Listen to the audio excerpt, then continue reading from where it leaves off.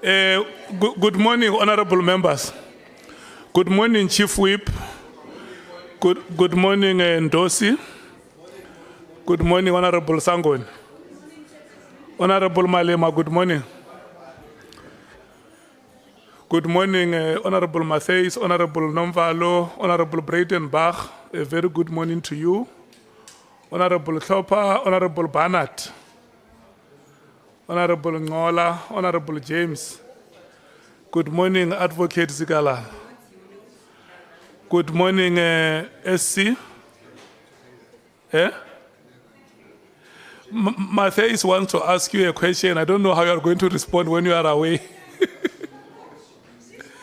No, Ndosi is requesting to go out for just a minute.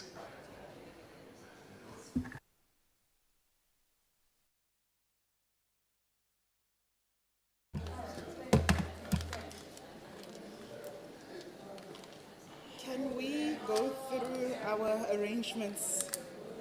So, honorable members, just to remind you, we are going to start with the economic freedom fighters.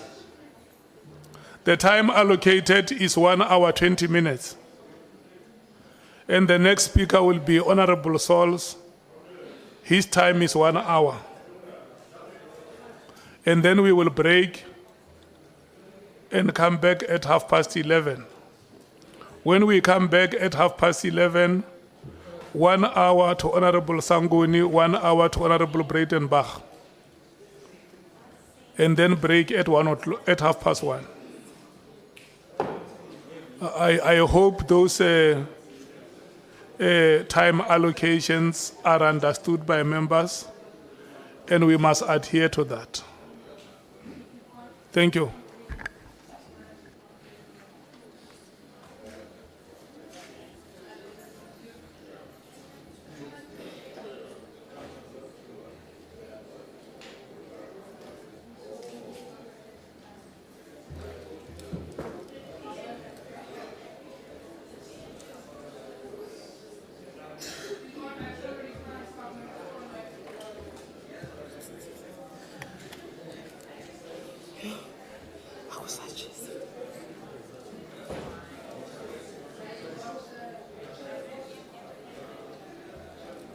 It's so hot.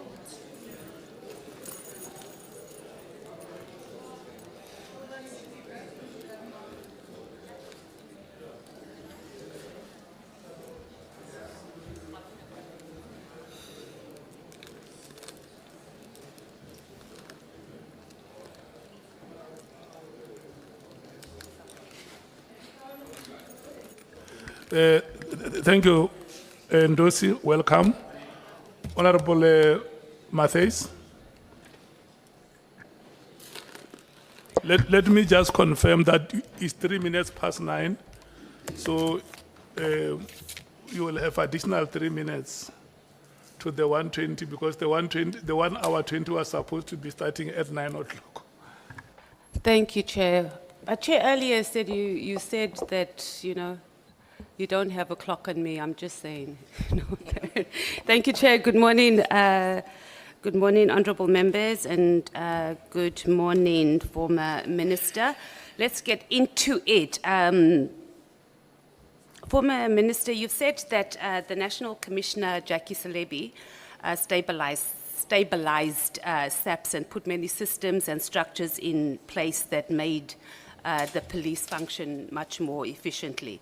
Then you took over from Cele and you continued the great work, and the crime stats are evident of your superior work as a National Commissioner. Then you were removed.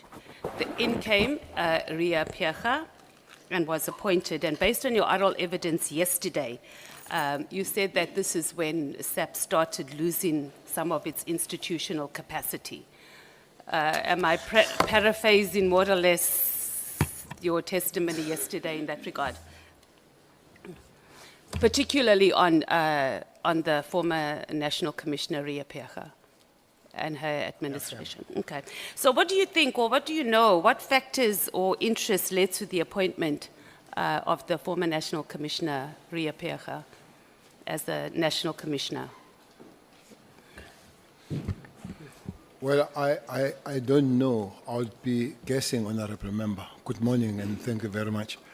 I'll be guessing what led to that, except the understanding that the appointment of the National Commissioner is a prerogative of the President of the Republic of South Africa, authorized by the Constitution of the Republic of South Africa, that the President will appoint the man or the woman as the Commissioner of the South African Police. So what criteria really that is used, I can't tell. I gave the story myself that I was approached by him that I'll be appointed, and I did not like the job at all because I thought it was a tough job, but he insisted and all that. So but when I was appointed, I had a little bit of understanding of the police. Remember, I was the MSc, I was the chair of the safety and security in KZN. I don't know what would trigger it, or even given an inch of understanding or thinking that Ria Pecha could be a national commissioner. I have no idea. So there's actually something you don't know about the political landscape and appointments. No, I'm definitely. surprised. I wouldn't know the... And the question wasn't so much, Minister, on like what criteria, but what were the material conditions during that time in both the government and the political landscape? I was asking you to speak to that, but I understand if you don't want to comment or you don't have anything concrete to contribute to that. Well, I don't know anything about somebody's prerogative.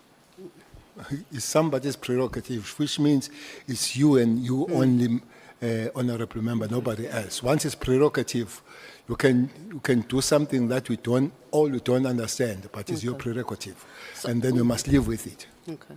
So you're pretty much saying that you didn't understand, or you maintain that you don't understand why that decision was taken, but we do understand that it was the prerogative of the president. Do you think, and maybe this is a more better question, do you think that the institutional capacity or the decline of it rather was a deliberate process rather than a gradual neglect? And more specifically, whose interests do you think it serves if we have a SAPS that is weak? I guess it was deliberate. I guess it was deliberate. As I've mentioned, you know, the structures that were there were dismantled. Both the operational and the managerial structures were really messed up. So whose interest was it? I wouldn't know.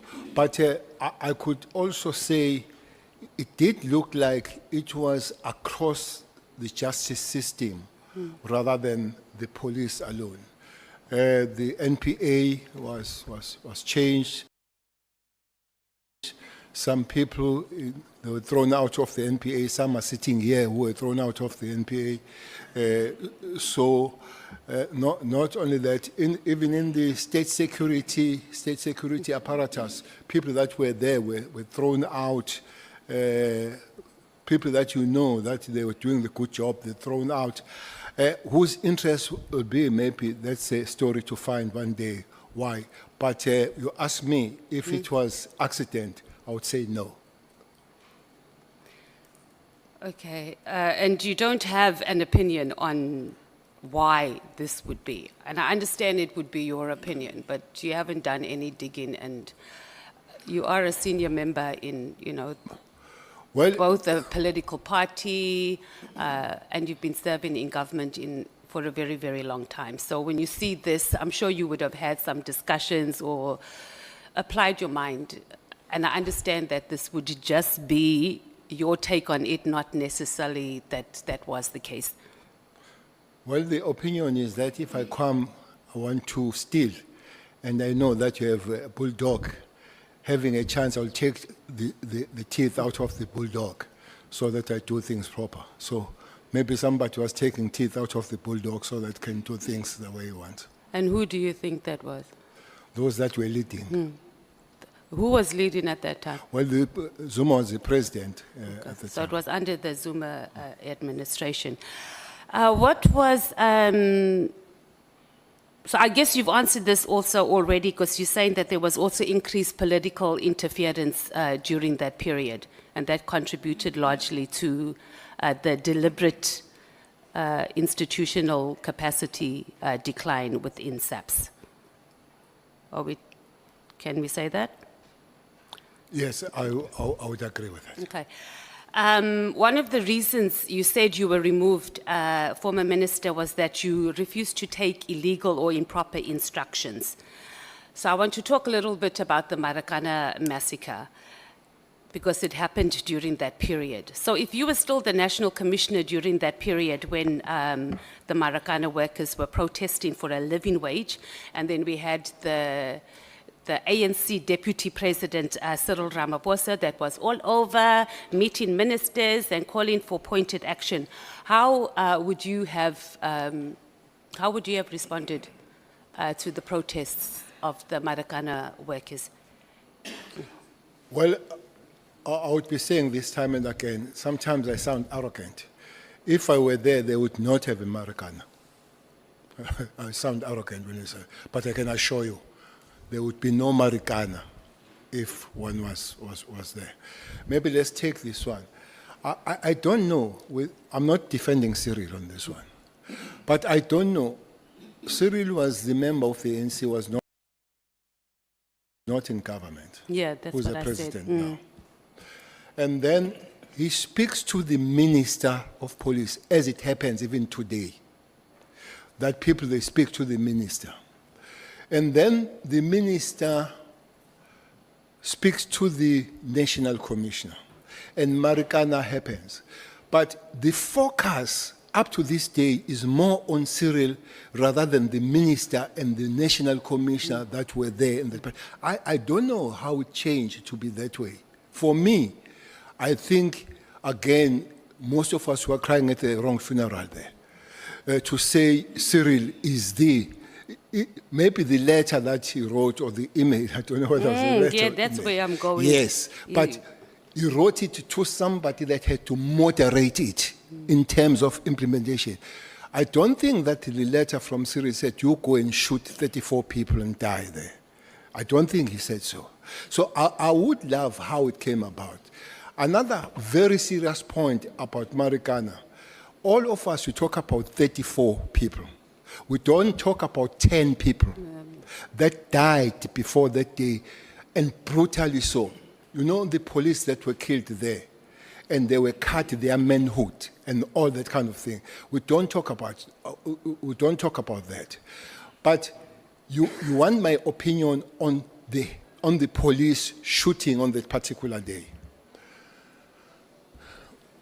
Let me give the story of the National Commissioner, who's almost 2 months in the job, and he surely has no understanding of the environment. Honorable Member, the operatives, the commanders, some of them, for sure, the person that was there, I think was Mawela, who was on the ORS, they went and briefed the National Commission and go to copies and sit on copies. He said, you go and fence that place, put the barbed wire, put the police inside. When the people come, put the tear gas on them. That's the first thing. Second thing you do, you go to the bus company and tell them to stop ferrying people there. And thirdly, have what you call disruptive arrest, those that were agitating and all that, do that thing. And as they left, he changed the whole plan. He told Commissioner Mbombo, who was the only female commissioner, provincial commissioner at the time, to say, you go and deal with them. You remember the morning statement that today is a D-Day. And that's how it came about. There were many ways of avoiding that kind of death.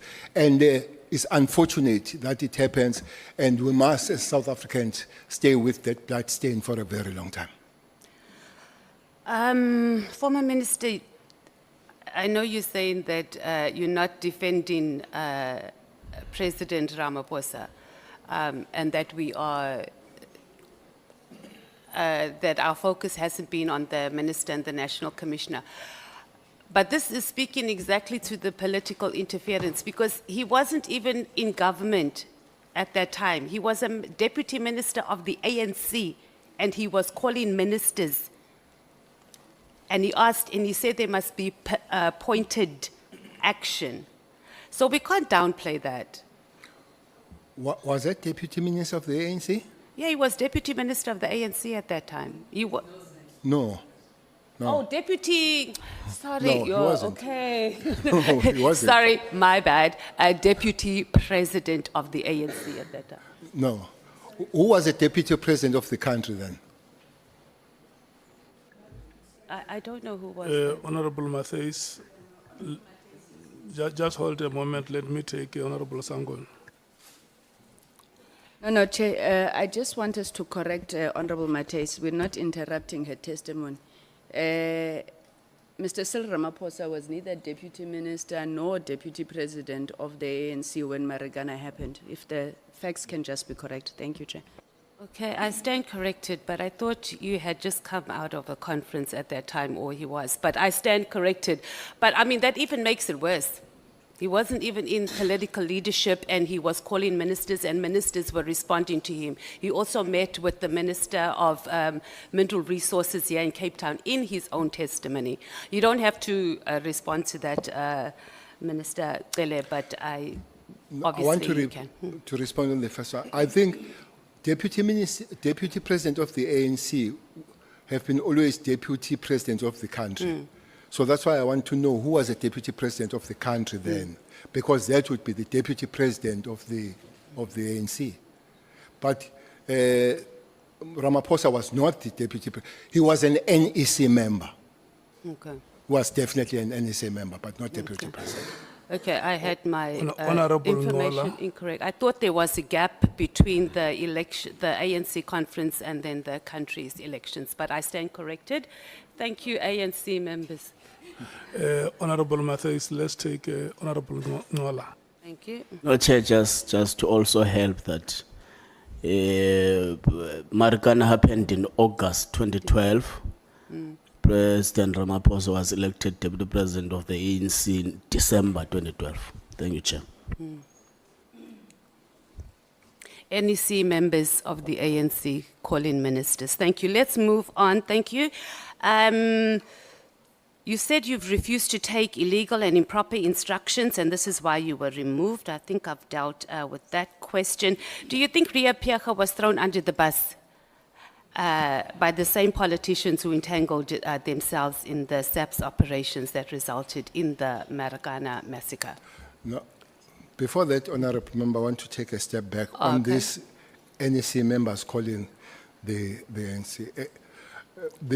The CIC sitting next to you there, on the issues of safety, we have met as I'm an ANC, as I'm a Minister of Police. But CIC, we have met. It would be so much irresponsible for me to say I'm not meeting the leaders when it comes. The leadership of the IFP, I've met Tlabisa as a president. I've met Holomisa as a president of UDM. And I just imagine the minister saying, I'm not meeting the politicians. That would be a hell of a minister. So because all of us, we have one minister. Otherwise, we say, you have your EFF minister, you have your UDM minister, you have... So that can't be out of order when political leaders have an access to ministers. It doesn't matter. If you become a minister tomorrow, I'll look at you, social welfare, and ask my 350 from you. So definitely it can't be out of order that political leaders have an access to ministers. Okay, but we're not saying that it's out of order for the access, but the level of access and even the emails that are even calling for pointed action, it was quite specific. But I think we can move on from I there. agree on that, we can move on. Minister, that was excessive involvement, was almost like a directive. Let's talk about whether you think Ria Pheega was thrown under the bus by these same politicians who entangled themselves in the operations, the Marikana SAPS operations. About the operation or about the whole appointment? No, the operations during the whole He thrown Marikana himself under thing. the bus. She threw herself. Yes. She wasn't thrown She also. threw herself under the bus. I'm saying Oh, okay. she had a good night before when the operatives, the generals, they went to brief her how to handle the situation. And in the morning, there was an announcement to say today is a D-Day, opposing all the briefings that had happened the previous night. So she was given the way out, and she opted to not to ride the bus, but to go under it. So do you think she did that because she was directed by the politicians? I wouldn't know then. Why so? Okay. Yesterday, you said that if you were the national commissioner and you received that New Year's Eve directive about disbanding in the TWAS team, you would have told him to stay in his lane. Do you think that General Masimula is part of the problem for allowing political interference? I don't think it's a part of the problem, General Masimula. Well, to start with, on the eve he wasn't there, and then but at the end of the time, I think for me it became very soft, even to engage on phasing out. For me, he should have said, no, it can't happen. Maybe take the opportunity of explaining to the minister, eyeball to eyeball, how it came about and advise. But looks like there was not even an opportunity of the National Commissioner, nor Mkwanaze, nor Kumalo, to brief the minister on these matters. I think the door was shut for them.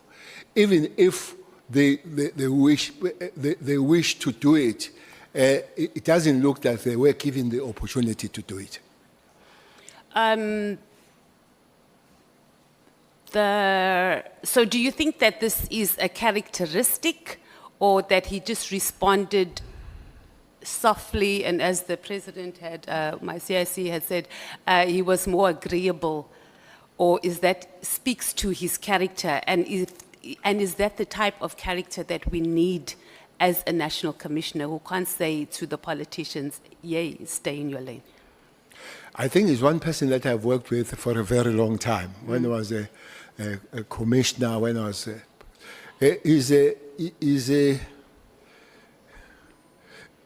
Masimula is very respectful. He's something that has a lot of respect as a person, as a human being. No doubt about that. Sometimes in the circles where I speak, I said he would have made a good bishop, Masimula. He's got a very, maybe a very good heart to look after the lions. That's that for me. But he knows his job. He knows his job. Maybe he doesn't have enough pushback when he's supposed to do it.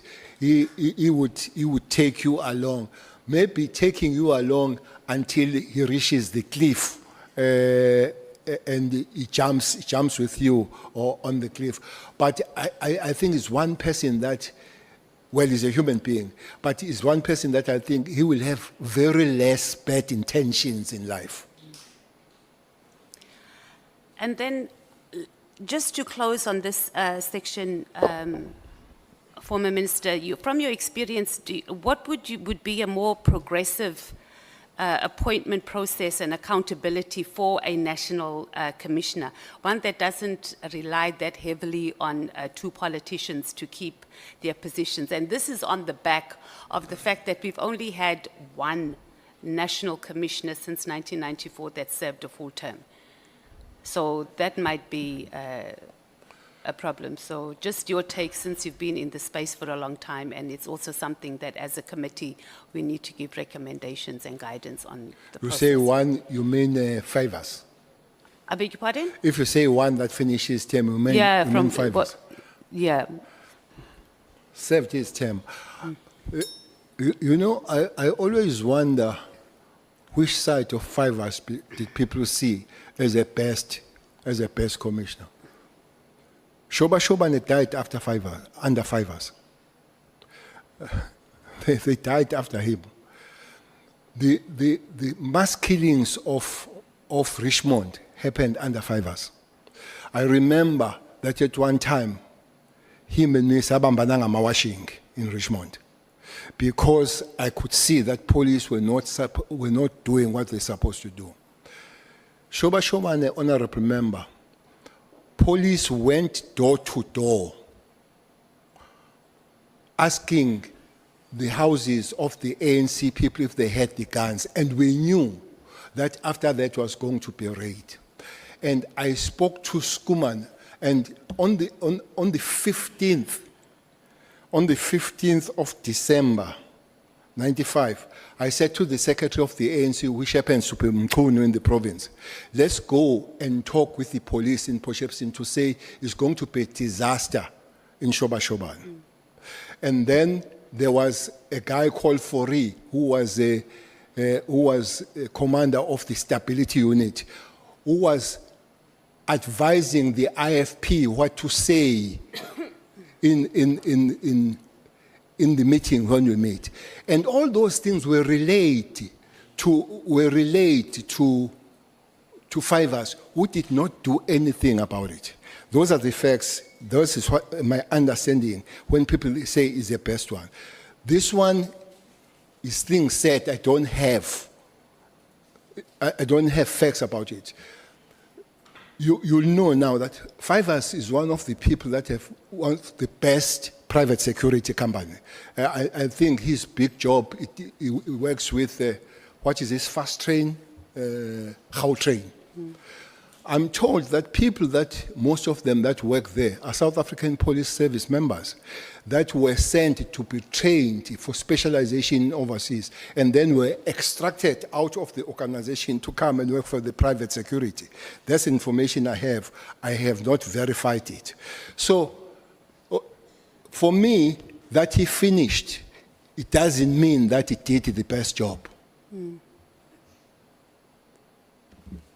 But you haven't answered the question about what do you think or what process should we have that our national commissioner, that is one of the most powerful positions in the country actually, is not reliant, them be staying in that position is not reliant on two politicians essentially. The first thing is to deal with the constitution. Yeah, On that that's matter. what we're asking. You start from there. Otherwise, no matter what you wish, you are not going to do anything. The second one, I think I did explain yesterday how Masimula was appointed. Yeah, that there was that a panel, yeah. Not very rigid, but it was a panel of people that know the environment.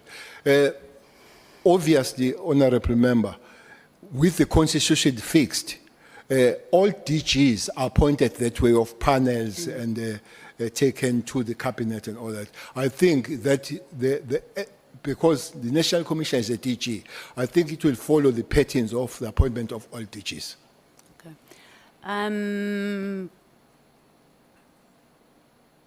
You said that when you were appointed as the National Commissioner, you had a pretty decent relationship with most of the generals when you arrived at headquarters, lieutenant generals, major generals, but not all of them. And you didn't tell us which ones you did not have a good relationship with. So can you, or the relationship was not as welcoming, I suppose, as it was with the others. So who were those and how did you manage those working relationships? Most of them had good relationship, but the one, I think we didn't have a good relationship with Cele, General Cele, who was the head of the supply chain, and also before he joined the South African Police Service was the commissioner of the Sky Butcher Police under Noche, who was the Minister of Justice, Police and Correctional or Prisons. So I felt he was really locked and arrested to the past of him being the leader of one of the most brutal Bantustans, this guy. And he was part of the shooting that took place somewhere in Bisho where many people died. He was running those operations. He was part of it. So maybe with this history that did not put us together from where my background of politics and his background of politics. But we worked along, but we knew that we were not very warm to each other. So you all managed to keep it professional, so there was no relationship with any of the major generals or lieutenant generals that affected the performance, you performing your job and also them performing their jobs during that time? Well, any good thing that happened then, it was collective, Honorable Member. Definitely could not be a single man running the whole thing. We were very collective. And fortunately, we had this very focused project going towards the 2010. So that makes us to work together. So you ran a tight team, you maintain that you ran a tight team as the National Commissioner No with doubt your about- generals. No doubt about that. No doubt about that. Let's go on to the IMC. I know we've overkilled this a little bit, but there was just some things that were not that clear. So the IMC for the political killings, did they report directly to the president or to cabinet? And if they reported to the president, was cabinet regularly briefed on its work and its resolutions? Well, he reported direct to the president, but its issues were also discussed in the cabinet. Okay. And is there any document that sets out the functions of the IMC on political killings? Not the PKTT, because those have been explained both by the National Commissioner and the General, but something similar to like terms of reference that were adopted to guide the work of the IMC. Well, the documents of the IMC would be the minutes of the meetings, but also because it was multifaceted in terms of departments, the information note that was produced by the National Commission of the South African Police, yes, it does have that information you're talking about, how they were going to be informed and what are they going to do coming from where. But I would not argue the same what other DGs do in their department to create the roadmap, as I know for sure that South African Police Service under the leadership of Stole did. If you ask that, the portion of the police, indeed that happened. Okay, so there were no terms of reference. We just have an information note on the IMC, with the establishment of the IMC. Well, And then minutes of documents, etc. There were no terms of reference except the instruction what they were supposed to go and do in KZN. You explained that task teams, by their very nature, are task and time specific, and it can't be a permanent, and there's no, and that no organization can ever eliminate the reliance on task teams. Right? That was your oral evidence yesterday. But in your term of office as a minister, you were chairing this IMC. Were you ever briefed about the 2019 work study that was done about task teams? Do you know about the 2019 work study that was done on task teams? Because the minister relied heavily on this, and he used this as one of the reasons for disbanding the PKTT. I don't know what this work study. What I know is organogram. It was submitted to us. So during your period, you've never seen the 2019 work study report? It was organogram, rather than the work study. Okay. Well, I guess if we have that in the, okay, we can follow up on that. So you don't know about the work, you understand the onogram, not this work study report. And okay, let's say that if we are talking about the onogram, why wasn't that implemented? Because this is what the minister is saying, that he used it and he relied heavily on that outside of Auntie Mary's letters of complaints, etc. So the work study report, he went on quite significantly about it. So what was your understanding about, but you're saying it's not a work study report, you're saying it's an onogram, so that might have fallen part, Minister, of the work study report.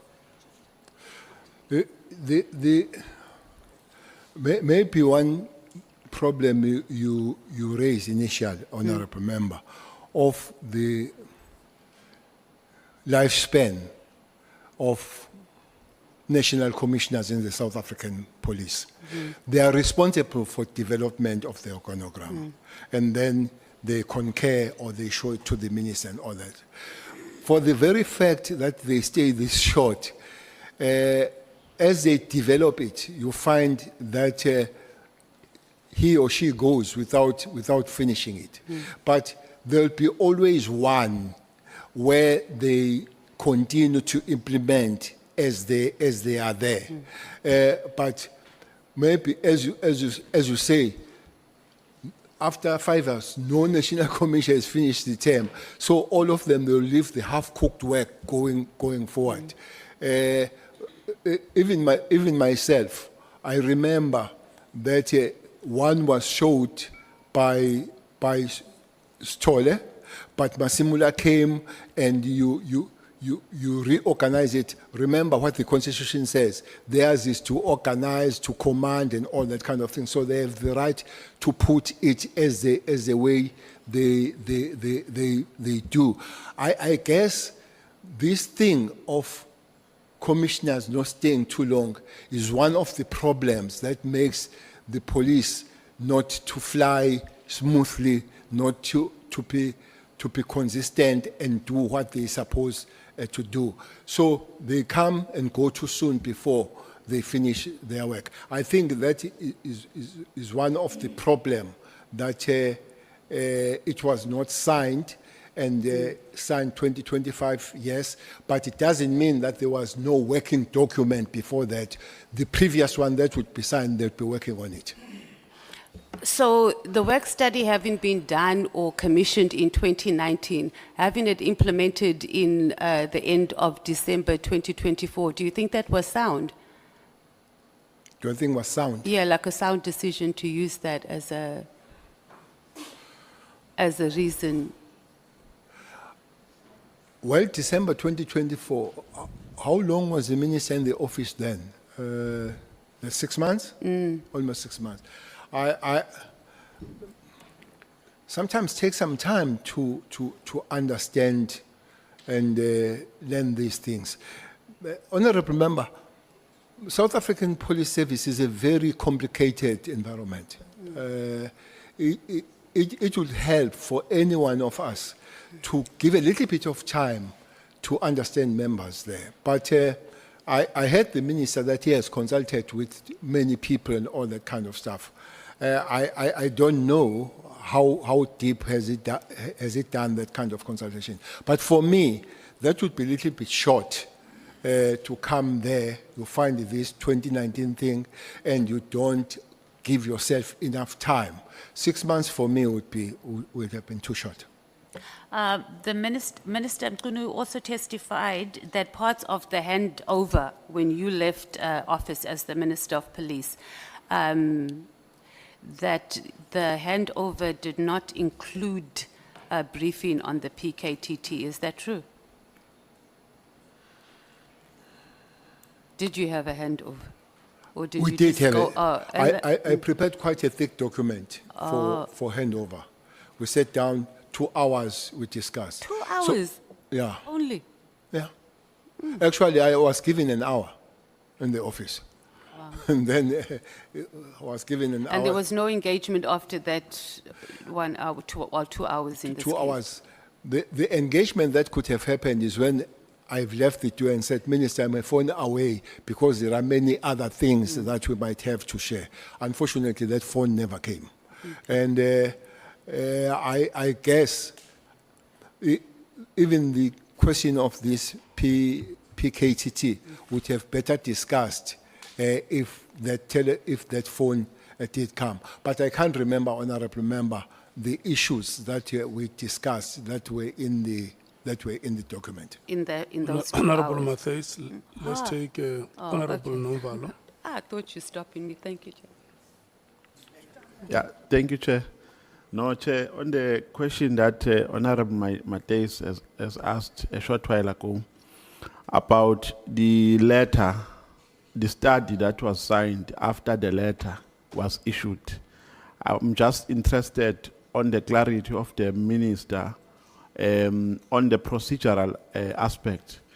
That, Minister, is it correct, General, is it correct to sign or to issue a directive on the basis of a letter which we have not signed as yet? Because the justification by the Minister is that the reason why we disbanded this on the 31st of December is because we signed a study, or the Commissioner signed a study with a new organogram in May 2025.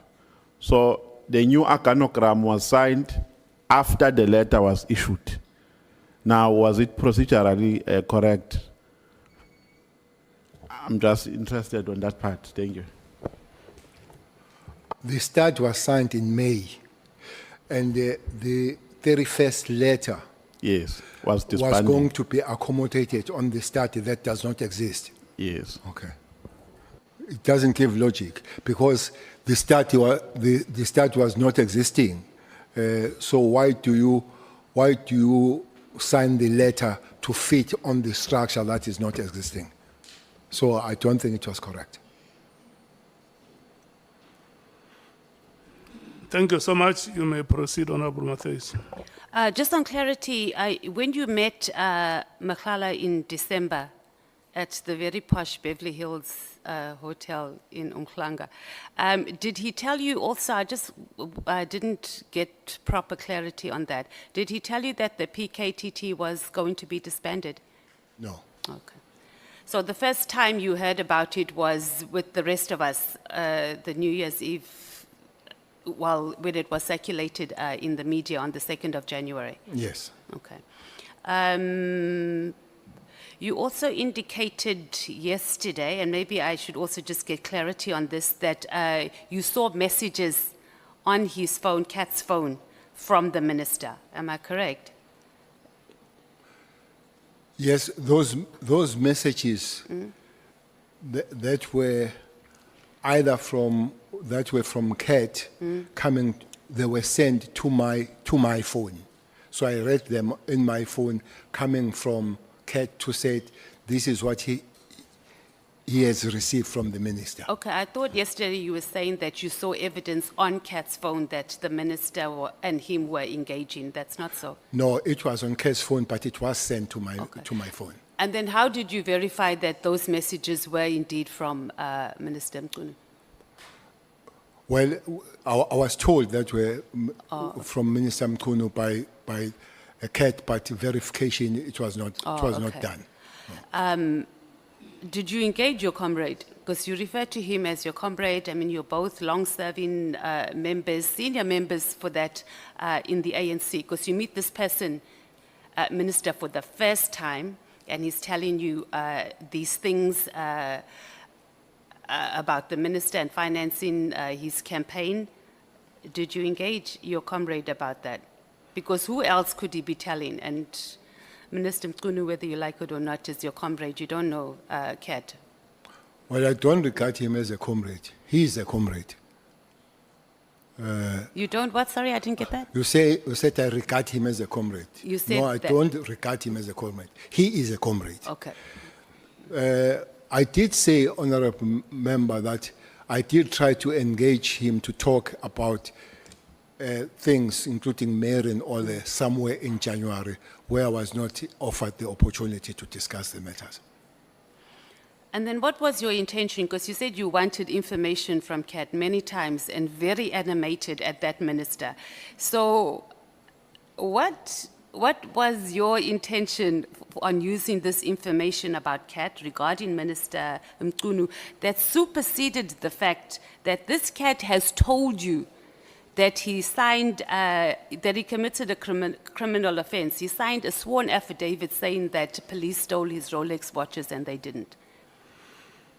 Well, the information started from there, but it was interesting that I was part of the discussions as they were talking about the project. So I wanted to hear what more was said about me going forward, working on the project that he was asked to fund. And as I've said, honorable member, that I would not have said no to information, especially when it involves me.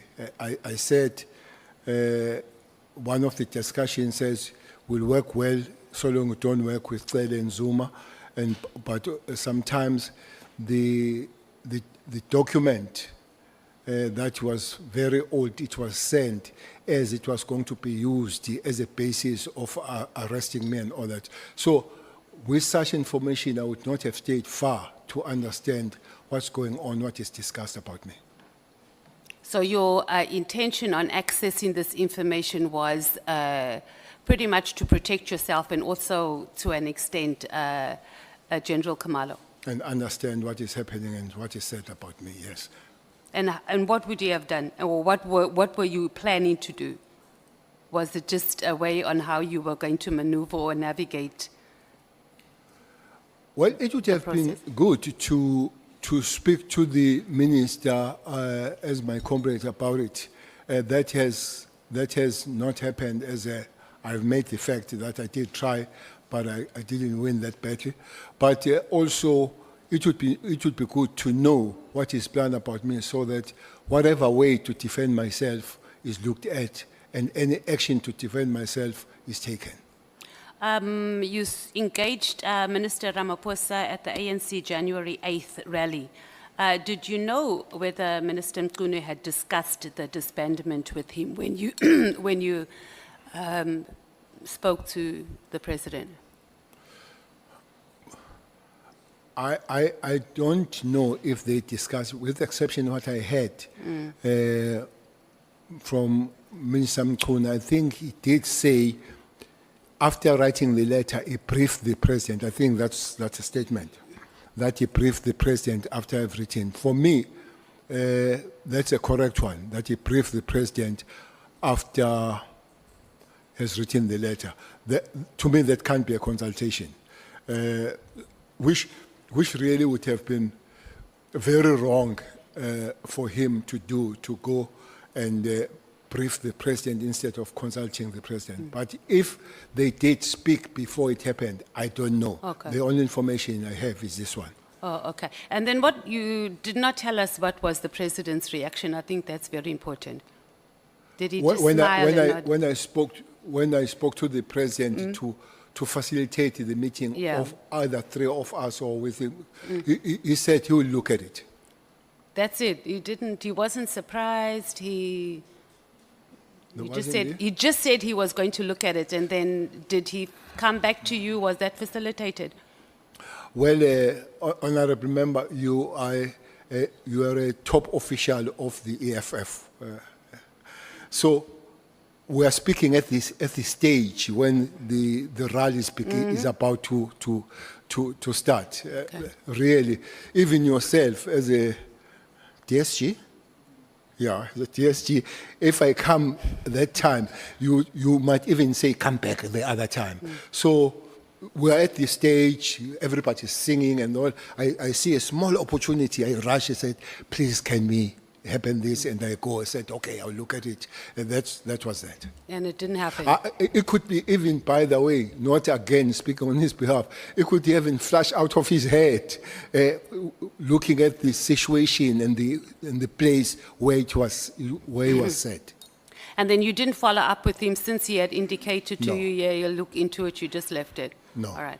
Let's talk about, you spoke extensively about SAP's capacity and private security and both the taxi industry luring our highly trained SAPs and Defense Force, Special Task Force members to go and work with them. And primarily this is because of the poor working conditions and the low pay.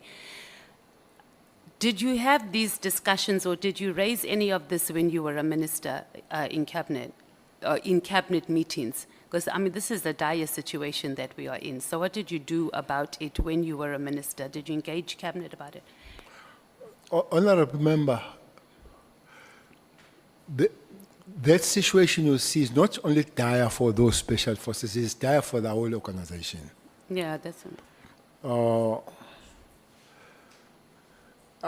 If you would have been fly and beyond the wall, you would have heard how much irritating I was in cabinet about the police matters, starting when Honorable Tito Mboweni was there, may his soul rest in peace, when he was a Minister of Finance. I even ventured on something funny when I said to him, can you allow the police not to pay, from certain level, not to pay the tax? Because their salary is terrible.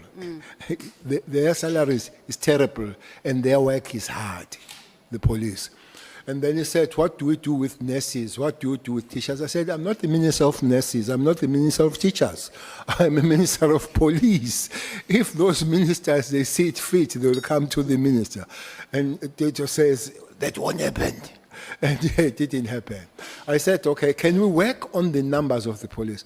Honorable Member, again, in 2010, there were 50 million South Africans and 195,000 police in the Republic of South Africa. The target was to make 200 the next 2 years. And then when we came back, there were 187 with 62 million. Besides the specialized forces, the numbers themselves have dwindled. So we have to push very hard to work on those numbers. So those discussions were almost on the overall of the organization rather than specific. But when it comes to national commissioner, it would be specific, dealing with the units, including the specialized units. So essentially, this is another fundamental failure of government of retaining our highly trained police and leaving them to the taxi industry and to private security. In other words, since you have engaged them as an irritant actually in cabinet and nothing has been changed. Maybe we'll use different English. For me, it's a serious shortcoming that this actually needs to be fixed. We can't have such a situation of these members leaving. By the way, I spoke about the special task force and the special task force of the army. I did not talk about the NIU, which is part of that. But few weeks ago, I met in one meeting. I met the members of the CATS, and I asked, where is so and so is their commander? I'm told he has just gone to join the. So CATS, honorable member, their training is equal to the special task force. Is one of the top kind of an elite, the CATS that are in the South African police. So it's continuing. Bleeding these skills out of the police is continuing, and it needs to be arrested and arrested soon. I don't think South Africans are going to agree with you on this one, Minister. This is not a shortcoming, it's a fundamental failure of government, and the reason why we feel very unsafe in the streets of South And Africa. I'll not but that's oppose South Africans. Yeah, don't. I'll not. Let's talk about just some border control issues. We were talking about, and you spoke also very passionately about the influx of drugs in South Africa, and this is largely due to our porous borders. We don't have enough scanners. Are you aware of that? Well, I don't see Mom James. Oh, okay. She's here. I know how passionate she is when it comes to the drug issues, which South Africans should really be so. We are under siege, Honorable Member.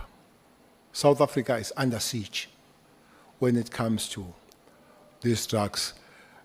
We have been found as a lucrative market and transit. Let me give you a little bit of a story.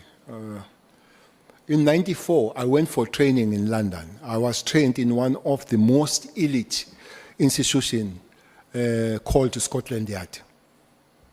I did my training there. That time I was with Brian. He was in the School of Economics. I was in the Civil College of Safety in London.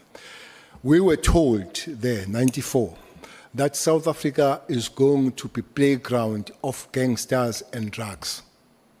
They said there were 3 reasons for that when we were told in Scotland Yard. There were 3 reasons for that. One is our aviation system that will expand to the whole world, so it would be easy. Secondly, is the strength of our currents.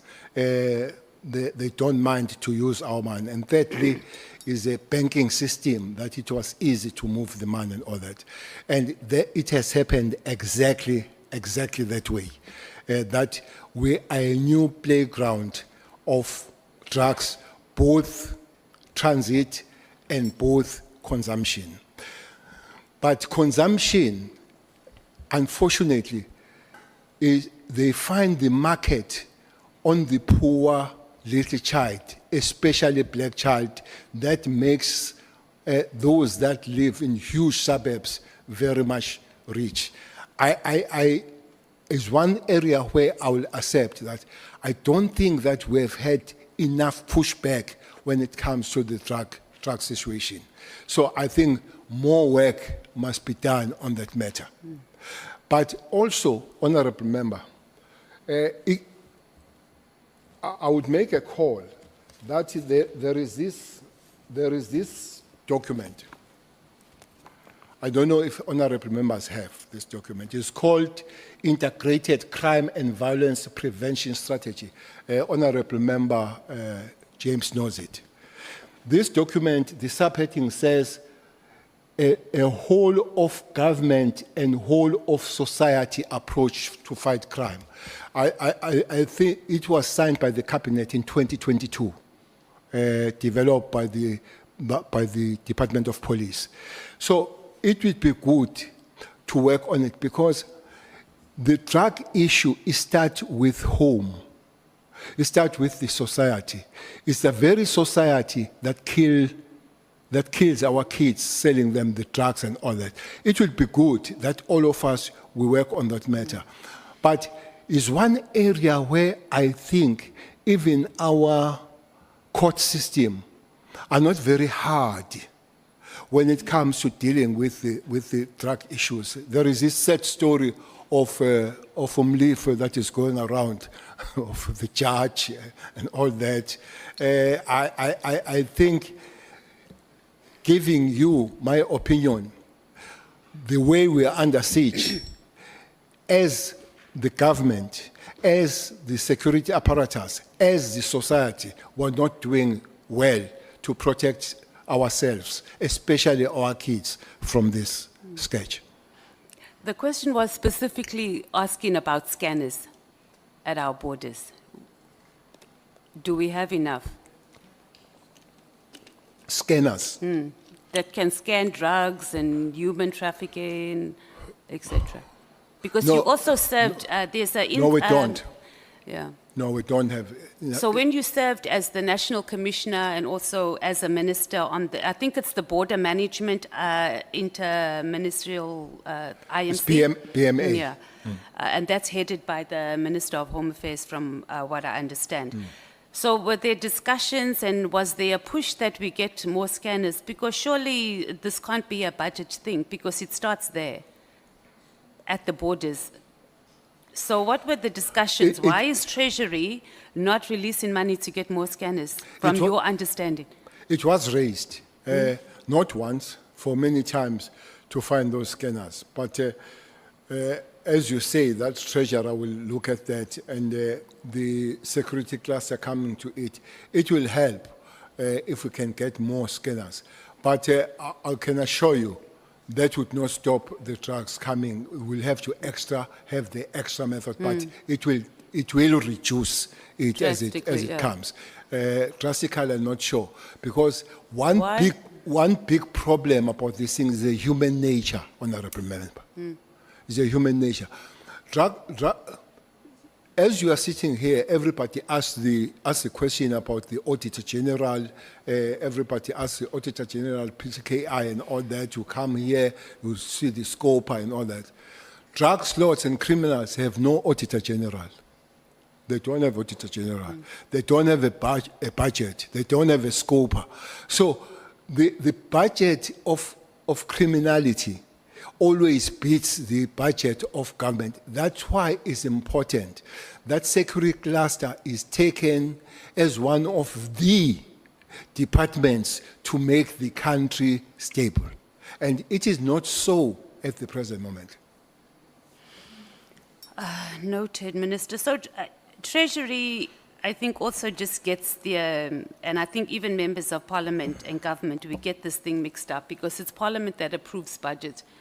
And it's not necessarily Treasury. So I think that's something we as the ad hoc committee must note in our findings, that it can't always be Treasury that dictates what must happen. We are the lawmakers, and when things needs to happen, we need to give instructions and they need to follow through, because their general attitude is that they are the deciding factor on money. But that's just by the way.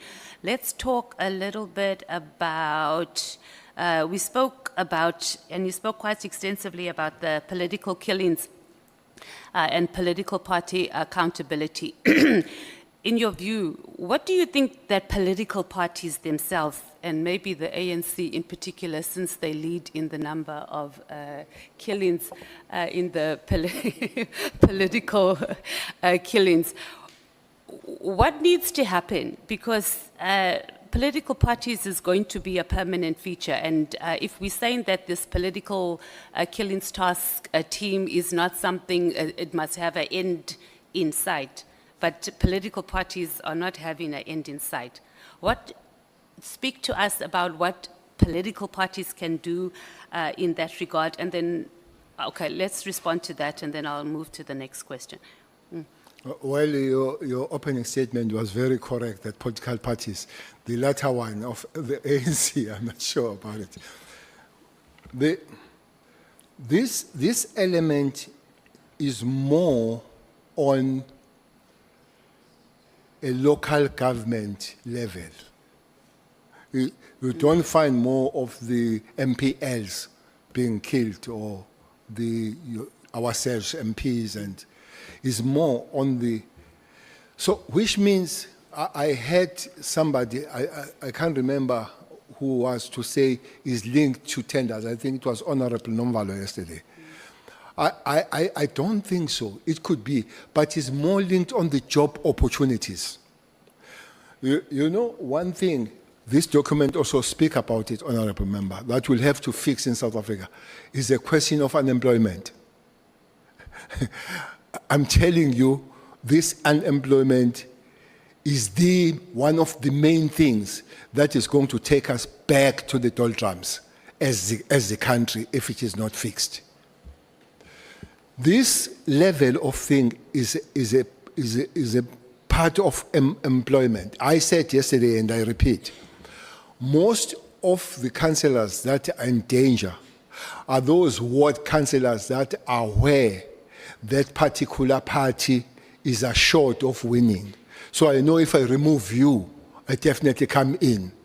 So it's a part of the job opportunities, which means parties themselves must look at the way they elect their representatives or their councillors coming on the matter. I don't know if there can be a satisfying way to say if honorable member is a ward candidate or ward of being a councillor, everybody is satisfied. It can't be a me situation. Can help. So parties need to work on that. But I think it needs to work broadly, even systematically, to say, I don't know if it can be done that if the councillor dies, there should be no kind of by-election, because it guarantees a killer that I'm going to come in. So I think we need to find some way that you killing me doesn't guarantee you that you are coming in. I think there are 3 wards where I know where the candidates in an assured particular ward that they will win are killed for immediate by-election. So they know they're going to come in. I think political parties can work on politics of what do we do to replace the murdered councillors. But broadly, political parties through the government and the National Assembly and their assemblies work on finding the job for people rather than having the government positions the only guaranteed jobs. When you were the Minister of Police, did you have a longer-term plan or policy intervention that was aimed at addressing the root cause of these killings rather than just the investigating, charging and arresting of those involved? PKTT is part of it, was a part of the long planning, part of the stabilization. That you investigate, you arrest, but also work on the preventative measures, which is part of the stabilization. So that was part of it. But the second part of it was to make this killing business less lucrative. You know, I'm not going to say which party, but there are several of them. At Escort, one councillor shot his car, shot the car from inside. Unfortunately, he didn't know that there is something called forensic. So he was found that he shot the car from inside. And why he shot the car? Because he wanted to be guarded. Why to be guarded? Because he had a private security company. So he was going to employ his private security company to guard him, and then the state pays him.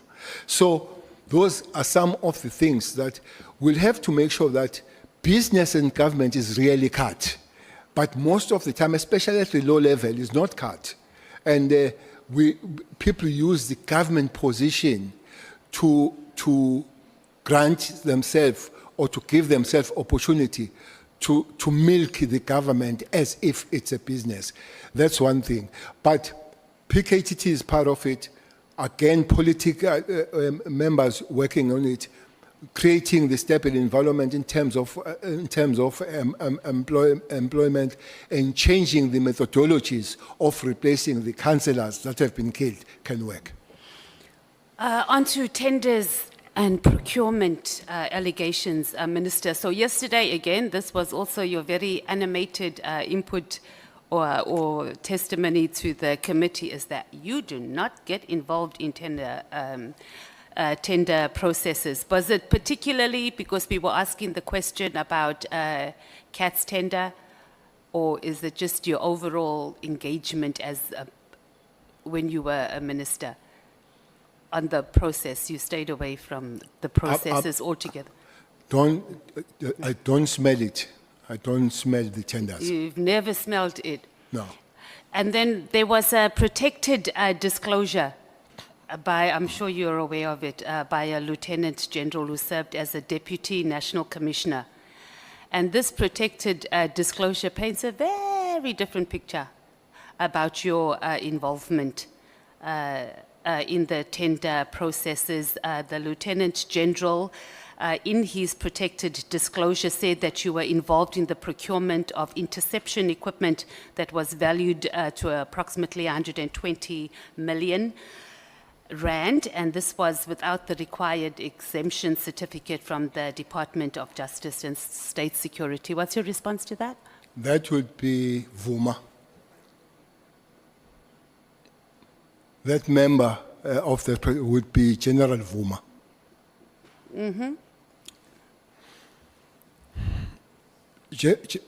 General Vuma was part of, with General Stolle. I'm sure you know that they were found guilty by the court of law, having purchased the grabber that was 7 million with 47 million. Is part of that, and was found by the court of law, and they appealed, or they went to court to get appeal until they reached the final court of the Republic, and they were not allowed to continue with that. That's a person you talk about who have been criminally found guilty by the court of law. That's one. Two, that grab on that equipment speaks about the final document of it, which I think can be found if you want from the South African police, was signed, the last signature there was signed by then Commissioner Sithole after the presentation was made by the head of intelligence, General Jacobs. So there is no signature or the input of the minister buying that equipment, the interception equipment. So that is absolutely not true. And fortunately, documents there could be found if they wanted, who had a final signature in the document for purchasing that. The only problem with that process, Honorable Member, is that the law I spoke about yesterday was not followed. The agreement between these departments to buy such an equipment, and looks like after it has been bought, could not be utilized because the law was not followed to acquire it. I think that was a major problem. And then the discussions then had to be done by the ministers, because these laws, the agreement must be at the ministerial level, led by the Minister of Justice.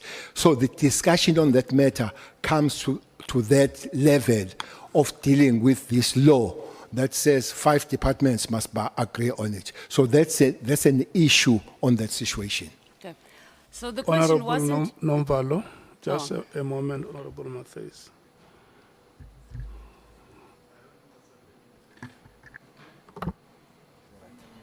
Yeah.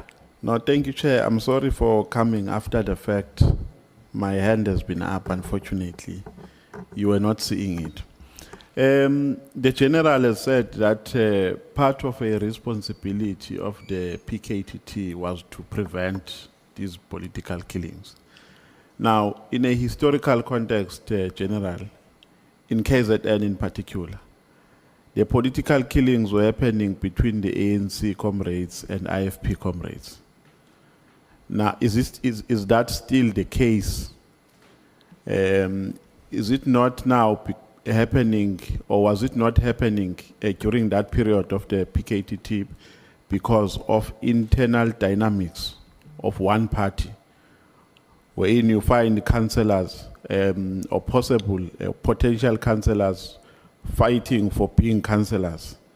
Was it that not the situation? And if it was, what preventative measure you can put in place as a PKTT? Let's say you advise the PKTT to say, this is a problem. This is the root cause of this problem. Dynamics, party dynamics are contributing to this gouge, and to prevent it, these are the measures that you can put in place. I'm not sure if my question was clear. I will allow him to answer the first part, and the second part he can only answer if he has recommendations, so that we don't spend, we don't become prejudicial to the member. Her time is running out at 23 minutes past 10. 23 minutes past 10, your time is running out. So I'm answering that one. Answer the first part of the question. Indeed, it was so initial, Honorable Member, but it has evolved now. There are many political parties now that are there.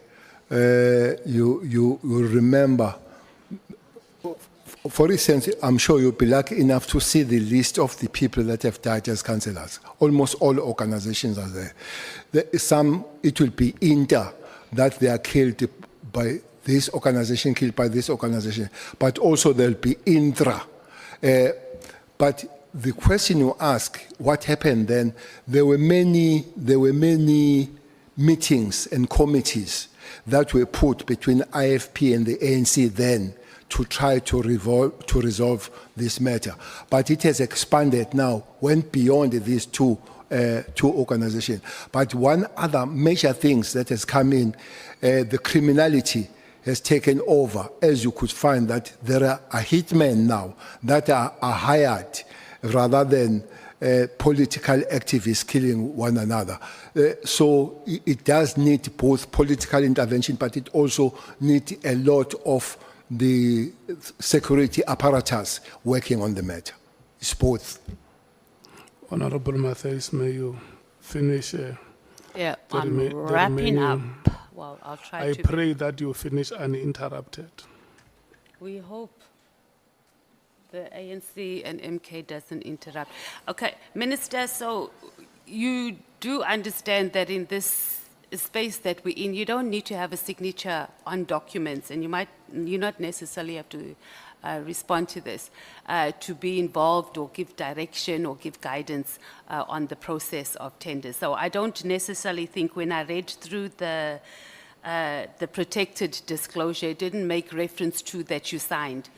You were just implicated that you were involved in the process, and also you were also involved in the process of, this is what he said, the tender that was awarded to MTN, and also the tender to get the Airbus helicopters for SAPS, and that was for more than 400 million.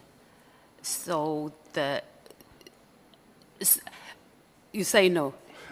You were not. Let's leave the signature out, because he's not saying that you signed off on it, but he accused you of being involved in it. So you're saying that you were not at all. You didn't know. You did not give guidance. You didn't call meetings or anything. Can I answer now? Yes, please. But he also says that I wanted to kill her. Who? That disclosure. Okay. She says that person who But wrote that's the thing- deflecting now, Minister. No. Let's speak to this. Is it true or not? But I'm saying she also claims then to closer to the president, I want to kill her. Okay. And she's not dead. But it doesn't mean that. Oh, so you're saying that if you say If you're going to I kill wanted to someone, you kill will her- kill If I them? wanted to kill her, she would be dead. Oh, right Yeah. here in the house. So she's not dead. So That's a very Honorable- powerful statement. indeed, because that's what she says there is a part of the lies that are there. So- Honorable so member, you're just saying honorable you member, weren't. is absolutely no such. Okay. Let's talk about Makhala, because you said you like to get freebies from him because you're on pension you're on pension now.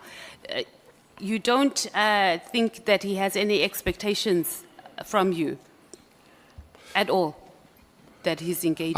I didn't say I want to get freebies.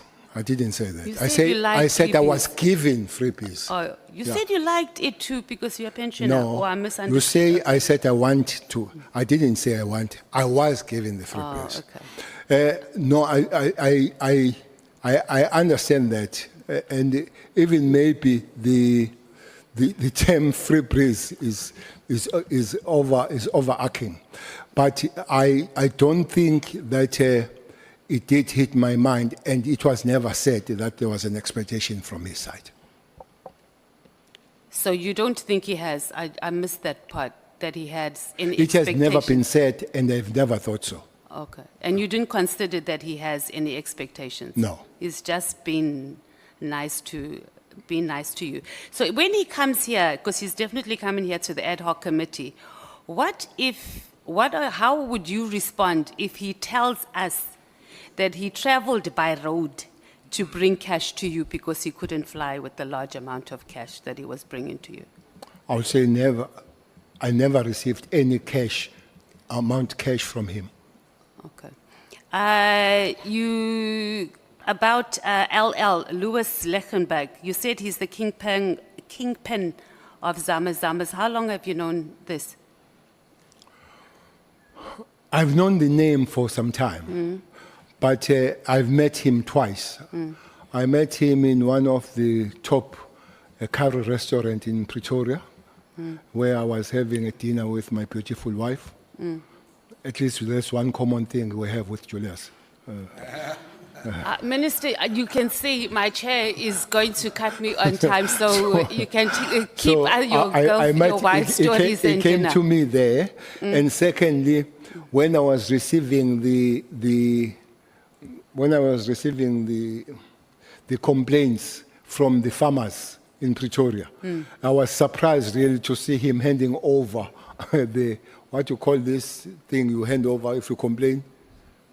The petition. I was really surprised to see him handing over the petition on behalf of the farmers in Pretoria. That's the only times that face to face I've seen the man. Okay, so I wasn't asking whether you've met him. I'm saying how long have you known that he's the kingpin? So was it during your term when you were the national commissioner? It's a long time, and by the way, is one of the projects investigating him that has taken quite some time because he has been investigated by Hawks. Oh, because that was my next question, is that when you were the national commissioner, why wasn't he arrested and charged if you knew that he was the kingpin No, of I know him Zamas? as a minister, not as a national commissioner. Okay. And then just the last thing is on IDEC. This feels like it's a turf war. It's pretty much similar to what we had when we had, not the Hawks, what was it? Scorpions. Because you said that they do not answer to anybody, that they just do their own thing. But that's not true, because IDEC falls under the Minister of Justice, and they report. No. So there is exercise, because the Constitution says that a cabinet member responsible for the administration of justice must exercise final responsibility over the prosecuting authority. So where do you see the gap? Are you saying that? I see the gap on the police. They have a minister, but they have a watchdog, IPIT. Hawks have a minister, but they have a watchdog, the judge. Senior counsel and they have a minister of justice, but they have bodies that they look at. So I'm talking about the monitoring body, not the executing authority. I'm still asking, when there is a problem about the police, people, they knock at the door of the IPIT. They don't knock at the minister. When they have a problem with the Hawks, they knock at the door of the judge. Where do they knock when they have a problem with IDEC? Noted. Thank you. Okay. Former Minister. Thank you so much, Honorable Matthews, Honorable Souls. Thank you. Your time ends at 23 minutes past 11. Thank you, Chair. Honorable Minister, as a retired general, former minister, and for your sacrifice in the struggle, I want to say thank you for your service Thanks. and for your sacrifice. Thanks. I have no bias. I will ask you questions based on your submitted evidence and also the testimonies that we've heard thus far. General, when I questioned Minister Mkunu, I used Socratic irony to test the truth in his testimony, whether he actually applied his mind before he made the decision to disband the PKTT. After putting the facts of his evidence to him that shows all the reasons that could possibly support the conclusion in his letter that the PKTT no longer added value to the police service in South Africa as a whole. He defended the PKTT on every single fact I put to him. This now showed that based on his testimony, it is not the work study or the budgetary issues that actually caused him to conclude that the PKTT must be disbanded immediately. So the question is, what truly motivated him? What's left is the allegation of General Mkwanazi that the reason is because the minister is protecting drug cartels. Well, thus far, there has not been substantial evidence provided to prove that allegation, especially since the main witness, General Mkwanazi, testified that he can't say that the decision is unlawful. He can't say that for a fact. He also testified that he can't say that Minister Mkunu and General Sibia is actually corrupt. Therefore, we must still probe more witnesses to try and get to whether or not his allegations are true. But General, on the day, I was convinced that there is a third possibility. For now, I can only call that possibility the minister's conviction. There's something deeper that he's not telling us. There's something that he knows. I don't know yet what exactly it is. The best I could do was to tell him to stand by his conviction, even if it goes against public opinion or risks his position. I told him to put South Africans first. But today, hopefully, your testimony will assist me to get one step closer to the truth. General, you were the Minister of Police when Nathaniel Julius, a Down syndrome little boy, was brutally shot and killed by police. After 4 years, there's still no justice for Lokis.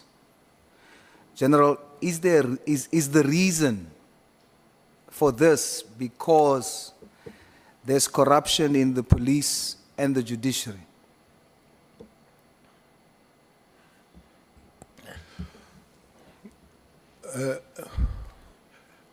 Chairperson, good morning, Honorable Member. Chairperson, I was asked if Mkwanazi is the first one who made the allegations against the system, not just the police. And I said he was not the first one. Actually, the first that I know was a judge, Judge Tulare, and I read the judgment of how high does it this one goes when he says even the decorum of the courts and the judicial officers cannot be saved on the 28 and mobster gangs, I'm sure, and others and all that. So it does look like, okay, and the latest discussion, I'm sure you have seen it, of the judge and the bribe of the Mulife bail. So these things are there, people talk about them. Maybe somebody needs just to come with it and say, here it is. So I would not sit here and deny that that corruption on the chain does not exist. But I would not come to you and say, here it is, as a system. But I would come and say there are individuals. For instance, there are police officers that are in prison. There are prosecutors that are in prison. So there are individuals, but is it the system itself or the individuals that are running? So that's what we need. That's what we need to make. But specifically, the young man that was shot and the police claimed that it was an accident. I guess I need to be helped. The matter is in court. I need to be helped on that one. Yes, General, the initial judge fell ill, and then the whole case had to fell ill and passed away, and then the whole case had to be started over. And the last time it was heard of about the matter was late 2024.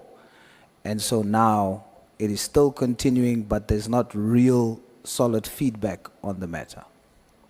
But it is still in court, but there's no real feedback as to how far it is. Okay. Well, I wouldn't know, except that the community of elders did raise the issue about the police in that particular area, the station commander, and that community has been at that station many a times knocking and saying, take this police away, take the commissioner away of the fundamental thing here, no matter what about you, once the community loses trust on you, you become almost useless. And whether you are corrupt or not, but when the community says you can't be part of us, and that's a problem. But the police themselves will argue to say, look, we have done our work, and it is on the second segment of the system, which are the courts now.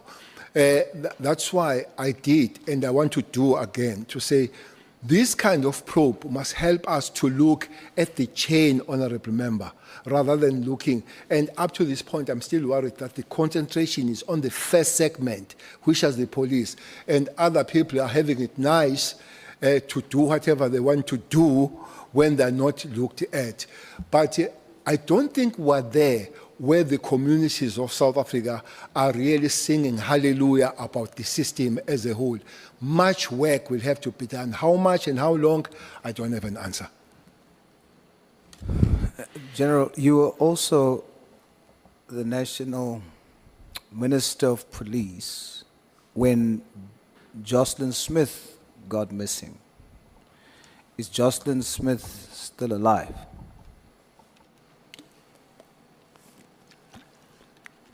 The last question is? Is Jocelyn Smith still alive?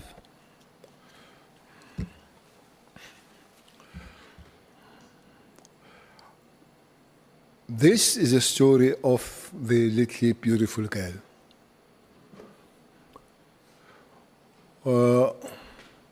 The story comes, and one goes to that place. It's somewhere in West Coast. What is that place?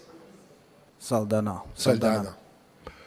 One goes there to cry with the parents and find out what is it.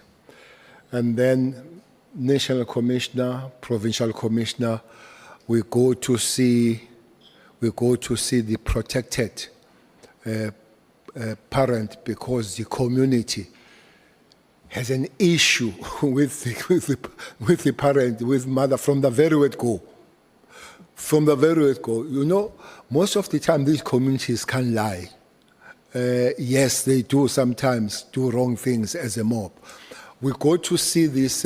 We go to see this mother, who is in the protection of the police. The first thing she asks is if the boyfriend is safe. Okay.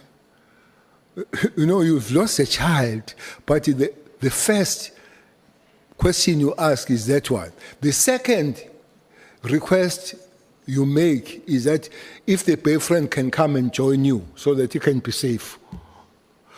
Not absolutely nothing about the child, nothing. And then when you ask, this boyfriend is not the father of the child. And then you say, there is something wrong. I said, National Commissioner, what kind of a mother that will lose a 6-year-old and ask about the boyfriend first? I said, in a very light way, we'll have to find the story. What is it here? When we went to see the father, after that we went to see the father now. And the father said, my story is that the mother knows what happens. This is the father now saying so. We went to see the grandmother, and the grandmother said knows. And then I think that was the angle from the police that followed. But I must also commend the community of that area. I've never seen such a formidable, united community around the matter. That community pushed everybody for something to happen. Then this theory of investigation, it was say the child has been kidnapped. It was about Inyanga. I'm sure you know what Inyanga is. It was about Inyanga, Muti, and all that kind of thing. So the theory of Muti, then the child should not be living once it's for that. A person was found to say so Inyanga, selling, and all that kind of thing. I don't know where police find the information. But there was a special team, honorable member, that was sent in Heathrow to search a boat, to search a ship. I think it took about 2 days searching that ship because somebody said she was put in that particular ship, but that ship was found in London or in Europe, whatever port where it was. And the child was not found. When one went there, community raised the issue again that police were a little bit like lackadaisic approach in dealing with the matter. I said, when this community is so much active and so much involved, police can take a reverse gear on it, go to it. And indeed, there were many police searching and all. It's where we were together with your leader, working on the matter and all that. One thing that I can say, that is one matter that was worked by everybody, politicians, community, law enforcement, Abefundisi, everybody really worked on it. But the question you are asking, after all this, and the mother found guilty, I don't know if Jocelyn is still alive. I wish she would. But even if she is alive where she is, I don't think her life will be a comfortable life. Because nobody could have taken her out of the parents to give her a better life than the parents, no matter what is the social status and standard of the parents. I don't want to say I don't have a hope, but I don't have information. After the judgment and the sentencing, police said they are continuing to search. I think that should continue until we find the final understanding what happened to Jocelyn. Thank you, General. I think I agree with you. We should continue to search and do our best. We still have hope. General, you testified that you gladly accepted to stay for free at Mr. Matlala's apartment. Please share with us, what was your experience like there?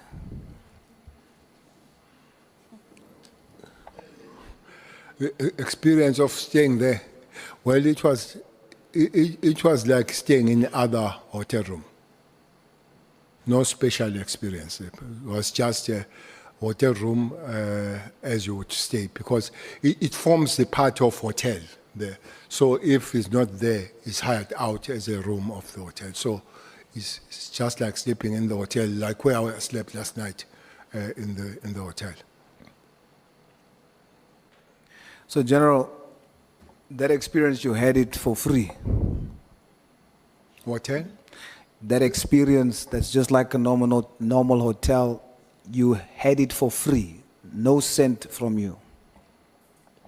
Yes, I did not pay. Now, General, I put it to you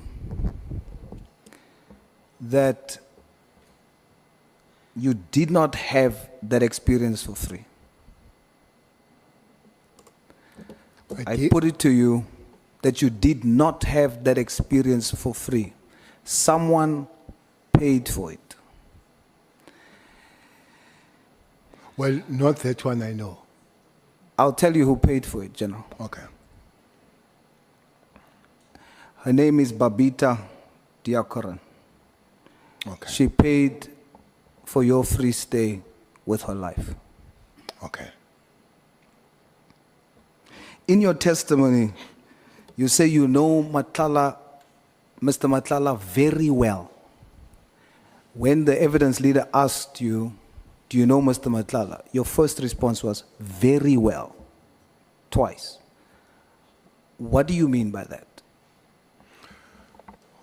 Well, I would have known him almost 3 months, and I would have spoken to him. That would be the kind of knowing the man that you have seen, you have spoken to. But does that qualify as very well? Well, it could not qualify very well. Maybe in the reflection, very well would have been an overarching kind of a term. So you withdraw very well. Very well would not stay. If I need to withdraw very well, definitely I'll take very well out. Okay, General. You testified that you never, not once, sent text messages on WhatsApp to anyone. Is that true? I stand by that. Stand by that. Are you 100% sure, Honorable Minister? I stand by that. You testified that you only called Mr. Matlala 10 times. Is that true, or is it less or more than 10 times? That was on a day. That was on one day, but I don't know how many overall. Okay. But definitely, as Honorable Member Julius, Honorable Member Malema said yesterday, 250, I would say not 250. Not 250. You are 100% sure it is not between 200 and 250?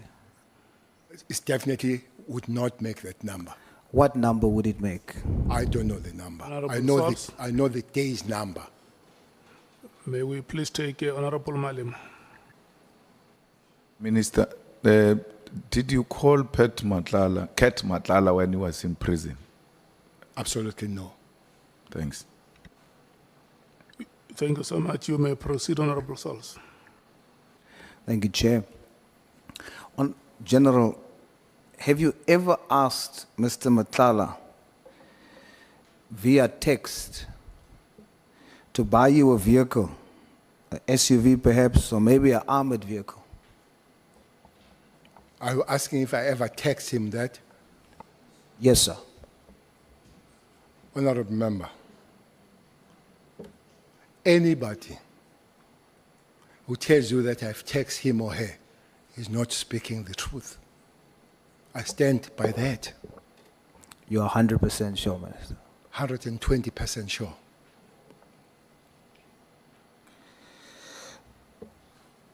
General, who introduced you to Mr. Matlala? It's Mabonga. Bongani. Sorry, Minister. It's Bongani. And how do you know Bongani? I know Bongani because he's a son of Spotla, who was a taxi operator at Nongoma. Was it the first time you met him, Matala or Bongani? Bongani? No. not Bongani, which was not the first time I've met him. So let's use the words you withdraw just to try and gauge how you knew him. Do you know Mabonga very well? Bongani, I was not meeting him for the first time. I know his father very well rather than I know Bongani as a son, but I know him as a son of Sputla. Do you know the level of knowing him?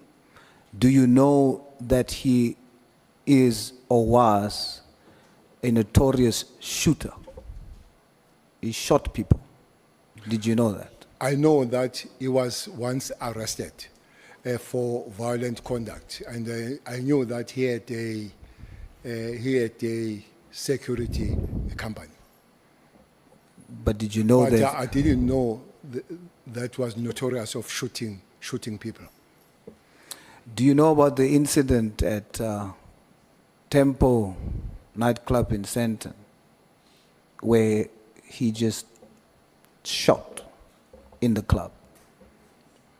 Did you know about No. that? The incident of shooting I know is when he was shot in a restaurant in Sandton.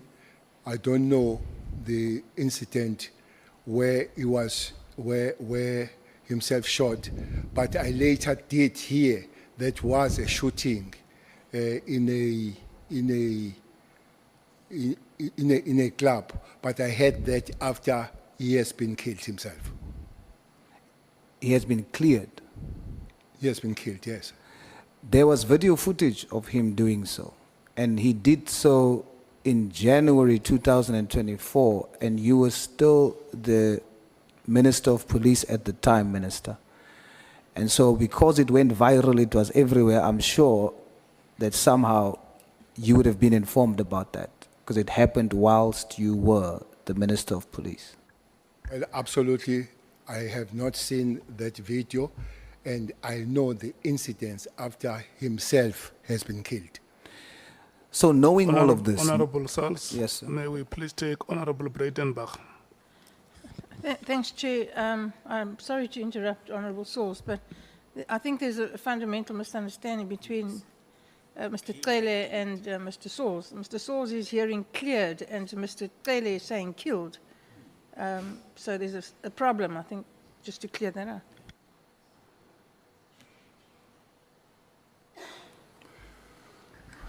Did you understand the point, Honorable Sals?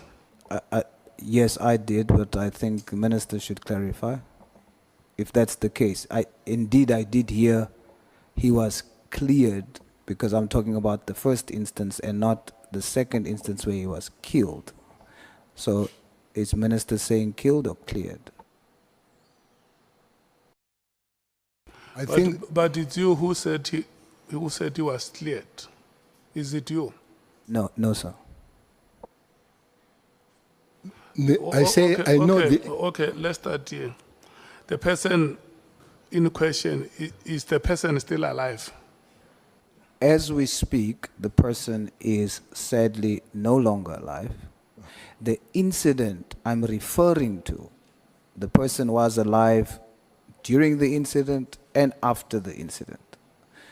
And that incident happened during the time that Minister was the Minister said on that incident he was cleared, or whether he said killed. Okay, who cleared the person, Minister? the Sorry, person you talk about. The person you talk about here is Mabonga, is not Matala. Yes. Yeah. So it talks about the shooting in the club. I said I did not know about this incident. The incident I know is where there was a shooting and he was killed in a restaurant, Mabonga. He was killed He was killed. or He not? was shot and killed. Not cleared. No, killed. Yes, so then my question was, the one where there was video footage that went viral about a shooting in January 2024, when you were still the Minister of Police. And usually when things goes viral like that, He was dating a celebrity, so he was very well known. So there must be a way that you would have known about it. But your response, Minister, was that you, despite all those factors, you still didn't know about it. Absolutely, I didn't know about that incident. Okay, but you do know that he was arrested and you knew this before you met him?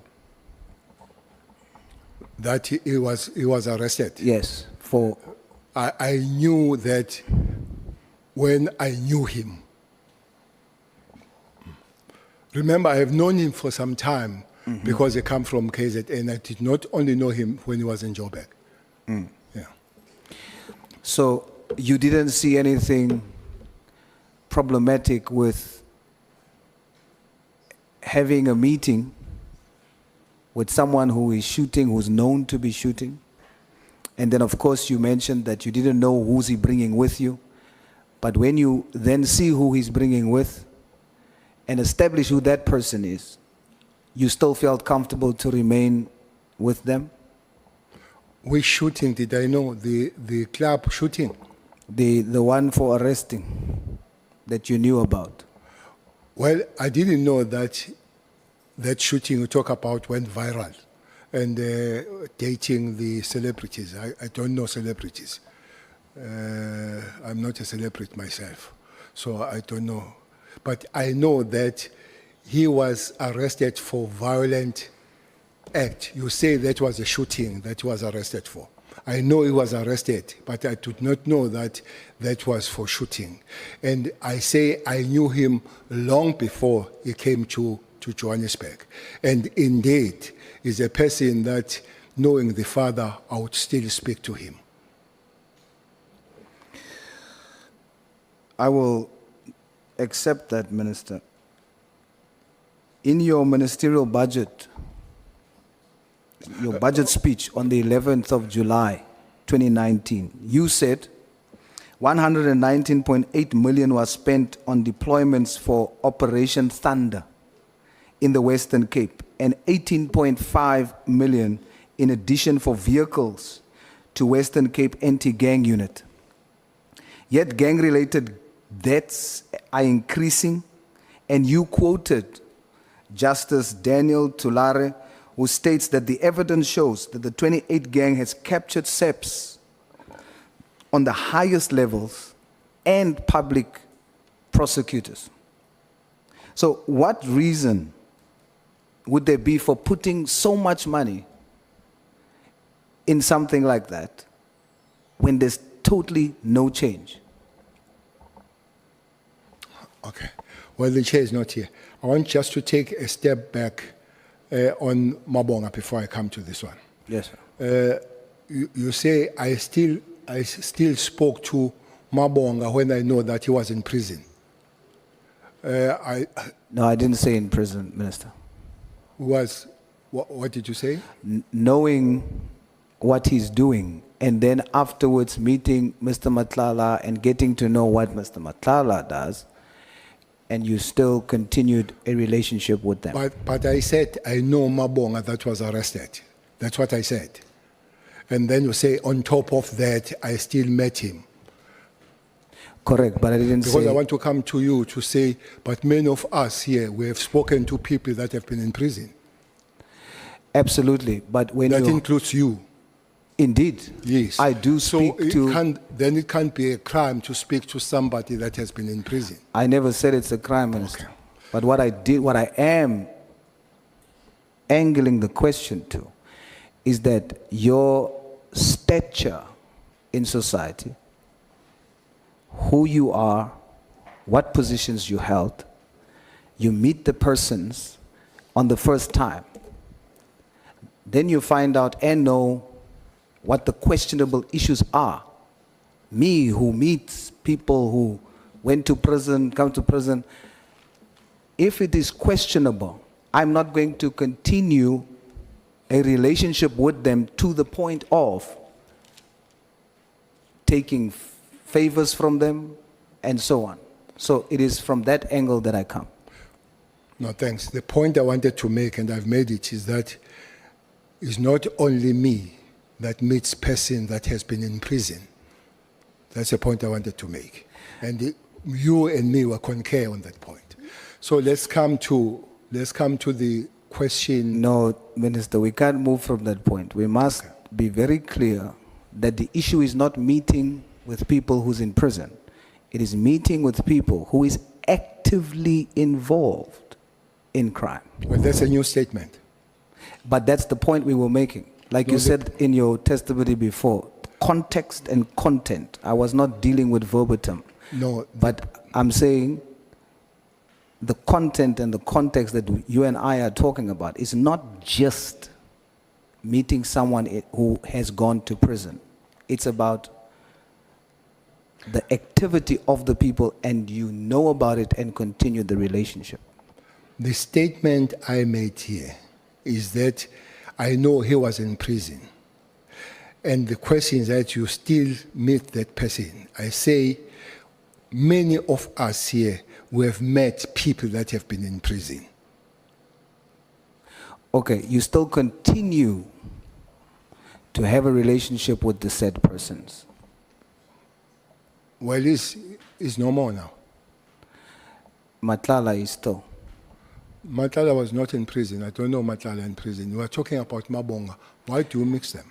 No, as you continue, you say you then get to discover more about Mr. Matlala.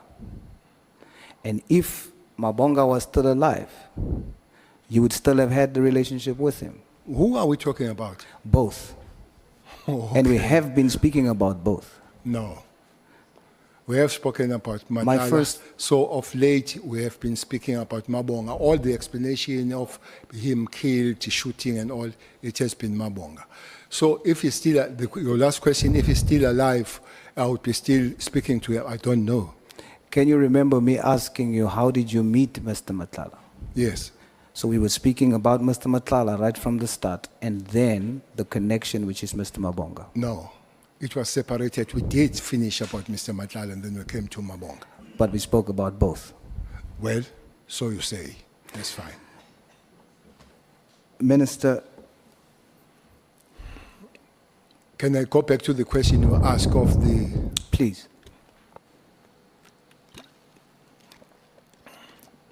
The question says why I would put that money to these operations. When there's The clearly, question- when there's clearly no change in terms of gangsterism, and you quoted a judge saying what's currently happening, that gangs has infiltrated the judiciary and SEPs. So that means over 100 million invested has not changed the situation in the Western Cape. Why would you continuously justify putting so much money in that particular program? I guess that money is even far more now, Honorable Member. I don't know if that question says, and it means, don't put money at all there and let them kill one another. Because the question said, why do you continue to put the money? Honorable Member, there is no way that we can continue to put the money and have an effort to stop that thing. I just imagine when the minister or the national commissioner goes to the community and says, look, I've put 100 million here. You continue to kill one another. I'm putting no million, kill yourself. It can't happen. We keep putting the efforts on the matter and finding the ways they can work, including putting the resources in that particular thing. And I don't think the day will come when we say because there is crime, people kill one another, we stop having an effort of stopping that. I am definitely not suggesting not putting money in to stop people from dying. I am saying when you assess that where you've put so much money is not assisting, the situation is just getting worse, consider taking that same money and putting it into something that will actually stop the killings across the country. Let me make an example. if you would take over 130 million, Minister, you testified that to train, fully train, one member in the special task force will cost an estimated 1.1 million. Now, if you take that 130 million and put it into training, specialized training, you could train 115 members will come out in a year, specialized training. If you do the same with the budget asked for the PKTT, invest it in that, we end up with 250 specially trained members in SEPs nationally. Now, if you send 250 specially trained to deal with these gangs, would you not think that there's perhaps a possibility that we can deal with it? That's the angle I'm coming from. I love your bravo theory on this matter, but it can't work. It can't work. You must remember that not once we have sent soldiers in Western Cape Flats. Soldiers, not police. They were requested, we sent them for some time. Come the COVID, we sent them. They did not stop the killings. And honorable member, I don't know if somebody has given you what is a special task force member. That, I call them human machines. They are never issued with rubber bullets.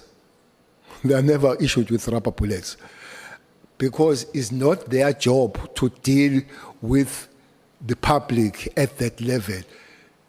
They don't just go there to deal with the complaining people, including the kids on the streets and all that. It has been done in the Western Cape.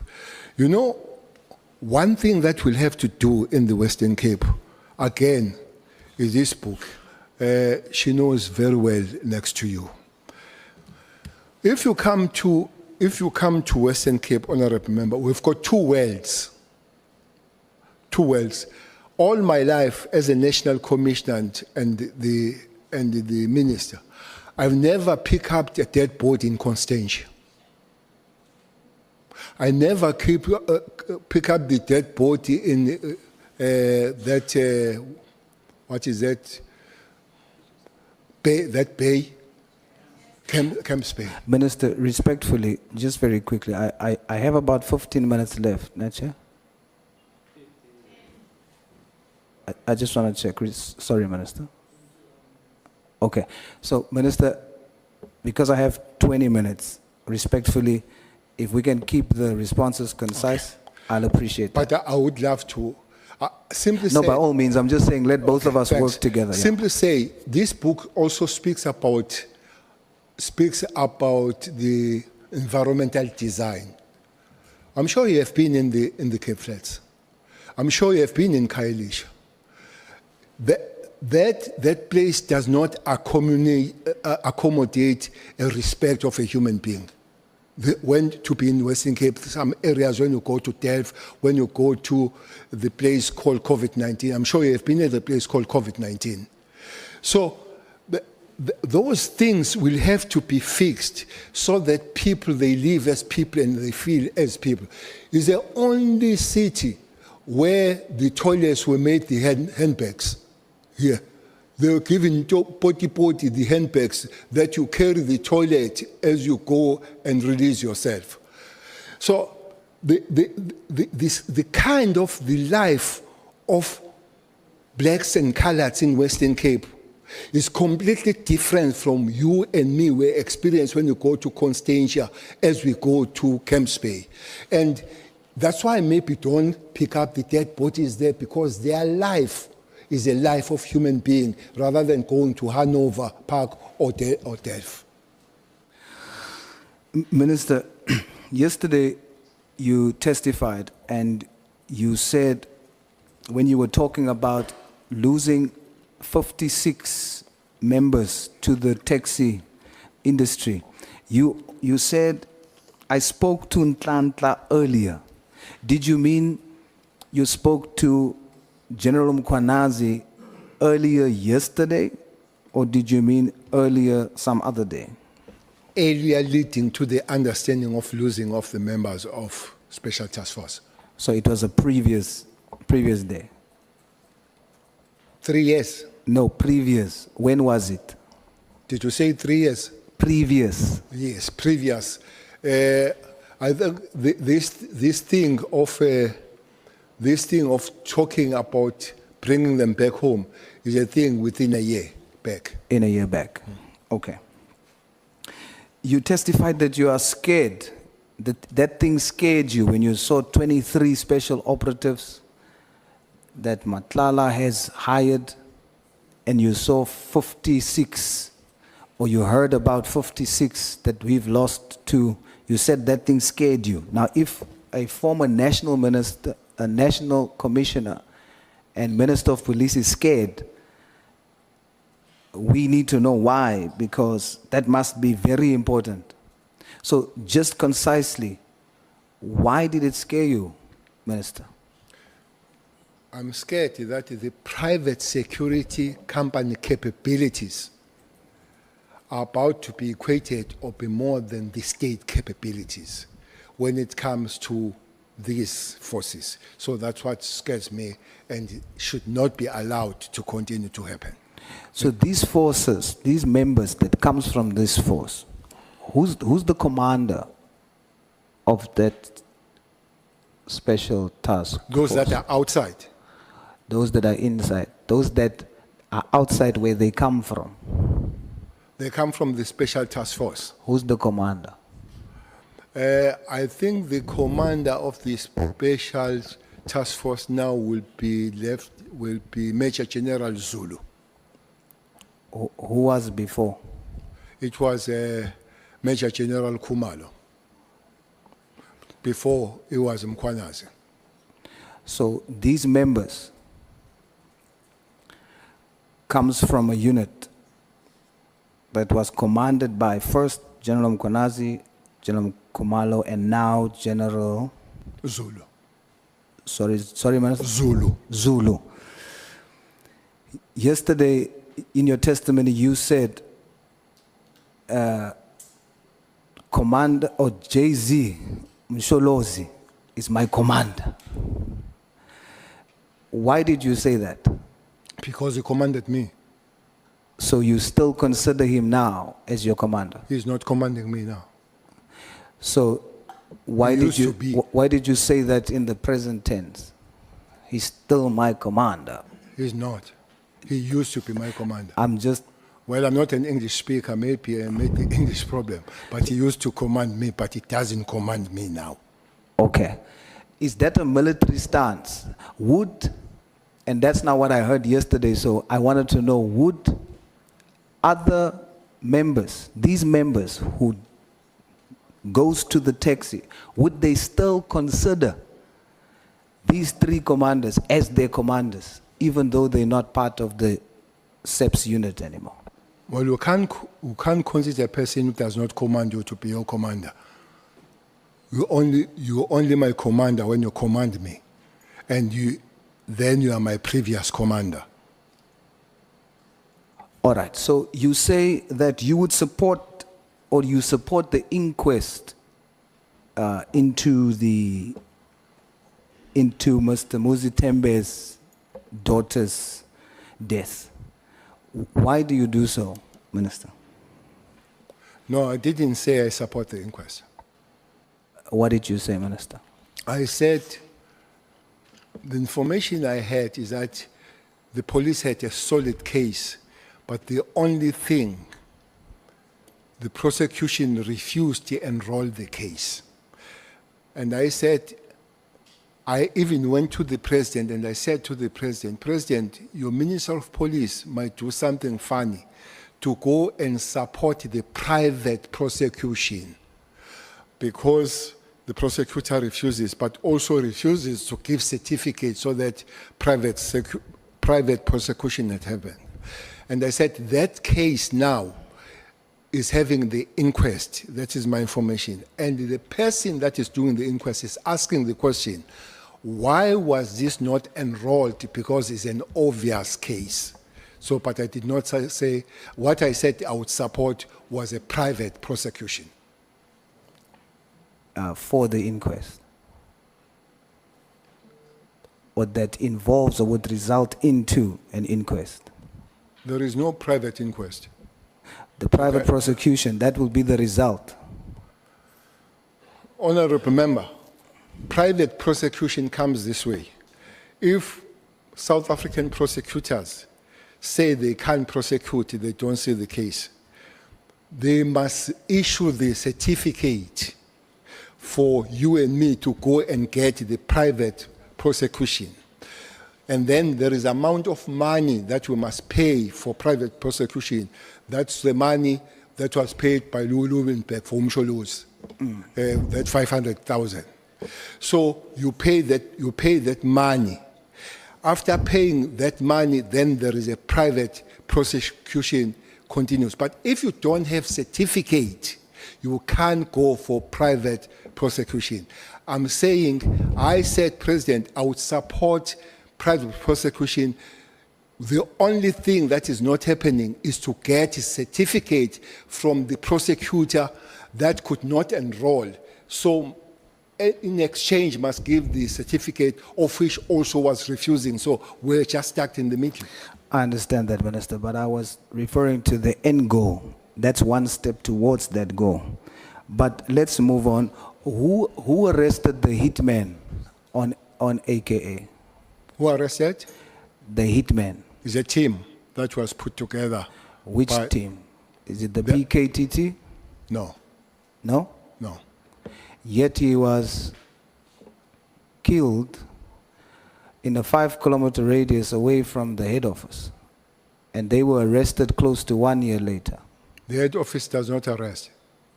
Even if he was killed in the head office, would not have been arrested by head office. But the team was put together, and then the team did the good job. Yet there was a team there, specialized team, in a 5-kilometer radius that can go all the way to a different province. They could not deal with that there, right there and then. Where was it? Which team was that? The PKTT is there. Where does it sit? They are there. Where? In KZN. So what I'm saying, Headquarters?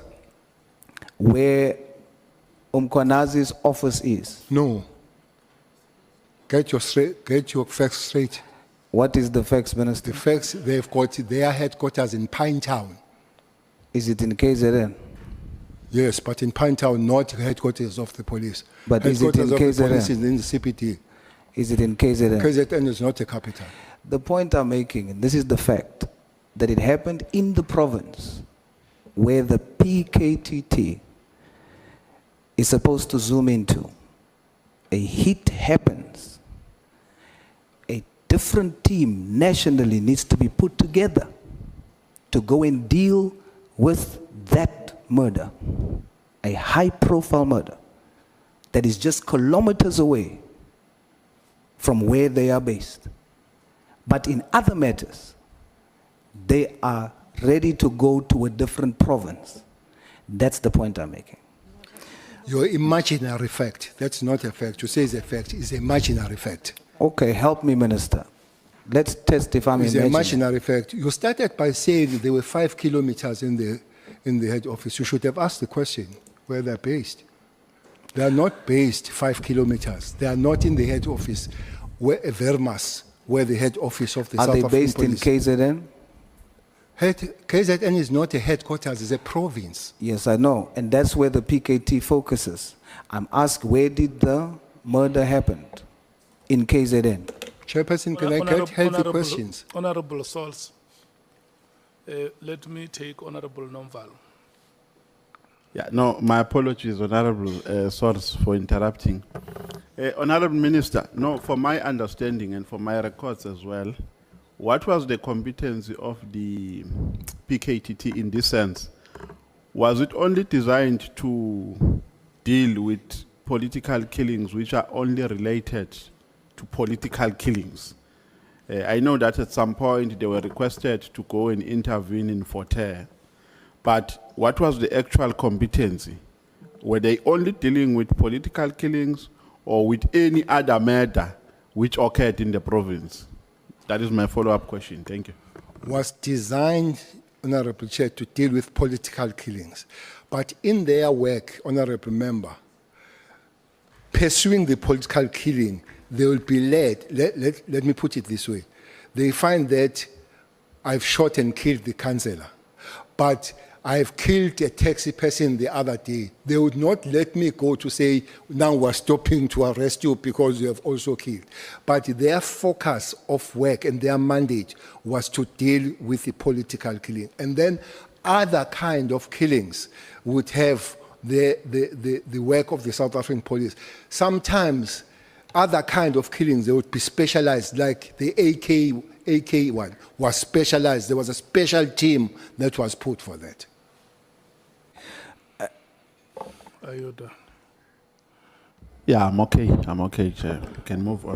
That is my understanding. Is it correct, General, that the acronym PKTT stands for Political Killing Task Team? Yes. Okay.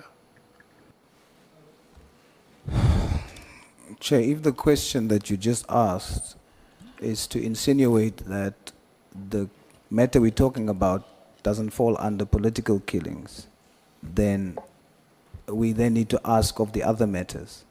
But the point here is, the General says, Pinetown, I'm dealing with KZN.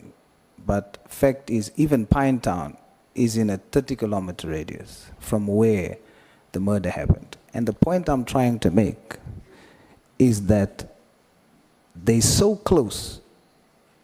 It's a murder, high profile, deal with it and arrest people. But they can leave to a different province to do the same thing. But we can move away from that, General. I have, I think, about 5 minutes left, so let me jump a few questions. The members of the Special Task Force, you mentioned that taxi bosses would have employed them.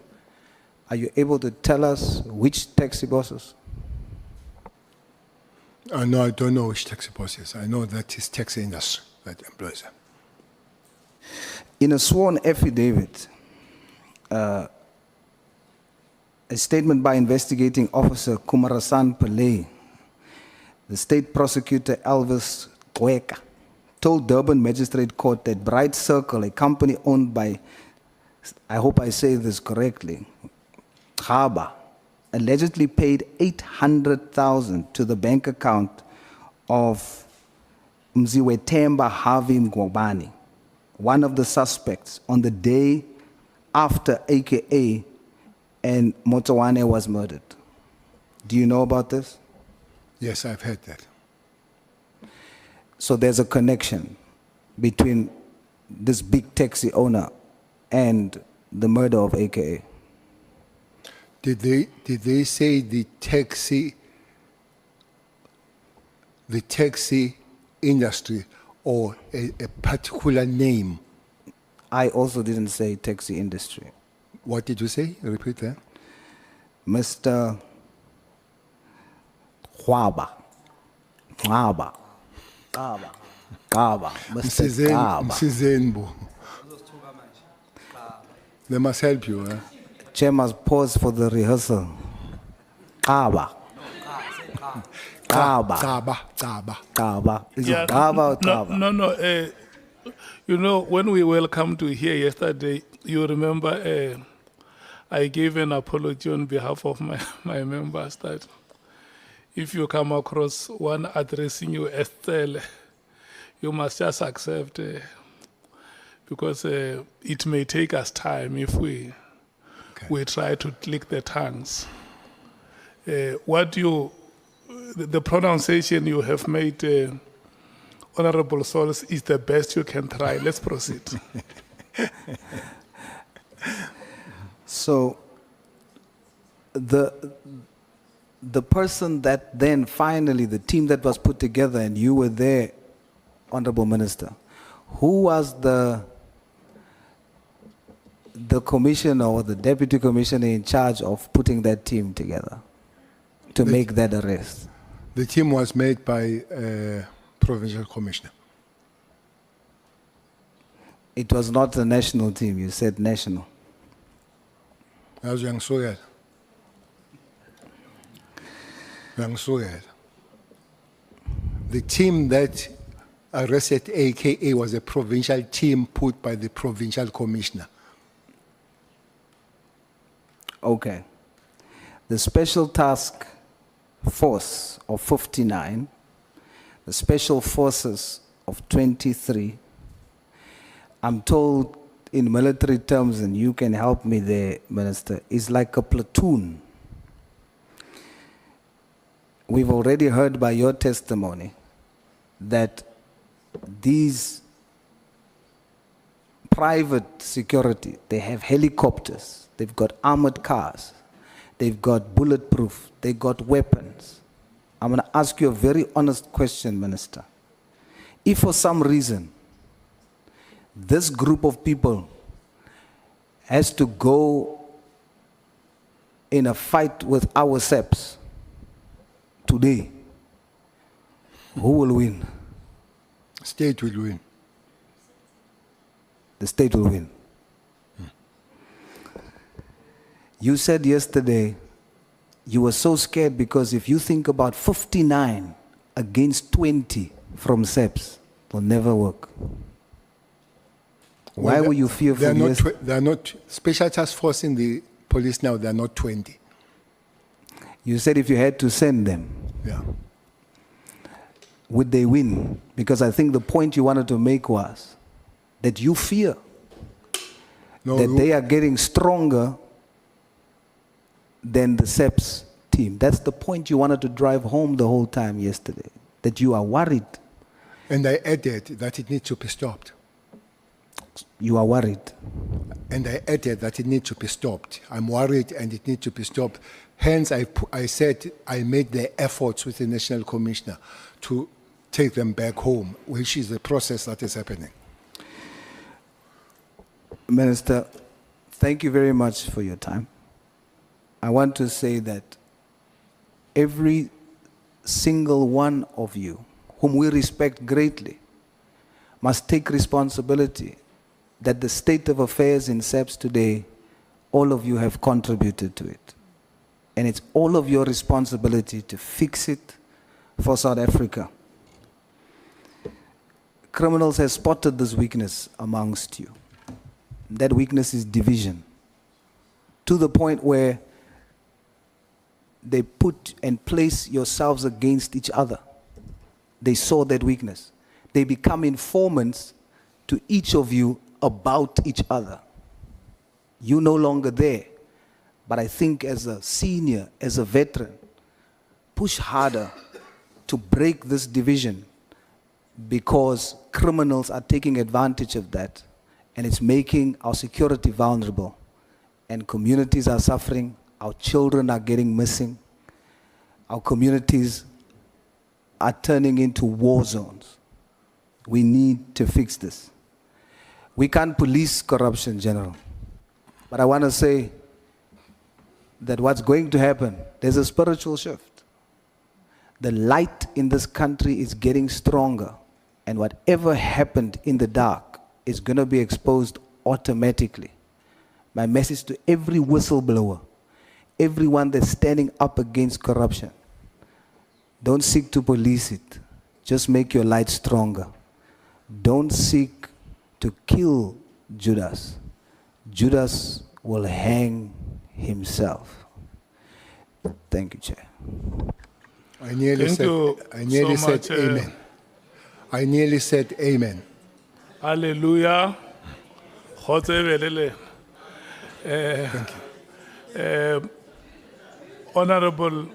Honorable members, we're taking a comfort break. We are coming back at 11:30. The next speaker is Honorable Sangoy. Thank you. Thanks, Chair. We wanted to check why is Julius going to hang himself? Who does? Judas Iscariot. Hello. Who's next now? Who's asking questions?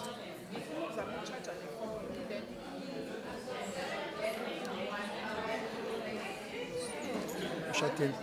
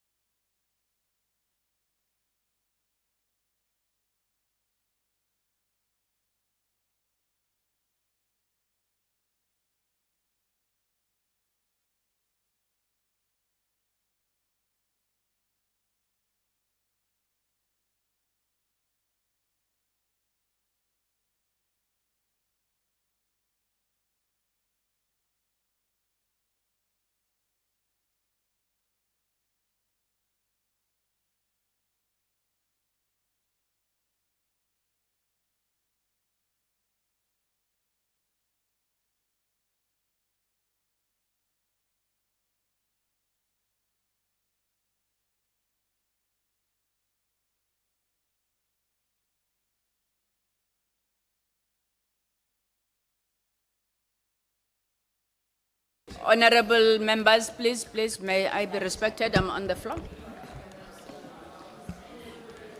Falani phela.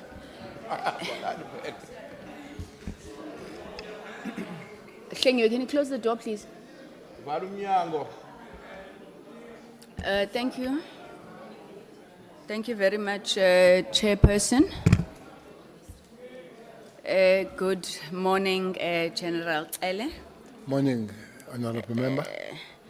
You know, General, I think if we were being fair to yourself and ourselves and everybody who has been following these proceedings, we should actually say that there are no further questions.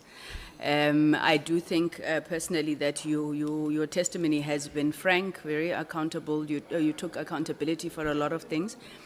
Obviously, there will be some amongst us, and I think South Africans who are watching, who will think that you should have made different decisions, value judgments, perhaps even raise some ethical dilemmas. But I do want to thank you and commend you for the frankness with which you have conducted yourselves in these proceedings. Maybe just a few things from me, General, and I really won't be long. I don't want to leave with an incorrect misperception, especially around the infiltration of criminal syndicates within the SAPS. Before I go to the judgment of Judge Tulare, in paragraph 30 to 32 of your witness statement, you spoke about the appointment of Ms. Rea Piecha as the National Commissioner. Is it your testimony that you believe that that is when the infiltration started, or is it something that had been there all along? Thank you very much.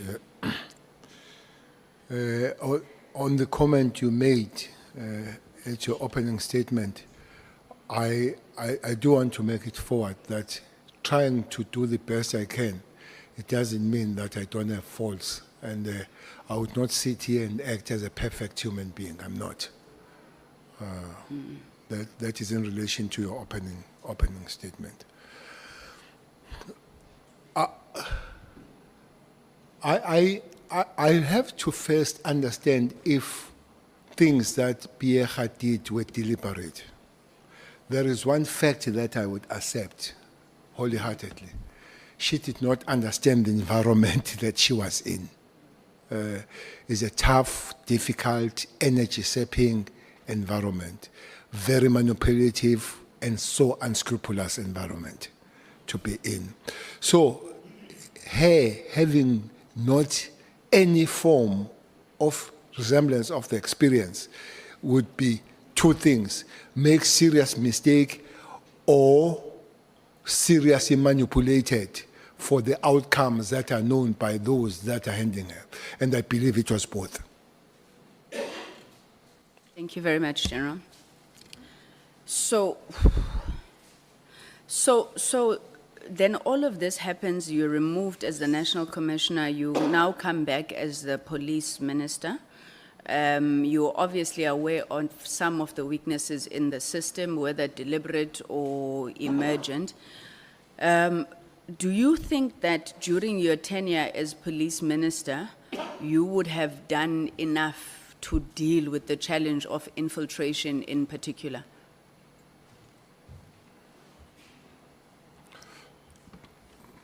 Yes,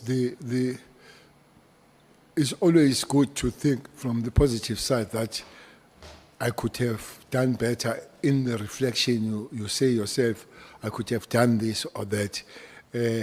Indeed, the answer would be yes. Much better could have been done.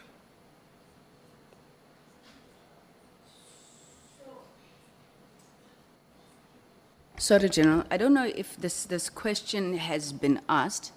It's in two parts.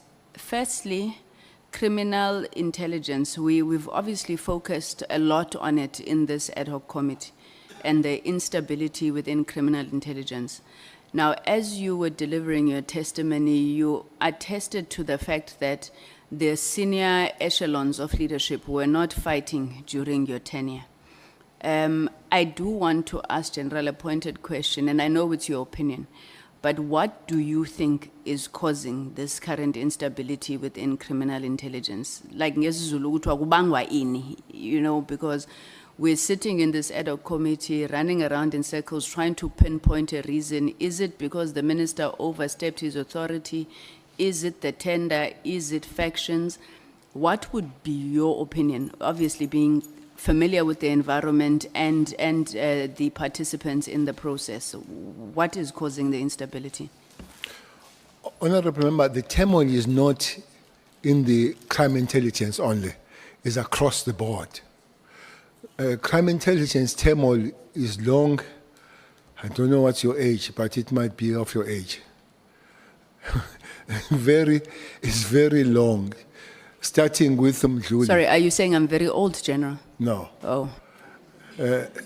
No, it falls within the new, I talk about the new dispensation, we should be some 29, 30 years.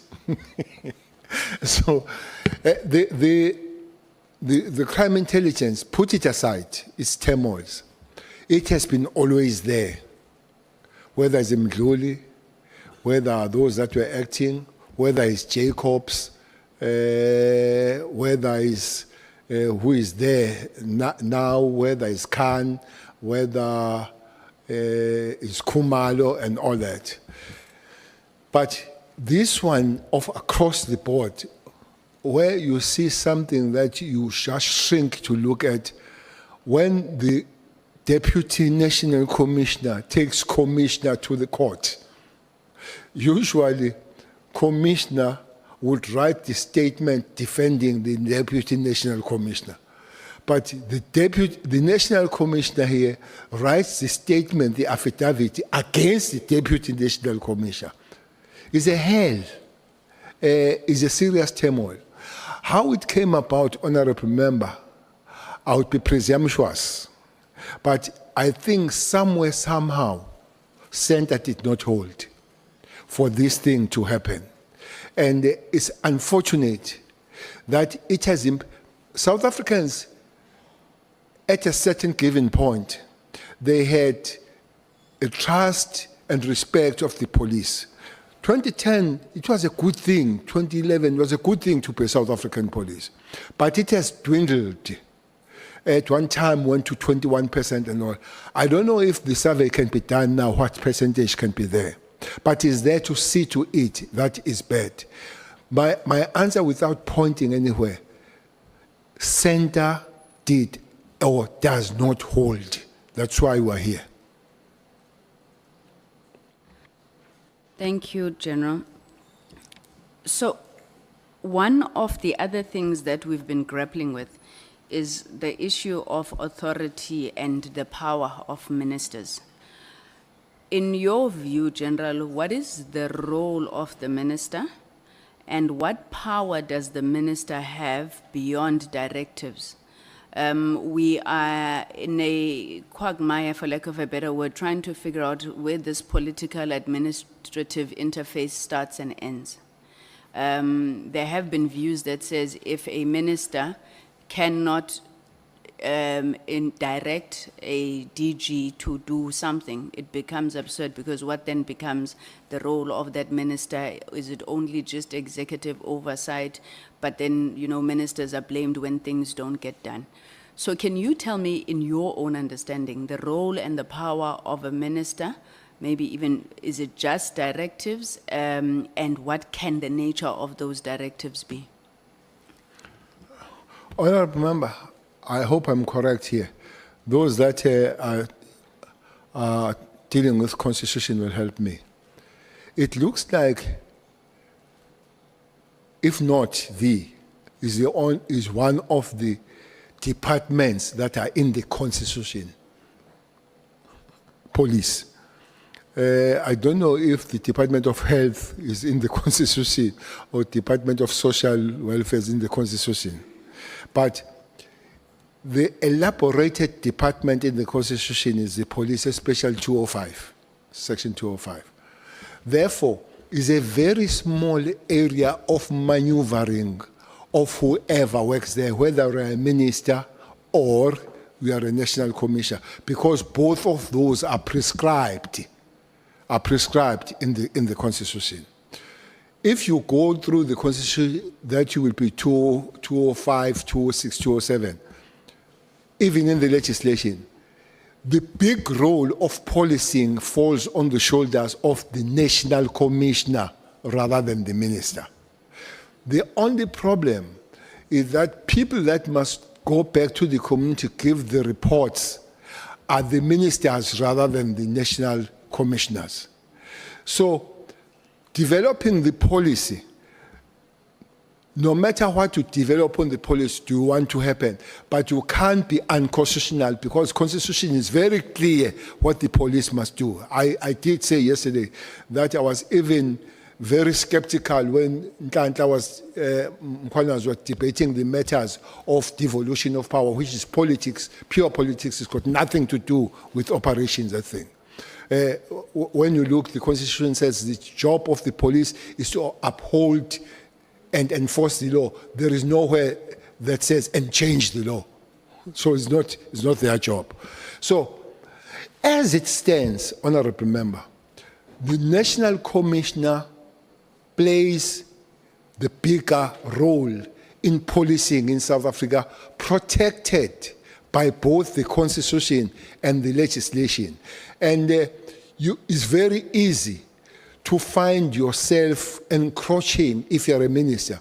That is why that I would encourage and advise anybody that comes to both of these other national commissioners, please spend most time discussing and talking. Don't wake up the next morning and tell one another that you do this or I'll do this. Please have a very open working relationship. Don't be friends, but respect one another and be open. Have very serious open lines so that you don't encroach and cross the line unwittingly. Okay, thank you. Thank you very much, Minister. So you said that in your role as police minister and even beyond, now that you are a very proud retiree, there's value in you retaining contact even with people that are considered criminals, because they do tend to be useful in some way or the other, especially when it comes to sharing information. So how do you protect yourself, General, from being compromised in such situations?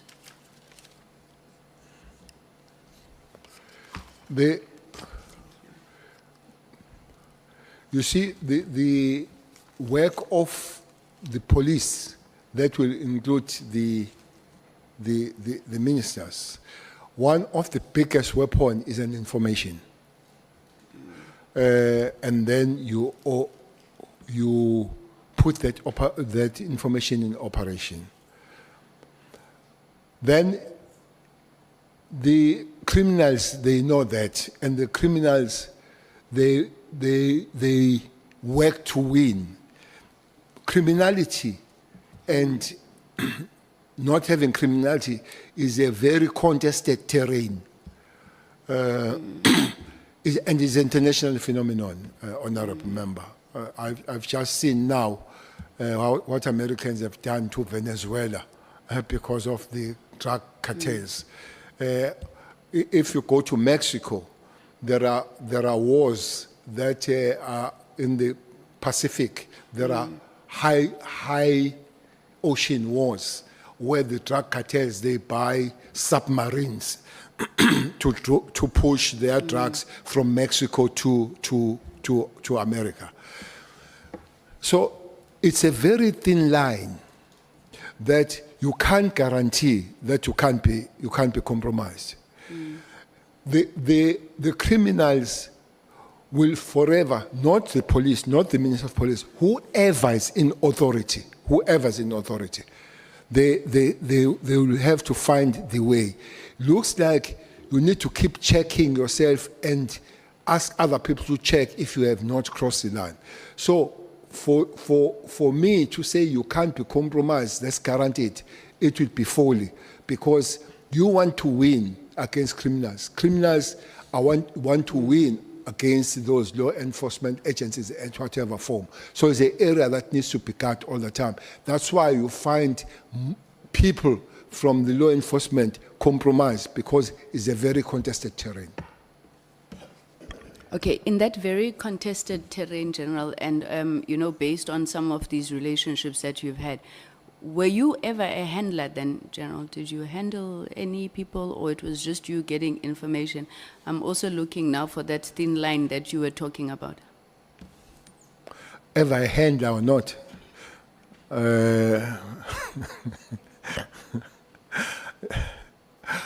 No, I've never been a handler. Okay, it's fine. I won't push you. I won't push you.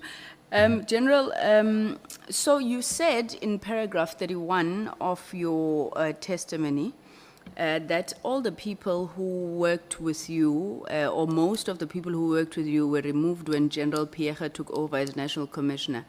You then proceeded to make examples of Lieutenant General Nkwanazi, General Masamula, and others. So do you consider Lieutenant General and General Masamula as your people?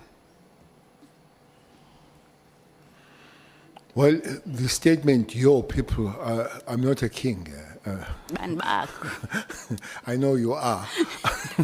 I know you are in kingdom. So where the king said, these are my people. So no, these are the people that I knew at the initial stage. I found them there, and I worked very well with them. And they were dispersed as I go, and I've come back, though in the different stage, and I've worked with them. So if I say they are my people, I'll be undermining them, but it's a group of people that we have worked well together. Is it fair to say you were obviously displeased when they were removed, and when you came back, you would obviously want to at least protect them, if not ensure that the same doesn't happen again? Not only that, it disrupted the organization.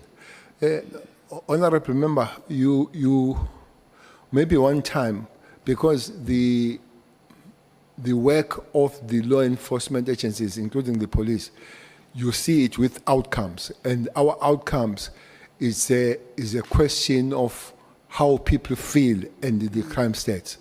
I'm saying that team did a wonderful job, and you could see when the team was taken off, you could see that the crime took on like a what is that thing? Is a Concorde. There was that Concorde, aeroplane Concorde, yeah. So it took off like Concorde, and it has never reversed. So the lot of disruption had to be corrected as we come back, and it takes, because it took a lot of time disrupting it, it had to take a lot of time correcting it, going forward. So it's not just feeling sorry for the individuals, but it's the whole organization that was messed up. But more than anything, the impact it did to the nation, and the impact it did to the safety of the people, women, children, and all other people. That disruption made a lot of damage to the safety of South Africans. Thanks, General. And I'm going to come back just before, because I'm very close to ending, Honorable Mates. I'm going to come back to what you did, but I need you to help me understand something here, General. I know you don't have a copy of this, so I'm going to read it for you. This is a signal message that was allegedly sent by Mr. Brown Mokhotsi to the minister, and then he screenshotted it allegedly and sent it to Mr. Matlala. It says, Minister, I take it, I am going to get the case number and this judgment for you. Now we got something proven by the court. This is the matter now which either Sibia or the minister can charge Khumalo and apply Rule 9 of the disciplinary hearing. It took the Constitutional Court to release a man who was sentenced to life imprisonment through a forced Section 204 confession. Imagine, Comrade Senzo, after 30 years of democracy, having this kind of policing. I've been struggling with this message since we started. And the case, by the way, it's Makala. I think it's Makala versus the NDPP that he's referring to. And I think Makala law was sentenced to life imprisonment, but he had a Section 204 confession that was extracted by force, he claims. When you listen to this, would this have anything to do with that false affidavit of Mr. Matlala, where Rule 9, in terms of the disciplinary hearing rules, speaks to how Khumalo can be charged? Would you draw any relationship parallels between these? Well, for me, I don't know why. Maybe somebody will explain. I found Khumalo being a target. It might be him and other people, but he's always on the center of being a target. And I find Sibia always a person that is ready to shoot at Khumalo. Sibia would have his allies. Either it would be Mkhotsi, Matlala, and the minister. And Khumalo would have his allies. Either Masimula, Mkhwanazi, and the former Cele. minister. And, so, clearly, how that came about, by the way, Khumalo is a new person in the crime intelligence. He's not very old in the crime. But it looks like that's what throws a lot of problem for him. And the suspicion is that he's effective. That's a suspicion. That he's effective. That's why he must be political or through whatever to him, so that you remove him. He had dealt with some dinosaurs there. Honorable Kolapanat will know there are some dinosaurs there in that department. One of them is that guy from Tegwin, your homeboy, Mutli. So he has dealt with those people. Though the courts always don't help much. But coming to this, clearly something had to be done to Khumalo. Who's sending the thing is Brown, is Honorable Brown Mkhotsi, to say Minister and Sibia must deal with Khumalo and Mkhwanazi. No, they must deal with Khumalo, and then apply Rule 9 of the disciplinary hearing. What I do not understand, why should they deal with Khumalo when the court has final decision? For me, whatever they did, whether the affidavit correct or wrong, but the decision to send the man to life is the court. So why to deal with the police when the court has taken decision? So even so, for me, maybe it's somebody that does not know how the system works, or somebody that is driven by the hatred and has no logic of it. And the latter statement, I'll believe. Once a person is in court, you need to deal with the court. You can't deal with the police, because the court is an arbitrator between. The court should have found that the police have done wrong. If they don't find that, so next one to go is the court itself. So it's a court issue. So they must find the judge and find the magistrate, find the prosecutor, and let Khumalo go. Thank you very much, General.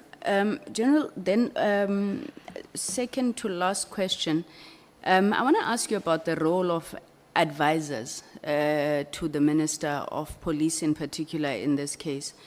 Minister Mkhunu had said that he had gotten his letter, or at least his advisor had looked at the letter, assured of its legality and appropriateness. How are these advisors appointed? How do you think they should be appointed? And then how is there any process to keep advisors in check in the ministries? I mean, to whom do they account beyond the principal? I'm asking this because you remember during the Zondo Commission, Judge Zondo obviously had some very scathing remarks about the role of advisors.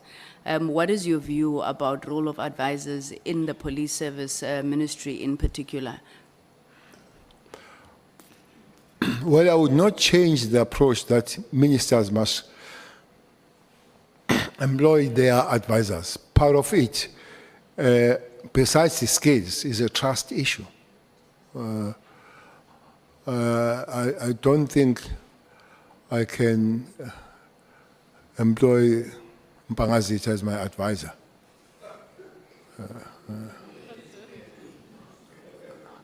I don't think so, because the advisor must be aligned. Point of order, Chair. May I please plead for your protection? Point of order, sustain Pangazita. Let's hear the point of order. May I please be protected? That attack was very massive, Chair. No, Chair, General, the point of order is sustained. Pangazita has demonstrated his abilities to serve in that responsibility. So we'll have to be aligned. It will have to go beyond, is one person that you go beyond the working relationship. You reach something called trust. That if you do something wrong because of the advice you have given, the first thing that must come in your mind, you say, he made or she made a mistake. Should not come to the idea to say, you trapped me. So that is a level of trust. So I don't think that the format of employing people with skills but with trust must be changed when it comes to the minister. That also takes the chief of staff, which is the life of you running that particular thing. But the problem, those people sometimes they do take advantage of converting their ministers to parrots. You think the minister is still running the department, yet he's an advisor or is a chief of staff. So yourself, you need to keep the balance, and now and again remind your advisor, stroke your chief of staff, to remember I'm still a minister. I hear you, but I'm still a minister. I think they easily cross the line, especially the advisors sometimes.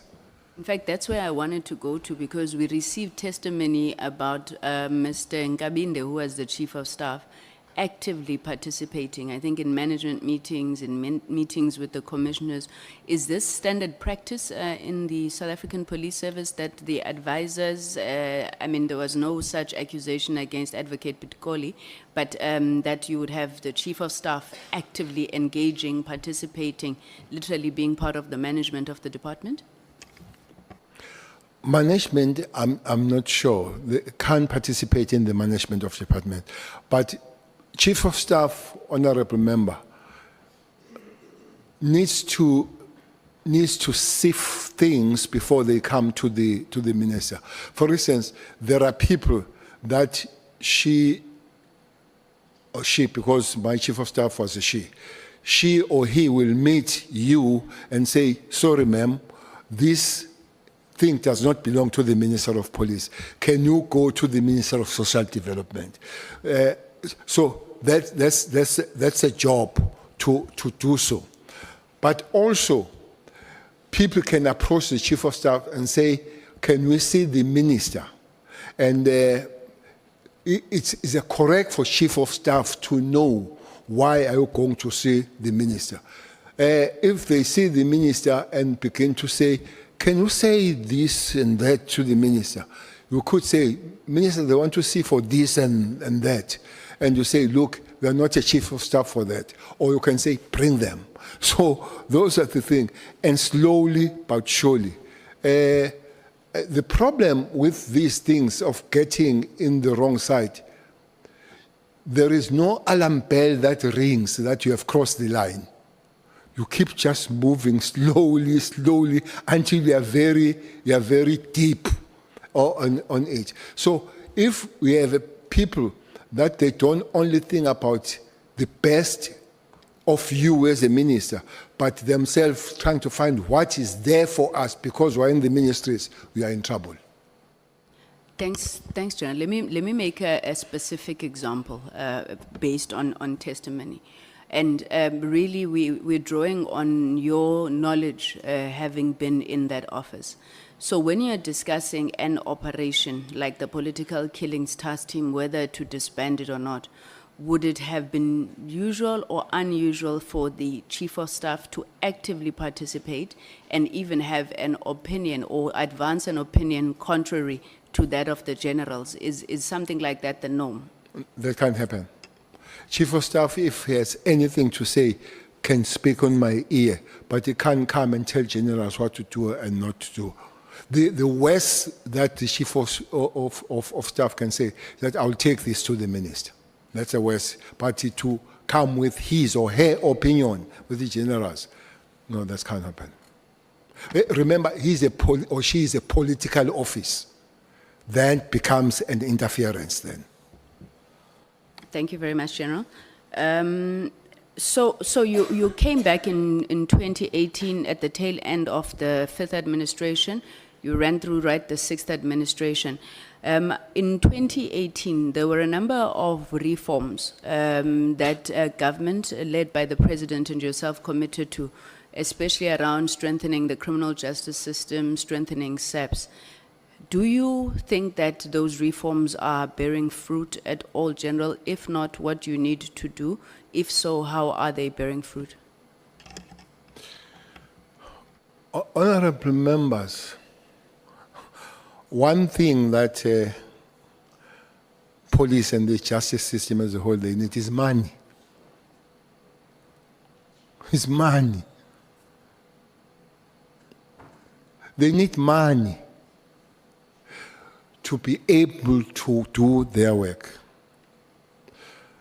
You know, I've been going to every or many countries in terms of policing. If you go to China, every member of community in China walks to police station. They walk. So that's how police stations are situated. Everybody walks in the police station. Nobody takes public transport to go to police station. In South Africa, sometimes you take 2 taxis. 2 taxis to go to police station. You pay 50 rand going, and you pay 50 rand coming back, and you get it 350 a month. So what people would not do then is to report crime because they have no enabling environment to do it. What do I mean by that? Police station must be accessible to people. There must be police station everywhere so that South Africans are able to walk to police station. That needs money. That's one. 2, again, if you go to China, every corner you will find a police standing. That's what is called visibility. I've heard the so-called experts saying visibility is not the main, is the main anchor of policing. When you drive around and you see a blue light or you see the police, you readjust yourself. All of us here, when you go and you see a blue light, you take you took a belt and all that. Visibility has an impact in policing. Now, you can't have visibility when the ratio of the police is 1:400, which I guess that's a ratio. The normal UN ratio should be 1:200. South Africa is doubled. So which means there are not enough police. So we need money to train the police. But one other thing that we need is money to keep and protect the police. The question asked by Honorable Member Souls. We don't have to be contesting the loyalty of our members and the private security or private companies, whatever. We don't, because they are fine, they are satisfied, and all that kind of thing. So, not only that, I don't know how many churches are in South Africa. You know, there are cases that are finished 5, 6, 10 years. And you hear the judge postponing in July and said we'll be here in July next year. And you ask the question, they say there are no judges. So, which means there must be judges, but also there must be courts for that. There must be prosecutors, enough prosecutors and all that, not finding the prosecutor running from A to B and all that. So we'll have to put some money on the things for anything to begin to work. And then we'll have to sit down and say, this money goes to these reforms. And these reforms are 1, 2, 3, and these are outcomes. So it doesn't help much to come with any form of reforms and you don't fund those reforms. Thank you very much, General. My last question then, there was an allegation that had been made against you by General Mkhwanazi, which he subsequently withdrew. General, what did you think or feel when that allegation was made, and do you accept General Mkhwanazi's apology?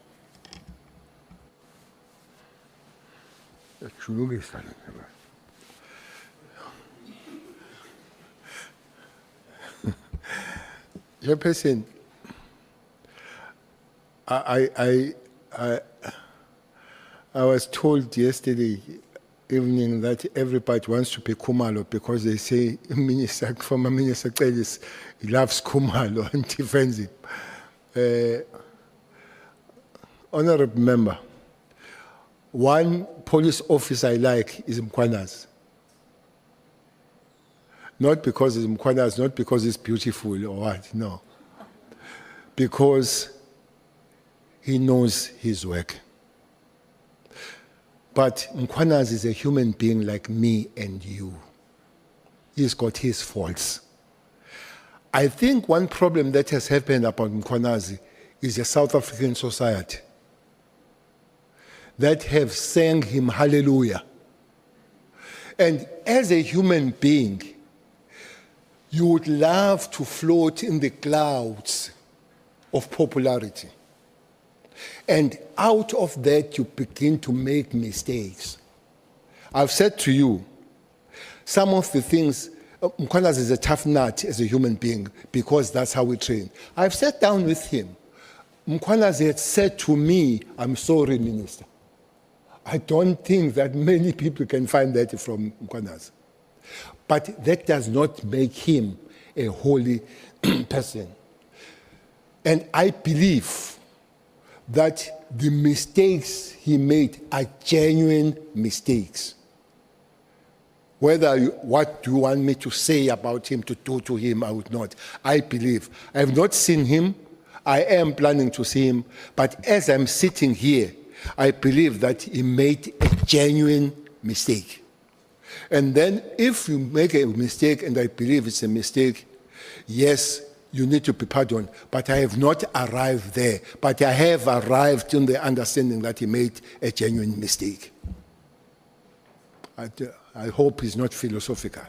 No, it's not. It's not, Minister. It's just that I suppose operating in the environment that you do as police, there's added responsibility, on some of these things which are then made public. But thank you very much, Minister. Thanks. I have no further questions, Chairperson, and I'm 20 minutes early. Thank you. Thank you. Honorable Sangon. Thank you so much. Honorable members, the Chief Whip and Honorable Breitenbach have agreed to swap their positions. So we are going to take Honorable Breitenbach. And Honorable Breitenbach, your time starts now and ends at 1 o'clock. Yeah. Thank you, Mr. Chair. And good morning again. Oh, it's afternoon. Good afternoon, General. Afternoon, honorable member. So,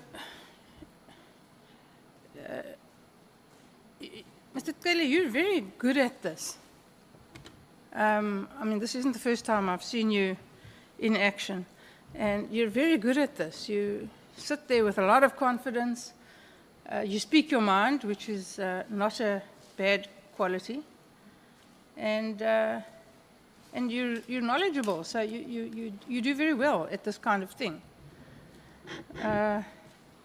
But this morning you were quick to retract the fact that you'd said that you knew Matlala very well.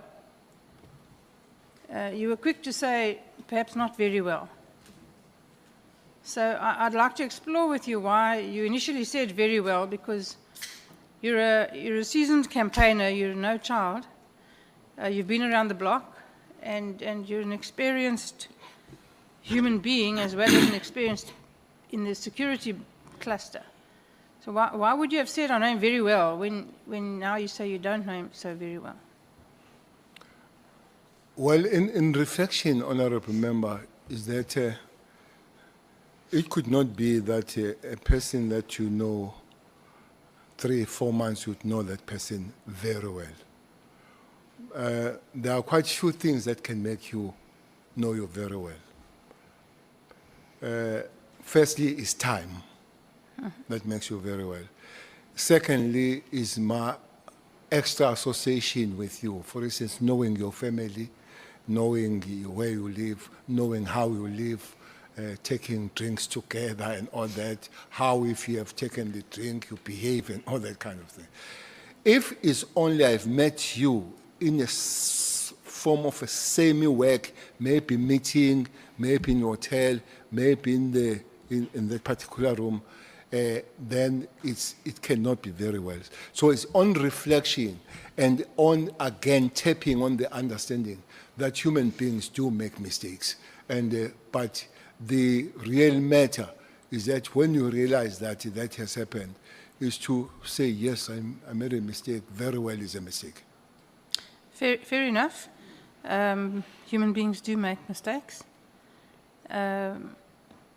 But I find it a little hard to believe that when you met him, as you say, for the first time in December, that prior to that you didn't know about him. Did you know about him without having met him? I did explain that it would take about 2 weeks that I've known when I read the story about Tembisa and him getting the contract of the police. Before that, I didn't know him. Nothing at all? Not zero. Never heard of him? Zero. Okay. So would it surprise you to know that he has quite a record, a criminal record? Well, not necessarily a criminal record, but a history of brushing with the police, and not in the positive sense. With all the evidence I have read, it's about a number 18 with withdrawals, with acquittals and all that. I've seen, and that's why at one statement that I've made that I wonder how he flew below the radar for me when it comes to that situation. Yes, well, I'm wondering the same thing. Do you have an explanation? The crux of the matter that I didn't know about him. But Honorable Member, maybe again without being arrogant, we'll know about many things, but there are many things that we wouldn't know about it. One person that I didn't know about it, but seems to be big in the crime world is Mlife himself. He looks big when you hear who he is. He has been in London with a fraudulent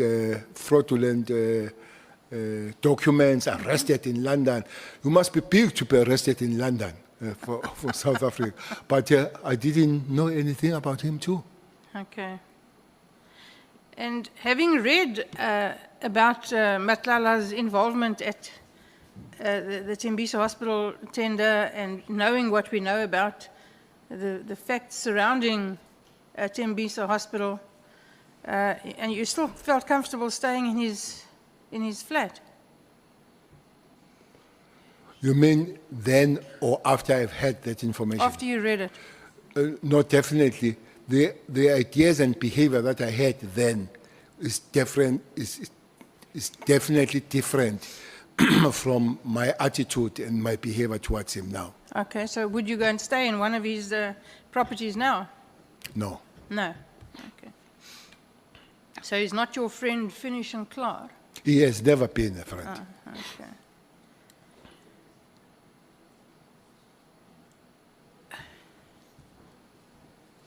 Now, you said at the beginning of your evidence that Richard Mdluli was suspended by you. Why did you suspend him?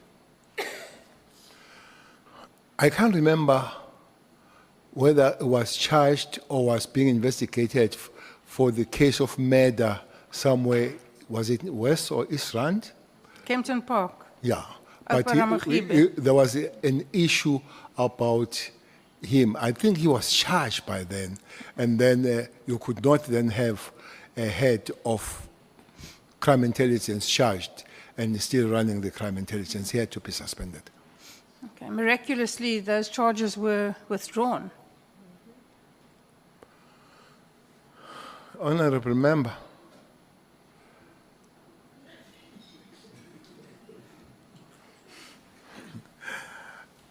I really don't know. You know, police have been suffering. Police have been suffering because your world prosecution, you have been doing things and flying below the radar. I think the latest suspension, if in your world, in Gauteng, is a big one. Yes. Is a big one. Oh, yes, certainly. Rather late than never. And it's not new. And it's not new. The information that is suspended about and all the kind of stuff. So you sit here, since I've been in this environment, you sit here that police, you have done the good job. I wonder what happens to the next segment. You see here in Western Cape, police were very frustrated about Tembe matter. They believe that they had a case. They were told more than many times to go dot the I's and cross the T's. They did that more than many times. And they went back and somebody said, you go and do this. So whoever was doing that today, they believe that there was a protection of somebody by the prosecution. So you sit there and the police, they come back and cry. It is underscored that one time I met the Minister of Justice and DPP. I met them. And I said, that's what police are saying. One thing they say they arrest people, special cash house people. And the IO meets these people on the road and say, hello. I say, but you were in prison. He said, no, I'm out of the... I say, what happened? They say, if you look how cash house people get bails, they get bails on the small courts most of the time, if you follow their record. What happens, they go to the main court, it's opposed and all that, you lose, you fail the bail, you are arrested. But prosecutors and the lawyers for these guys, they started together. So what they do, they move it from the main court where they did not get the bail and go to some court in some corner and don't call the IO, and it goes there unopposed and they get the bail. So it's a whole system that is giving us problem. So you say, how did I feel?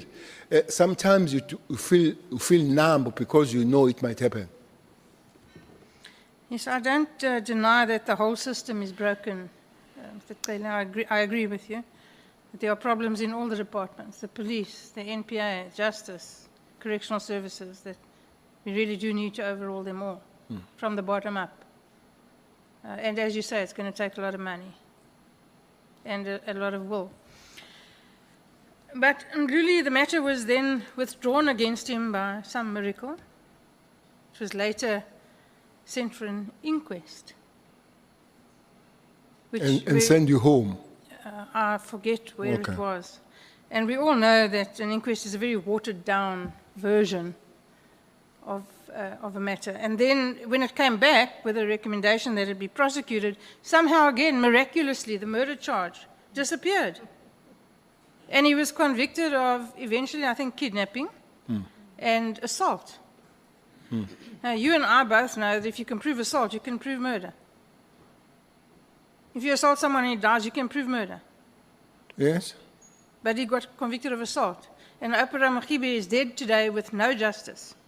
And the real story we know was murder. Yeah. But let's leave that there. Do you think that it's a mere coincidence that more than 12, probably around 18 cases have been withdrawn against Mr. Matlala over the years? Knowing him now, absolutely, I don't believe that is incident is coincidence. So there's something rotten with the system. Now, knowing who Matlala himself is, and the power of money that he commands. Well, the power of money that he commands impressed you because you went to stay in his fancy flat for free. No, I was impressed by the accommodation. I didn't know at the time that he has so much money. Well, that kind of accommodation, you and I both know, doesn't come cheap. I agree.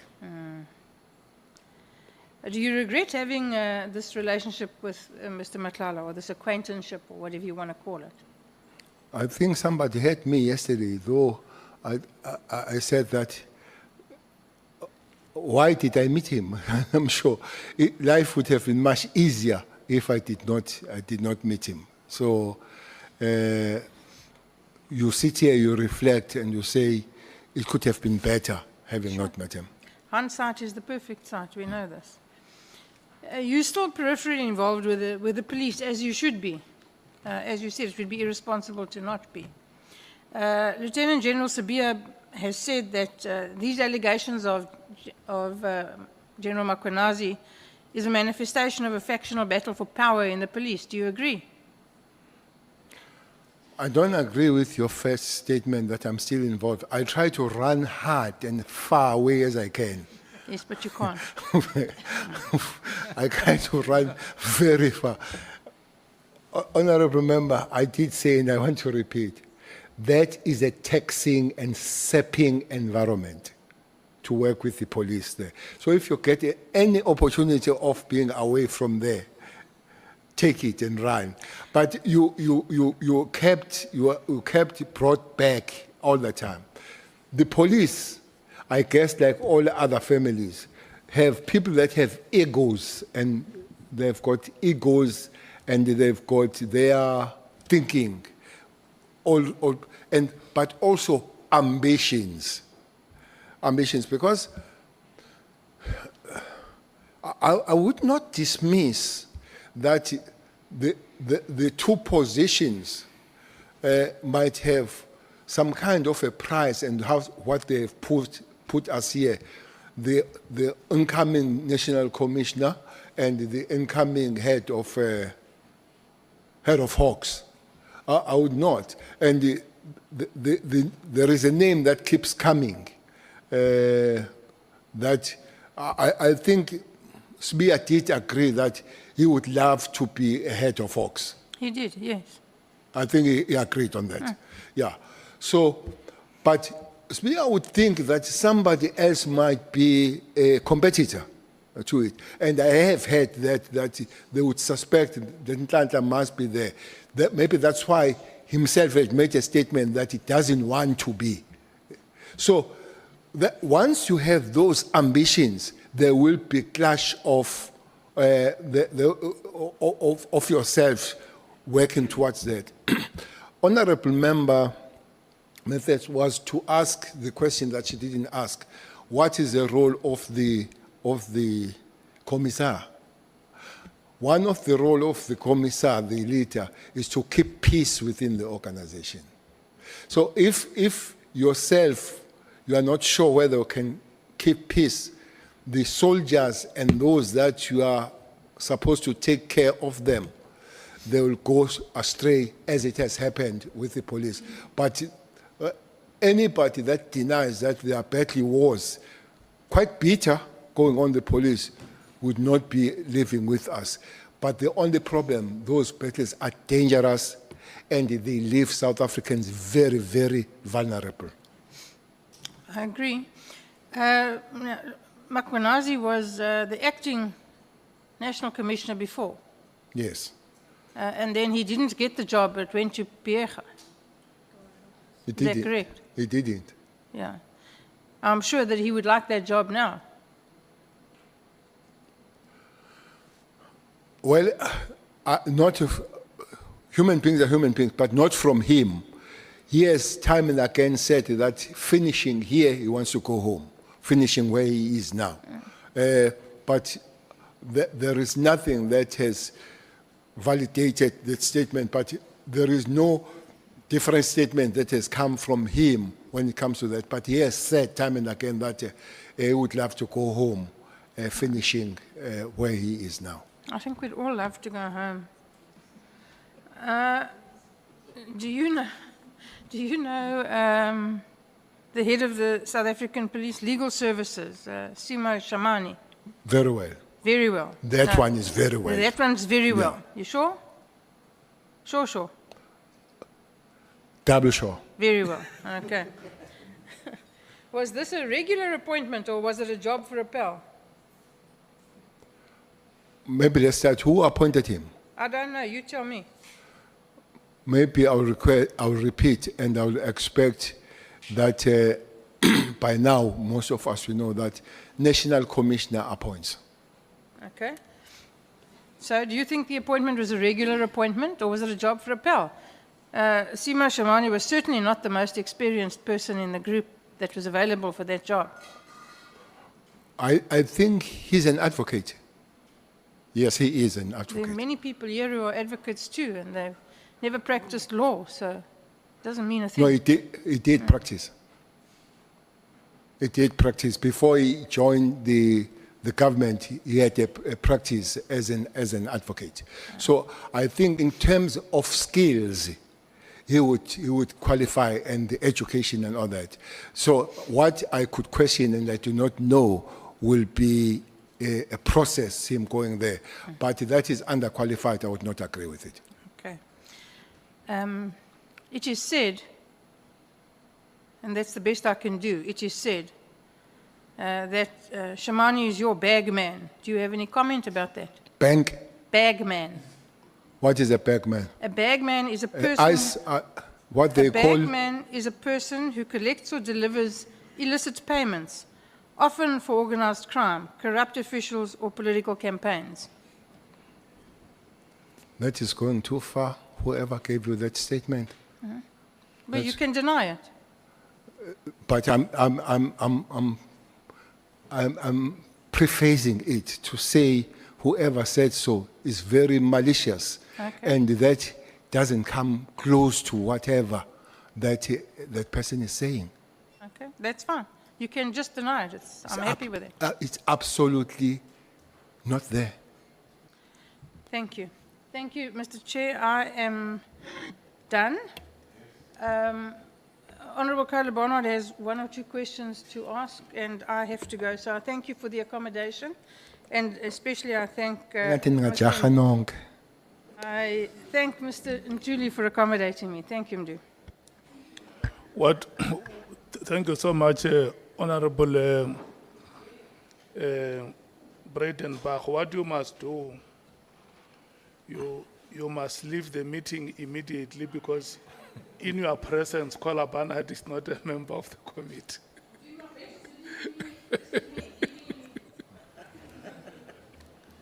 Yeah.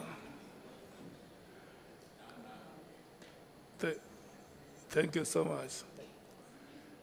This is the only time she would be able to use the time that has been allocated. Thank you very much.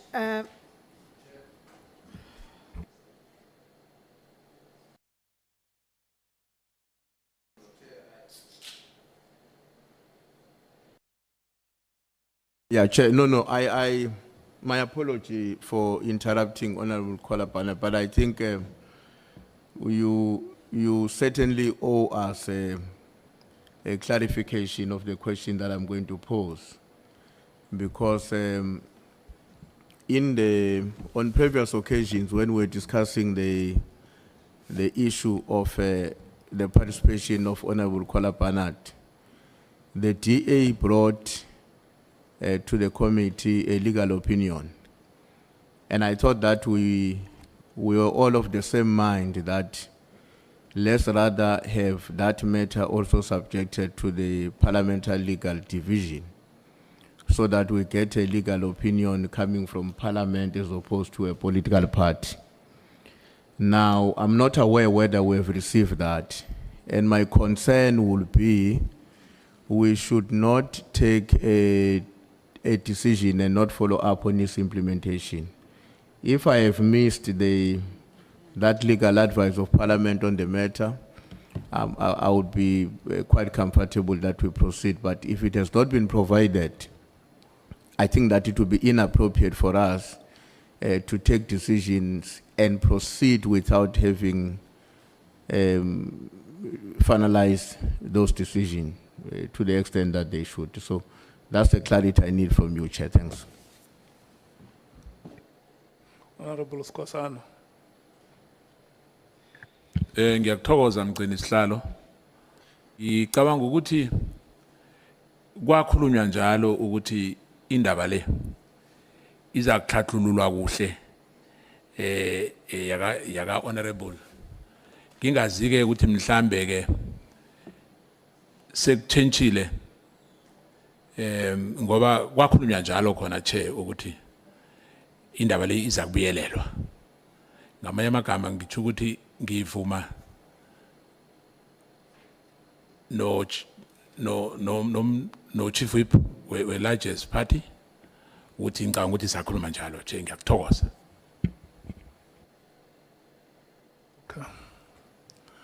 No, honorable members would remember that a legal opinion was presented in that meeting, and the decision of the meeting was that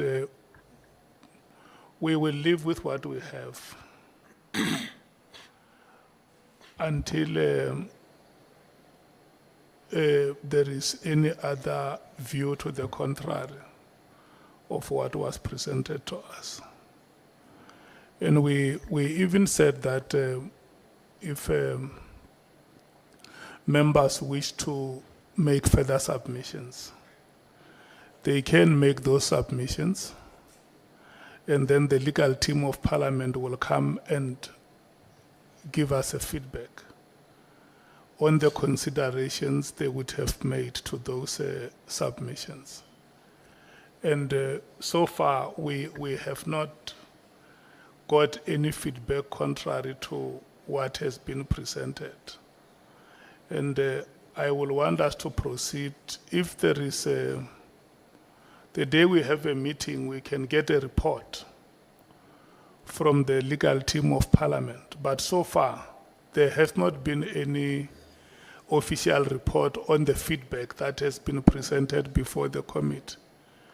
And I'm going to persuade you, Chief Whip, that for now we live with what we have.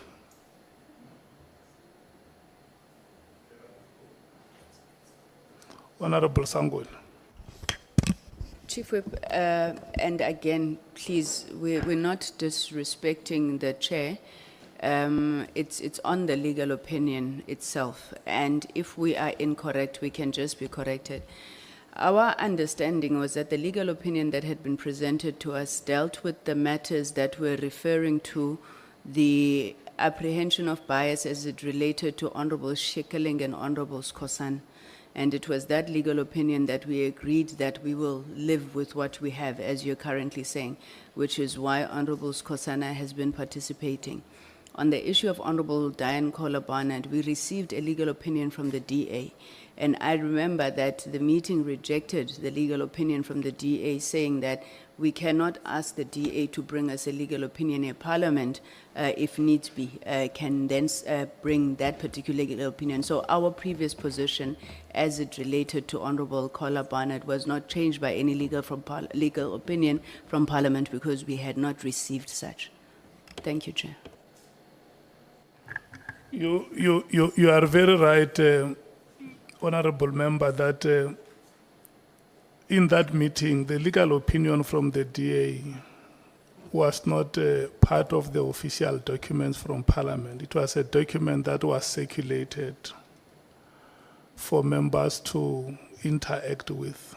We agreed very well that the only document relevant in that meeting was the legal opinion that the legal team of Parliament presented. And that legal opinion dealt with 3 matters. It was the matter of members who would have opened cases against witnesses. And then it was also a matter of members against whom there will be reasonable perception of bias, and whether such, and the third was that whether such members could participate in the proceedings and even go to an extent of asking questions. Those were the 3 matters that we referred to the legal team.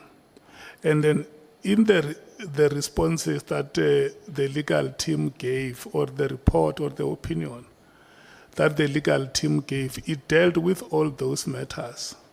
And the decision that the committee has taken was that, maybe even without going to individual names of members, to say the opinion that we have now says we can go ahead and allow members to participate. If I'm not misrepresenting you, Andile. And so the understanding is that not until the committee has received anything to the contrary of what was presented, the committee will continue to live with that opinion. Honorable Nomval. Yeah, thank you very much. It's so unfortunate that this matter is coming in this fashion, because it tampers with the proceedings. We thought we were dealing with the interviews, with questioning witnesses, but it arises, and I'm not blaming the person who has raised the point, but I'm saying it's so unfortunate.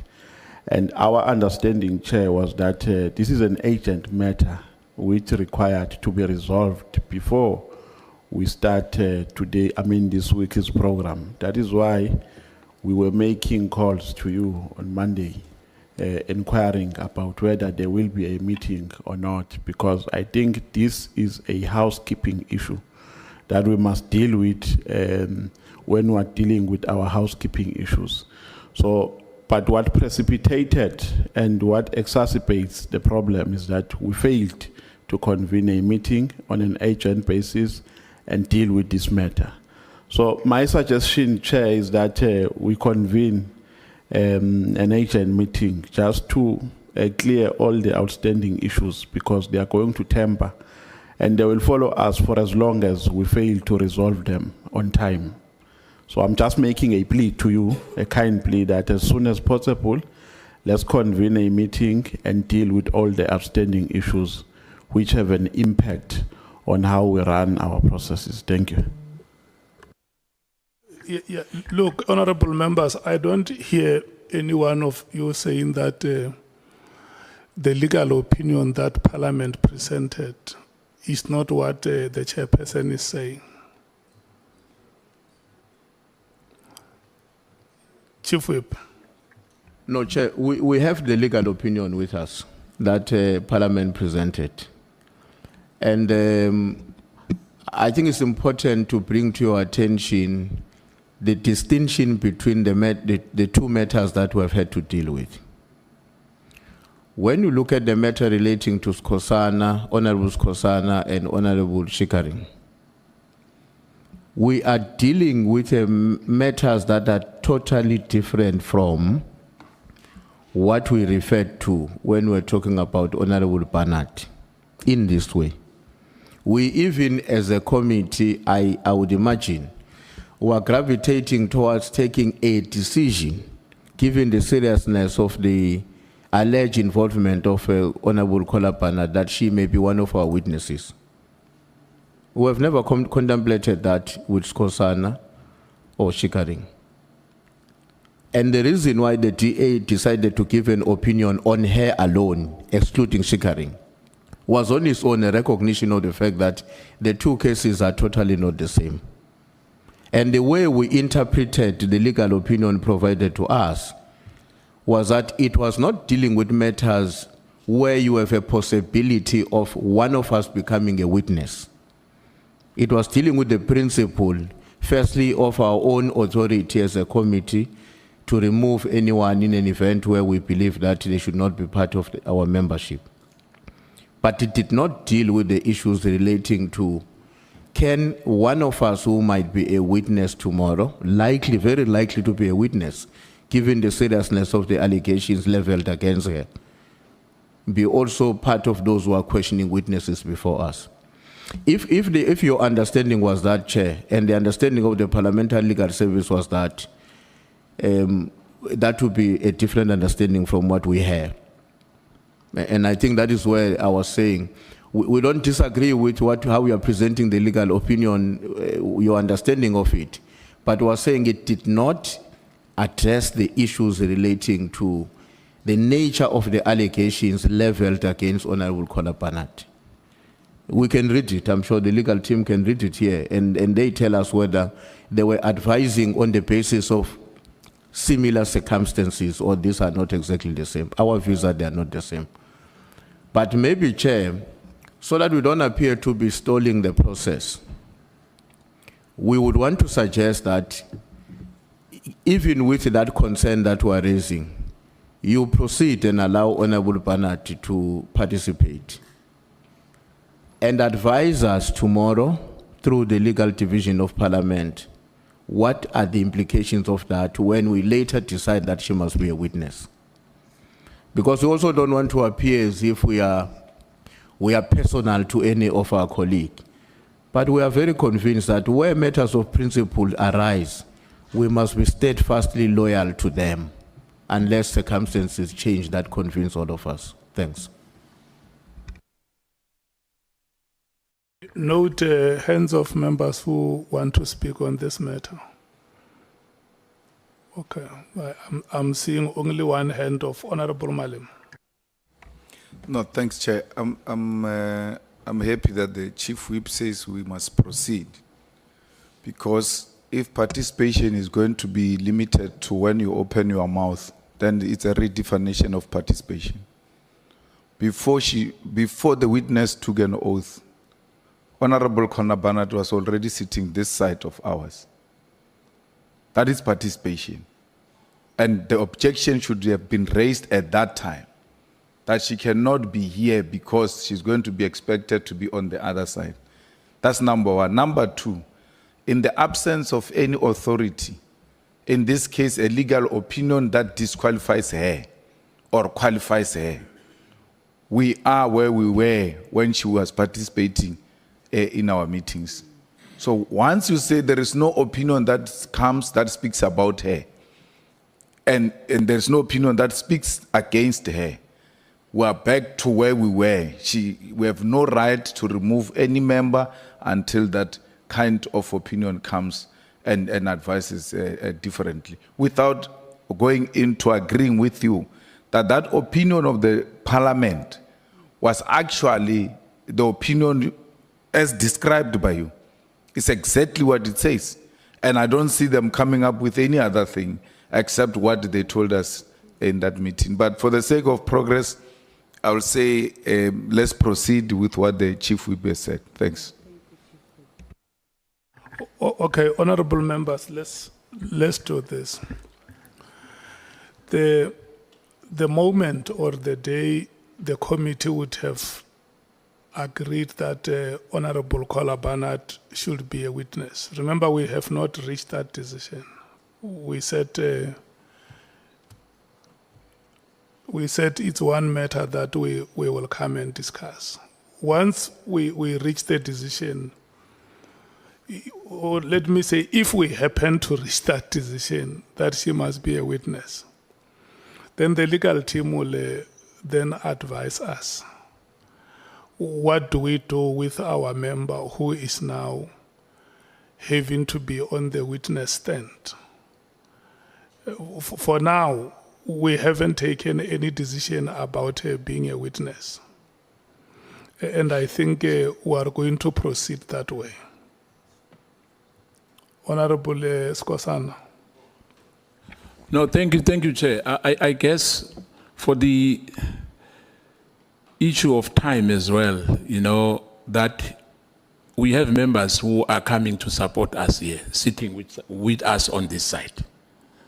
But because we don't have an issue of voting for instance, if you have to vote, obviously, even if you are sitting this side, you can't vote because we've got rules in terms of that. Even if you are an alternate, only 11 members can vote. I think I'm correct on that. But for the sake of progress as well, because otherwise we're gonna now start another process, like what happened to me when when General Sibia wanted to consult his legal team. I don't think now we have to consult, and I must accept that we've dropped the ball on that. You know, we're supposed to have discussed this matter before we came in here, but for the sake of progress, we can really allow her to participate, and hopefully there won't be a backlash on that. Thank you, Chair. Look, honorable members, this matter is not appearing before the committee for the first time. We have discussed it in many occasions. And I can tell you, even as we sit here now, we have run wild on how we think we can resolve it. And all of us agree that in the rules that we have, we don't have any authority. And that is why I will agree with those honorable members who say, let's wait to hear what the decision of the committee is. Once her name as a possible witness has been considered. And then we will seek a legal opinion on that matter. For now, as it stands, there is nothing that empowers us or stops her from participating in the committee proceedings. Honorable Shonga. Thank you, Chair. I don't know whether, Chair, I hear you correctly. But, Chair, I think illegal advice were once given by the legal department. And we never acted on that. And the room check was of the mind of Uti. We mostly agree that she must do the right thing. But where I differ with you, Chair, you are now changing the statement when you say we must wait for the committee to decide on people who must be witnesses. This was never about being a witness. This was more about implication. That's why it was clarified between the matter of Honorable Skosana and Honorable Kolapanad. So I think, Chair, let's not change the subject. But due to time, Chair, I think you as the chairperson, I always say this to you, it cannot be that the only decision you take as a chairperson is only about time for all alternates. You should take this decision for us and help us, Uguti. You must make this decision. And constantly, Chair, you are delaying this matter. Because we should have had meetings already about this matter. We are going forward. Yes, we are busy. We've got a lot to deal with.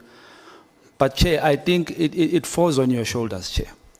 It falls on the credibility of your leadership in this committee. So I think, Chair, decision can be made, but you are also delaying the matter. And you know what's the right thing to do. DA does know the right thing to do, but you cannot depend on them.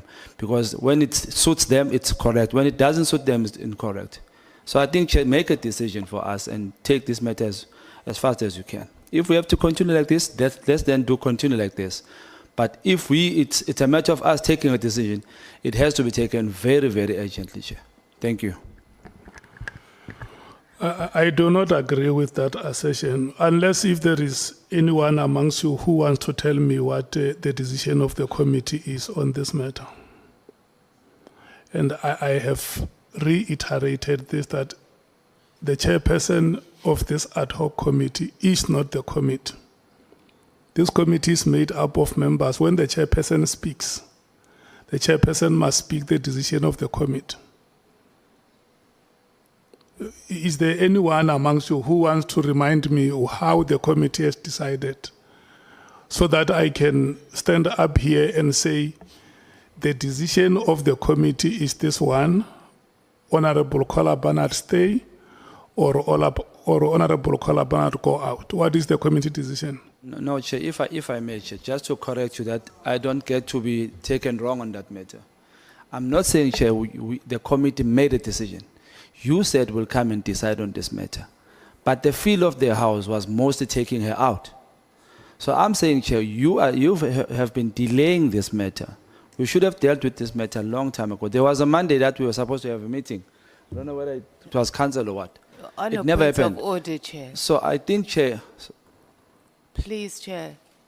Chair, we go around and around talking about the same thing, and then we have MKP, everybody, Ma, all is of that a them are point of saying the order? same thing. No, It is no, a point of order. We're not Honourable- having order in the House. Honourable And Chair, Matthys. we've already But is agreed that a that we're point of order, proceeding, Chair? and now we're talking about administration issues here. Honorable Matthys, Please, Chair, protect us. Just hold your horses. This is I'm done, this Chair. is Thank how you. we're going to deal with issues. Honorable members, each and every member of this committee has a right to speak. But when you have spoken in the committee, it does not mean that what you say goes. All of us are bound by the decisions that the committee would have taken. So the committee has not been represented here. There is no decision that the committee has taken on that matter, and that is why I say I stand to be reminded by any one of you who knows any decision that the committee has arrived at on that matter. So that when I stand up here, I don't speak my personal things. I speak the decisions of the committee. Are you done, Honorable Shongwe? I can continue, Chair, because my Honourable Matthys says I should continue, Chair. So I'll take it from there, Chair. So, Chair, I was saying I'm done. Thank you. Honorable Malim. Chair, everybody agrees we must proceed, including the person who sponsored this issue. He said we must proceed. We have a candidate, not a candidate, we've got a witness before us. Yeah. And we can't be doing this. When everybody says, yes, we've got concerns, but let's proceed. Yeah. Can we please proceed? We are asking for that. Everybody agrees on that. Yeah, no, what I wanted to hear is whether you have a decision as a committee. Okay. Okay, so the statements that have been made against the chair here do not belong here. Yeah. Can we endorse? Let me apologize for this moment that we had, and we now have to proceed. Honorable Kola Barnard. Thank you very much, Chair. To the former minister, you and I go way back, way back. Would you agree that we have had some of the most bizarre national police commissioners? If one looks at Celebi, the president of Interpol, and he ends up in jail. I think the reputational damage that did to the SAPS was inordinate. I don't know that we've ever recovered our reputation internationally.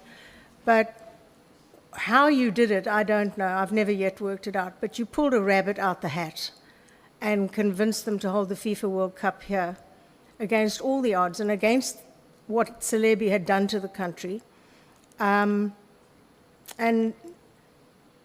it was an extraordinary achievement. I mean, I was there, you were there, you know, for once we could walk the streets and not feel as though we were going to be attacked.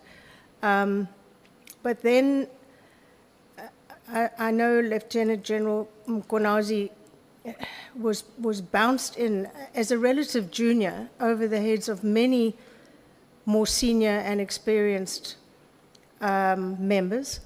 And it was quite a surprise to everybody. But and he wasn't left there very long before, heaven help us, it was handed over to Ria Pierre. And I agree with you. I think she did more damage to the SAPs than anyone before or since. It was catastrophic what happened from the moment she was seen wearing all the medals she hadn't earned, a whole barrage of medals, to the Marikana massacre. It just was catastrophic from day one.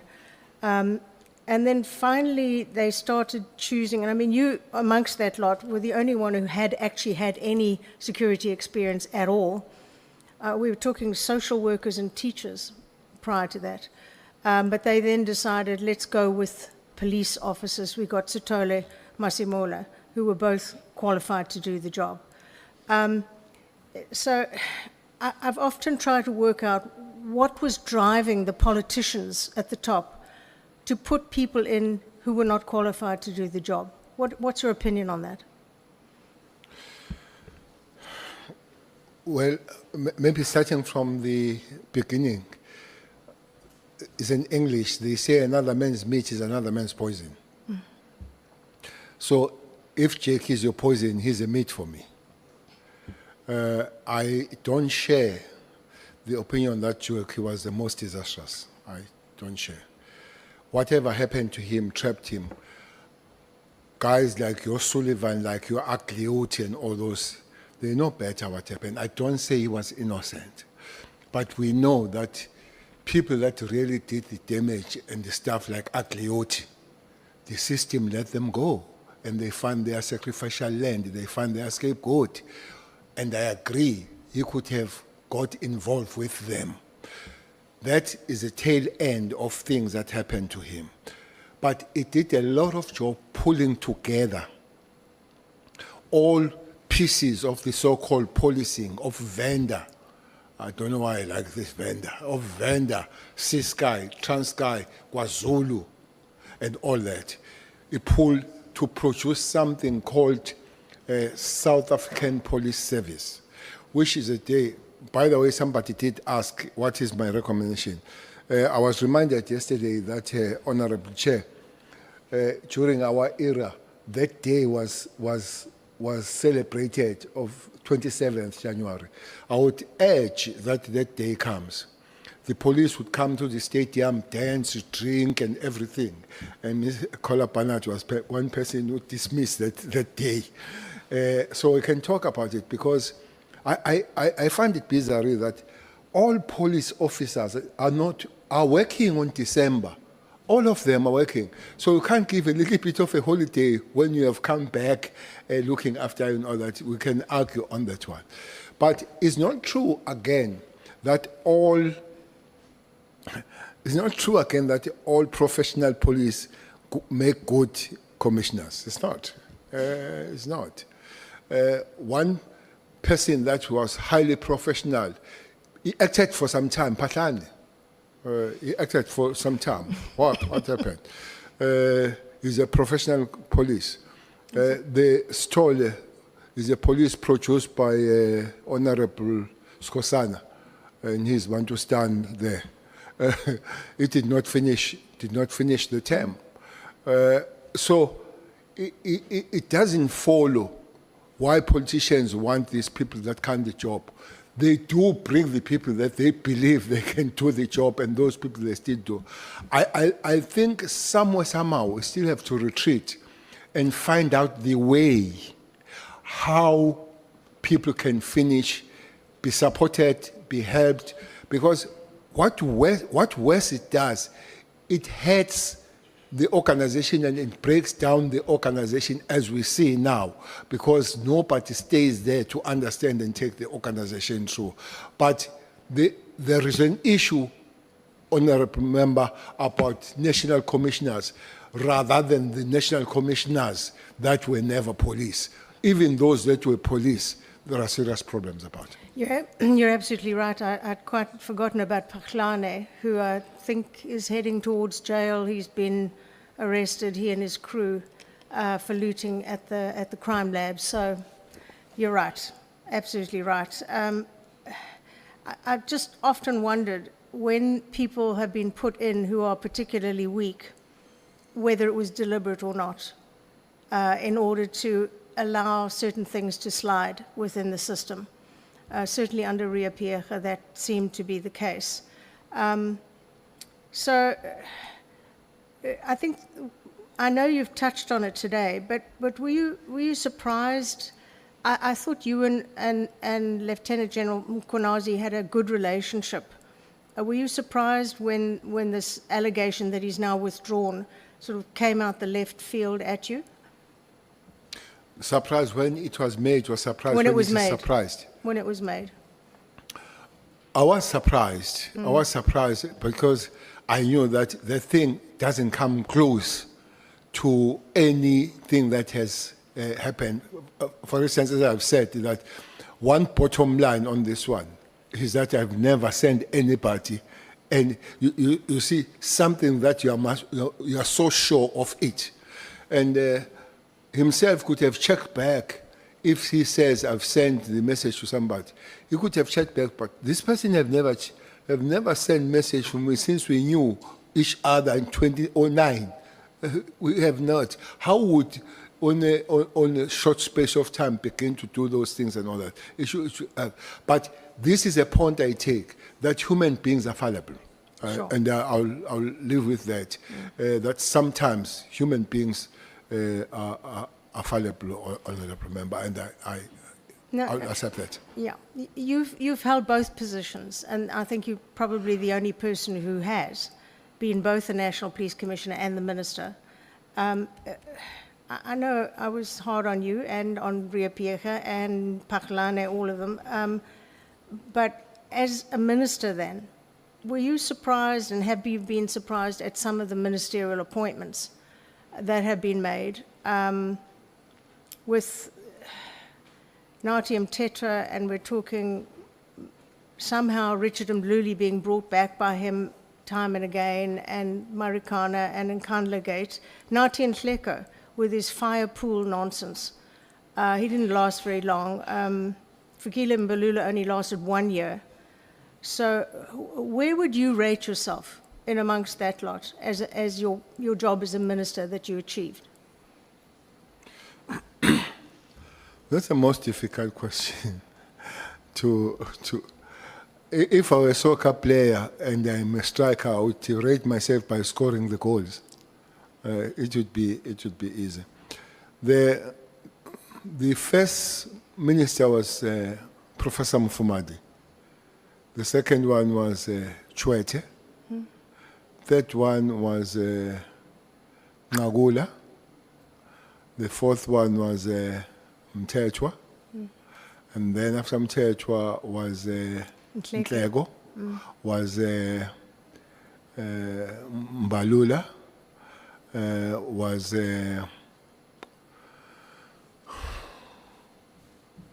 who is not there? Then You. was Cele.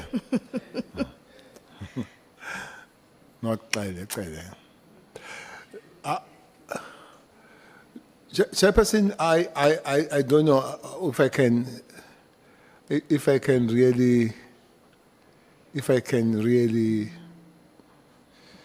answer this question. I've read myself as a minister. I think the most time I enjoy here was when I was a national commissioner.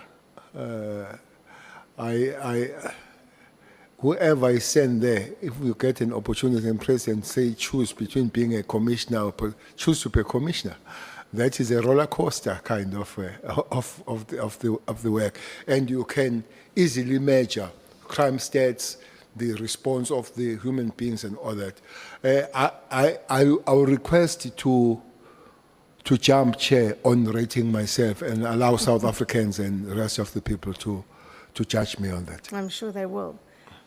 You have agreed that today, the SAPS, there's a lot of factions fighting crime intelligence, all of them are in a catastrophic situation, compared perhaps to how it was when you were the National Police Commissioner.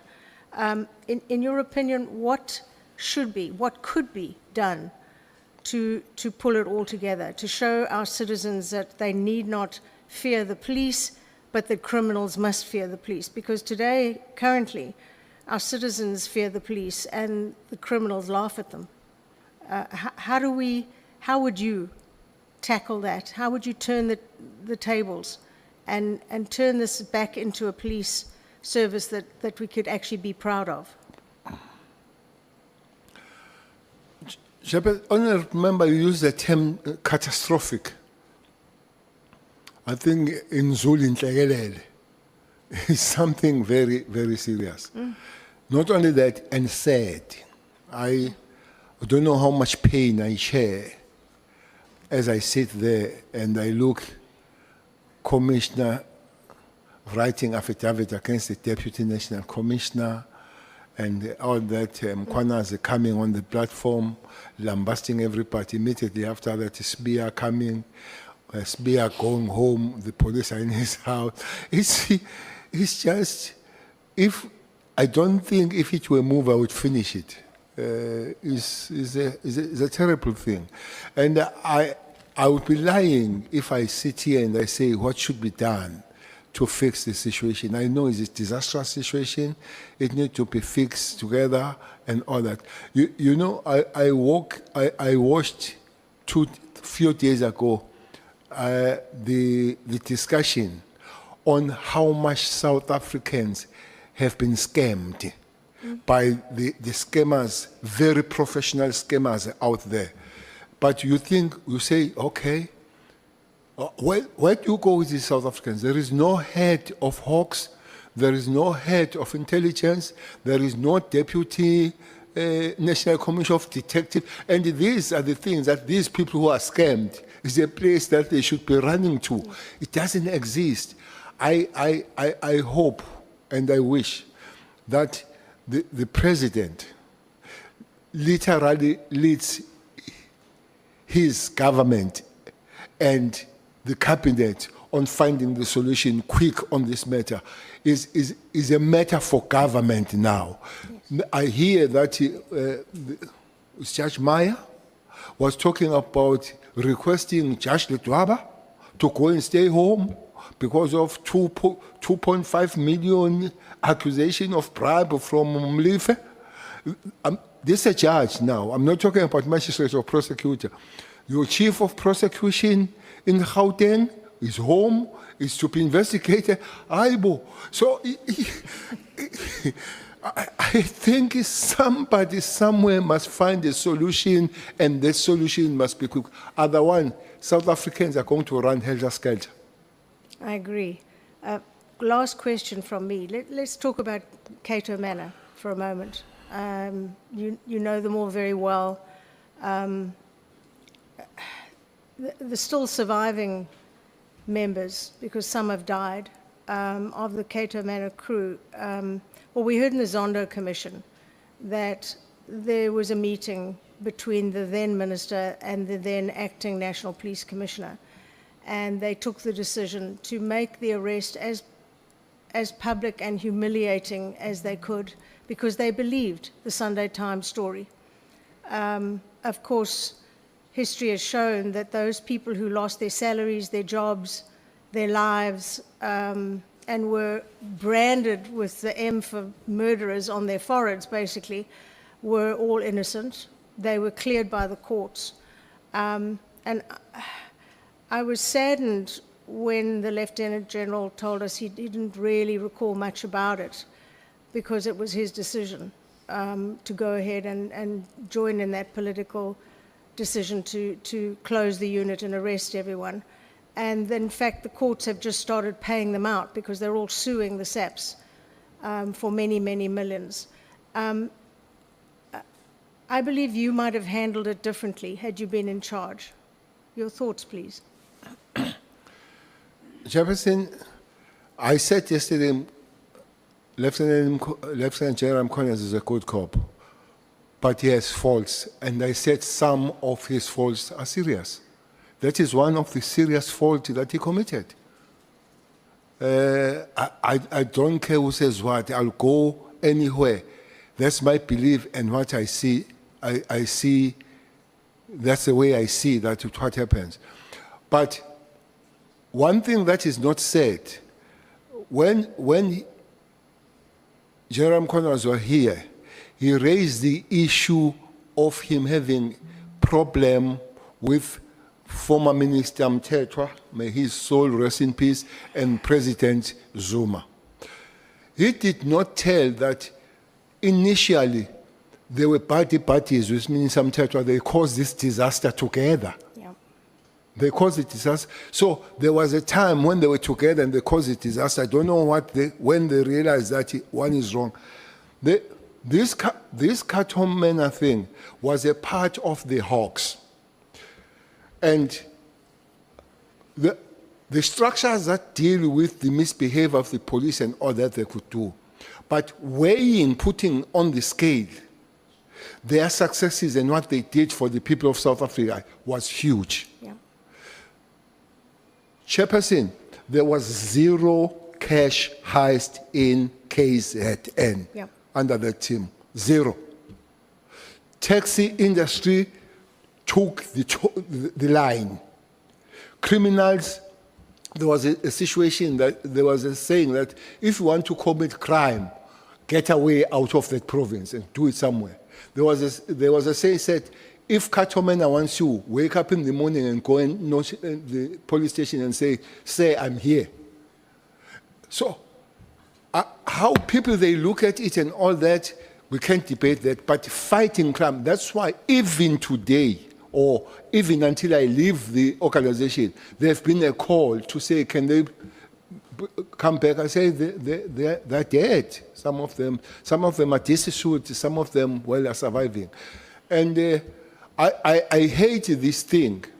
I hate this thing of people claiming the police for things that police must pay the money because they've done wrong to them.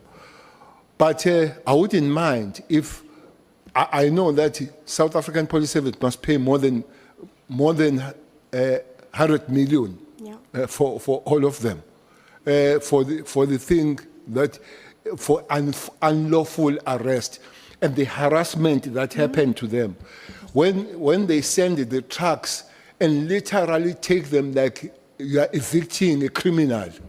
Taking them and cramping them somewhere, putting all the, and that was under General Mkhwanazi and Minister Mthethwa. And Minister Mthethwa went to a prosecutor asking that prosecutor to arrest them in June, was accompanied by the General Mkhwanazi to tell you, please make sure that they get arrested. And they got arrested.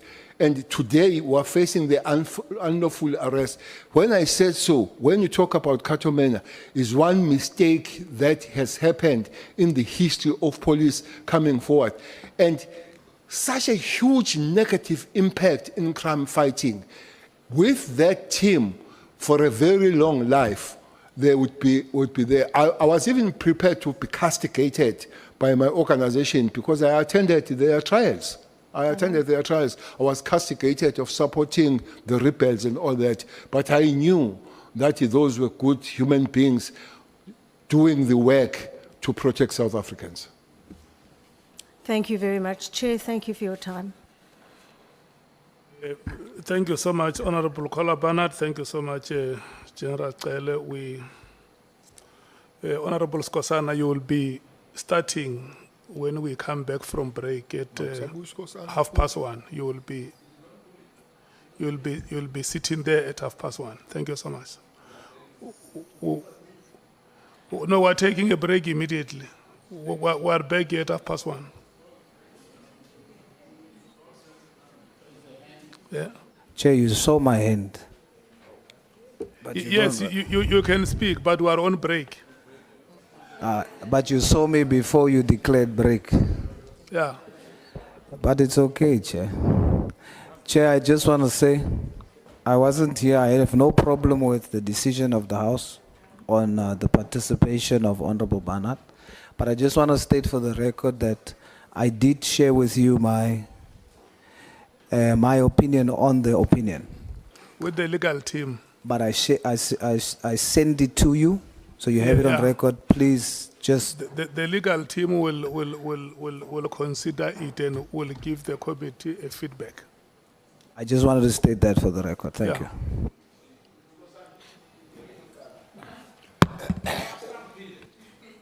Honorable members, SC break has been announced. We are coming back at 1:30. Yes, yes.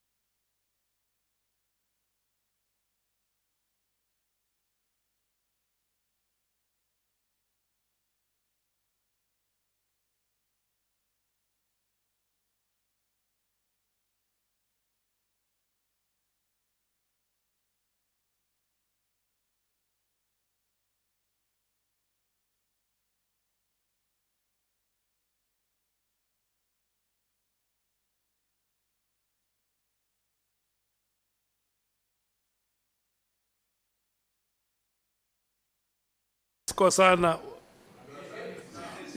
6 minutes of your time has run already. Welcome. No, it's fine. Welcome, honorable members. Just to put it on record here, honorable souls, the legal team has received your submission, and then it will be presented in the committee meeting. Honorable Skosana, welcome and those. Thank you so much.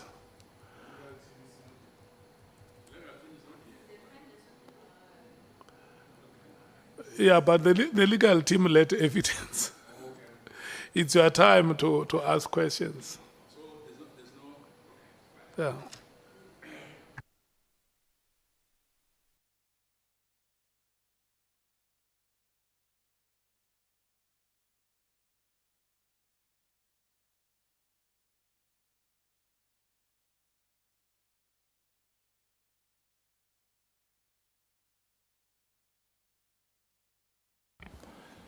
Thank you, Chair. It will be until 14:38, Honorable Skosana. Thank you very, very much. No, I'm going to leave it for Shongwe to finish up.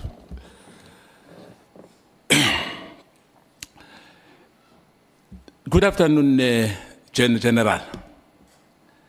Good afternoon, honorable member. Ngizokuthoma ngesikhethu in my first 20 minutes. In fact, ngesikhuwa, then ngizagcina ngesikhethu. Now, the issue about, you spoke highly about Bheki Cele, that he amalgamated the former TBV state and the other police service, self-independent, you know, and SAP during those years. I just want to say, let me put it to you, that your assertion is wrong, is incorrect. One, the amalgamation of the police service was started by Johan van der Merwe in 1994. His contract ended in 1995. In 1995, President Mandela appointed George Fivers. Fortunately, I was among the staff of the safety and security in Mpumalanga. I was seconded from Department of Finance, and we were a supporting staff when these agencies were amalgamated. So George Fivers was the first person to be appointed to lead an amalgamated police service in this country. It's not Bheki Cele. Do you agree with me on that? Well, I don't agree with you on that. Fivers started, but in the middle of it and finishing it, it was Bheki Cele. But Fivers did start. No. Minister, I said Johan van der Merwe in 1994 started the process. There was Zwane from Gangwane, there was Brigadier Tubane from Gondebele, there was Selsfontein, who was the, yeah, but I just wanted to put the matter straight that George Fivers is the one who led the police, which was amalgamated in this country. It did not finish. A person that took it from the middle body and finished it was Bheki Cele. And I agree with you that Fivers was at the beginning of the matter. Yeah, what I'm saying, Fivers was the first to lead the amalgamated force in this country. Yes, but did not finalize the thing. The bigger portion then was done by Bheki Cele when Fivers indeed did start the matter. So are you disputing that Fivers was leading an amalgamated police force in the country? When he was a national commissioner, he led. Yes. And then Bheki was a national commissioner, he led. No. What? Angithi so, Minister. George Fivers, waba umuntu wokuthoma our leader, one police service in this country. We are former. When was the police service finalized in this country? No, but ubuza umbuzo omunye phezu komunye. No, izokusiza. No, mina. George Fivers did not lead one police service in this country. Okay, let's put it on record. As a matter of fact, I'm saying that George Fivers was the first person to lead an amalgamated police service in this country. And you say I'm wrong. I agree that you are wrong. Okay, thank you. Remember, we are under oath. And number two, you speak highly or you speak bad about some of your colleagues you worked with. Did you say I speak bad? Yes. Okay. I'm saying, generally, in this sense, you said that Ria Pieja was a disaster. He messed up the police service. Am I right? I stand by that statement. And you said that, may his soul rest in peace. Natim Tetwa as well. I did not say no. May his soul rest in peace. No. I'm talking about Nati. I've passed the issue of Ria Pieja. Okay.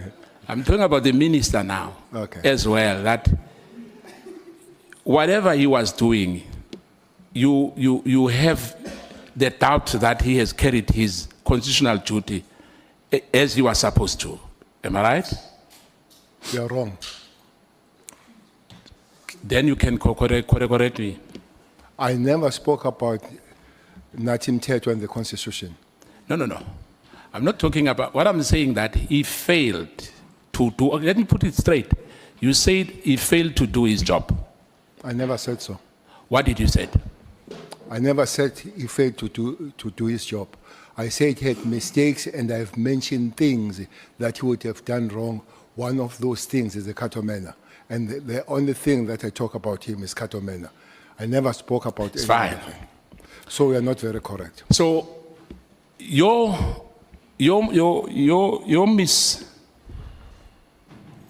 misfortune as well, or your mistakes. Do you have any mistake which you perhaps, when you were still a national commissioner, or when you're still a national, when you are a minister and a national commissioner, do you have regrets? No. No regrets? No. Were you perfect? No. Let me come to this as well.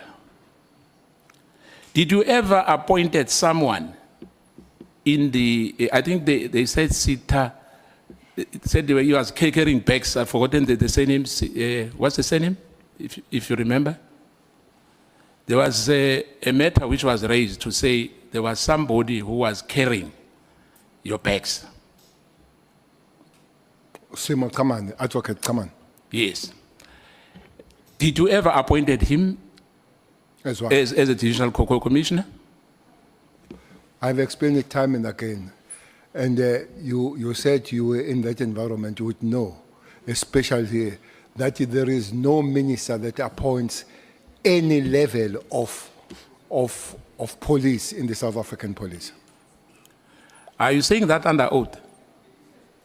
Don't threaten me about No, oath. I'm not threatening you. I just want to find out, because we have done that, Minister. When I'm asking that under oath?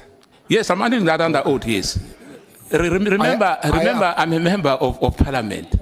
I've been in Parliament far long before than you. I know better Parliament than you. But if you say I'm under oath, it means you don't accept that I am under oath and I'm protected. Simo was appointed by the Minister of Police as a special advisor to the minister, but was appointed by the National Commissioner as a legal person heading legal in the South African Police. Minister, let me put this thing to you once again. My question is simple. Have you ever appointed a divisional commissioner, you as a minister? I've answered that no. You've never done that? No. And let me put it to you, and I guess the scribes are writing this down. You've done so. That has never been done. No, it's fine. Anyway, remember, we still have to, I'll bring proof of that, Minister. Okay. That you've done that. Bring it. Now. And if you don't bring it? No, I'll bring it. I'll bring it. Anyway, I'm protected. Don't, you said you've got 40 years or so here. But I'm not threatening you, but I'm telling you that you have appointed a divisional commissioner yourself, not a national commissioner, as a minister. You said the minister doesn't do that, but we have done that. But let's start now again. Let me put it to you again, Minister. Can I respond before you put? You can. Honorable member,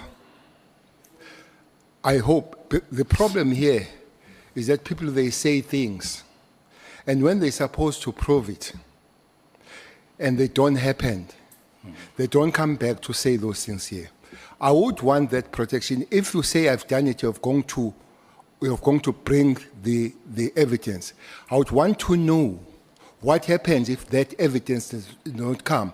We are not going to hide behind the situation that says you are protected. So we're not going to be painted. It's a law, and unfortunately, I'm protected. You can't do anything about it. Am I allowed to answer when I'm asked? Yes.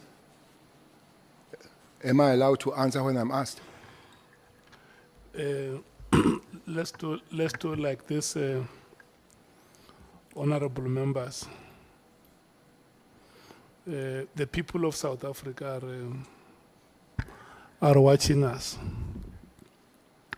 and they want to see the best out of us. I just want to request both of you to tone down.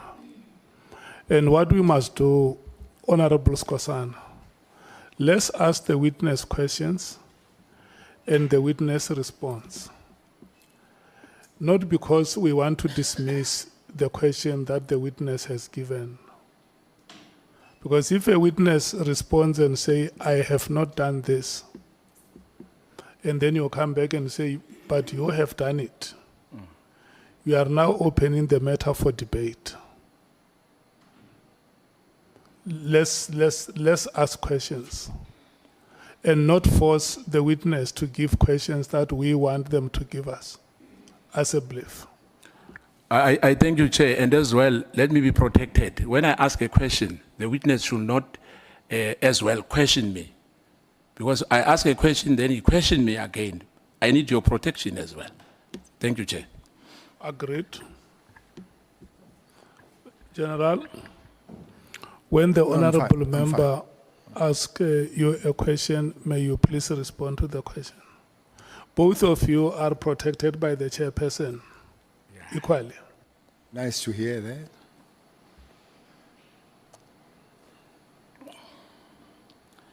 General, do you remember that you came to Mpumalanga in Mkondo? Do you remember that? Many times. In 2018. Many times. You promised the people there was political killings. You remember? I promised them political killings. No. I'm saying there was political killings. Oh, I thought you said I promised them political No. Okay. I'm saying I was still, as I said, if you can wait for me, General. You came to Mpumalanga, Mkondo, and you promised the people of Mpumalanga that those who have killed those councillors will be arrested in 4 days. Do you remember that? I don't remember 4 days. I remember saying they'll be arrested. Was anyone arrested there? I don't know. Do you know Alpha? No. I know Omega. Omega, that's how you promised that those people will be arrested within 4 days. Okay. And unfortunately for you, because you say you don't remember, the killings continue. 2 councillors after you've left were killed. I'm sorry to hear that. Do you have any relationship with then, at that time, with the mayor of that area in Mkondo? Who was the mayor? Vusmota. No, I have no relationship with him. You never spoken to him over the phone or have had a meeting with him? I've spoken to him. What was discussed in that meeting? I can't remember.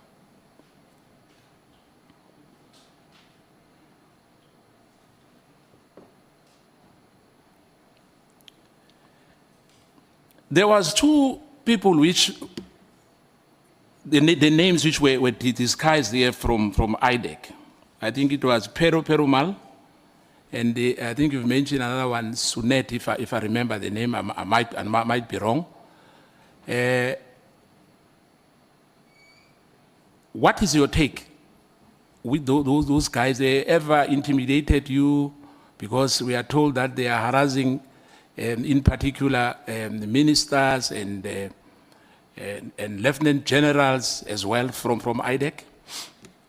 I spoke with one name, not 2. I'm sorry? I spoke about one name, not 2. Whose name was that? I said either Peruman or Patayache. Padiache, yes. Yeah, okay. Is it one person? Perumal Padiache? That's why I'm saying Patayache or Peruman. I can't remember, but one of those names is his name. In your understanding, what was the role of ID and the investigation matters in terms of jurisdiction? ID or IDEC? No, ID at that time, before they were IDEC. What was their duty was to investigate the crimes, especially the COVID-19 crimes. And state capture?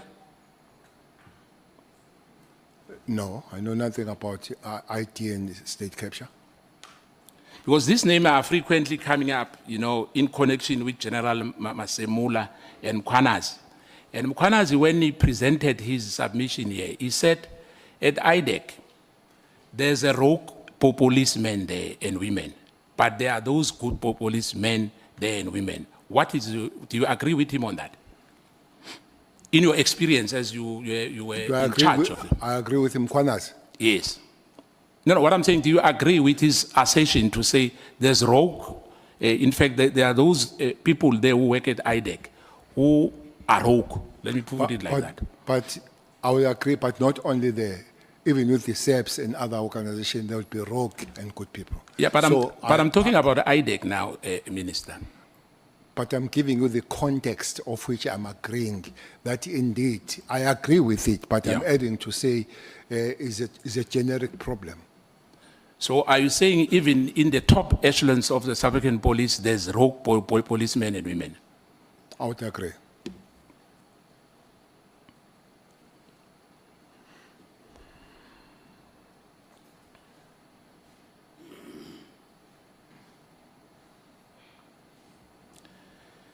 We have found that the real reason why the illegal disbandment of the PKTT, it was to protect the funders. The way you said, you spoken to Vus Matala, or Ket Matala. Yeah, real name Ket Matala. For the first time you said you met him in Beverly Hills, am I right? Beverly Hills Hotel? Yes. That was for the first time? Yes. That was in December, am I right? Yes. Then in January, you went to Pretoria. Yes. And then he gave you his penthouse. Yes. He gave you security. No. You're not secured. As even now, I don't have security. Yeah, I remember you cried some time ago to say you are not safe, and we understand that. Without tears. Now, you met him for the first time. He's offering you a room. You agree without any hesitation because you are no longer a minister. That's what you said, am I right? You are free to do anything you want. No, I'm not free to do anything I want. There is no human being allowed to do anything that he or she wants. Yeah, I thought when you say we are free, we are no longer accountable to anyone. I thought you said so. On that particular matter, Honorable Member, not generically that as a human being you can do whatever you want. Yeah, because my follow-up question will be, if I heard you well, is that you can associate with criminals. There's no problem because we are free. Associate, maybe I don't understand the word associate. I can't associate with criminals, but I still can get the information and be briefed and hear and be phoned by those people that give information, even if they're in the criminal world. So your relationship with Vus, in a way, for him to for you to meet him, what was the purpose? The meeting was arranged by Mabonga. Yes. What was for? Mabonga didn't tell me that I'll be meeting Vusi. I saw Vusi as I came with Mabonga. So I was meeting Mabonga and he came with Vusi. So he only disclosed when when Kate was there. When I saw him, correct. And you were comfortable to help him. I didn't even know him. Yeah, but what I'm saying, were you comfortable after he told you what was the meeting all about? I mean, Kate. And I got interested. I was comfortable interested because he spoke about my name, that my name, if somebody has spoken about it somewhere.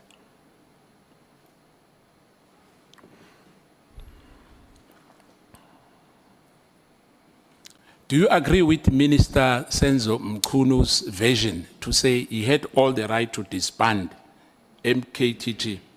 No, I don't agree with that.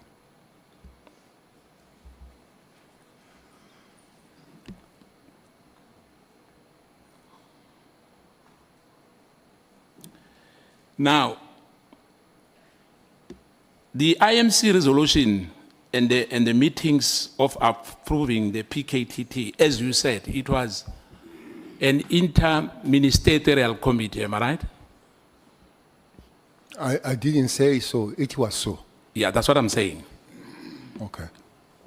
That's what I'm saying. That I want you to agree with me on that, to say I'm not missing the point.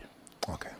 Now, when he decided, as you know now, Who is on record, Senzo, Okay. Mkunu, the minister, did not consult anybody. And I think that's what you said to us, to say there was a ministries. There was a minister of correctional service, there was a minister of justice, etc., etc. And those were not consulted at all. I think his statement says so, again, that he did not consult. Now, so we agree that the minister was completely wrong. To do what? To do what he did, to disband. Disband, yes. Yeah. Thank you.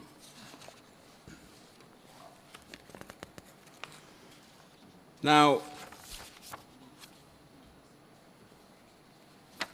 there's, you call him Mary, if I remember, Professor Mary. Dihas. He says that... She. Yeah, she. She says that you are a disgraced minister. Do you agree with that? I don't agree with that. Yeah, I'm just saying, I'm just reading what he wrote here. I don't agree with it. You don't agree with that? And you said you don't recognize Patricia Machale, if I remember well. I don't recognize or remember her.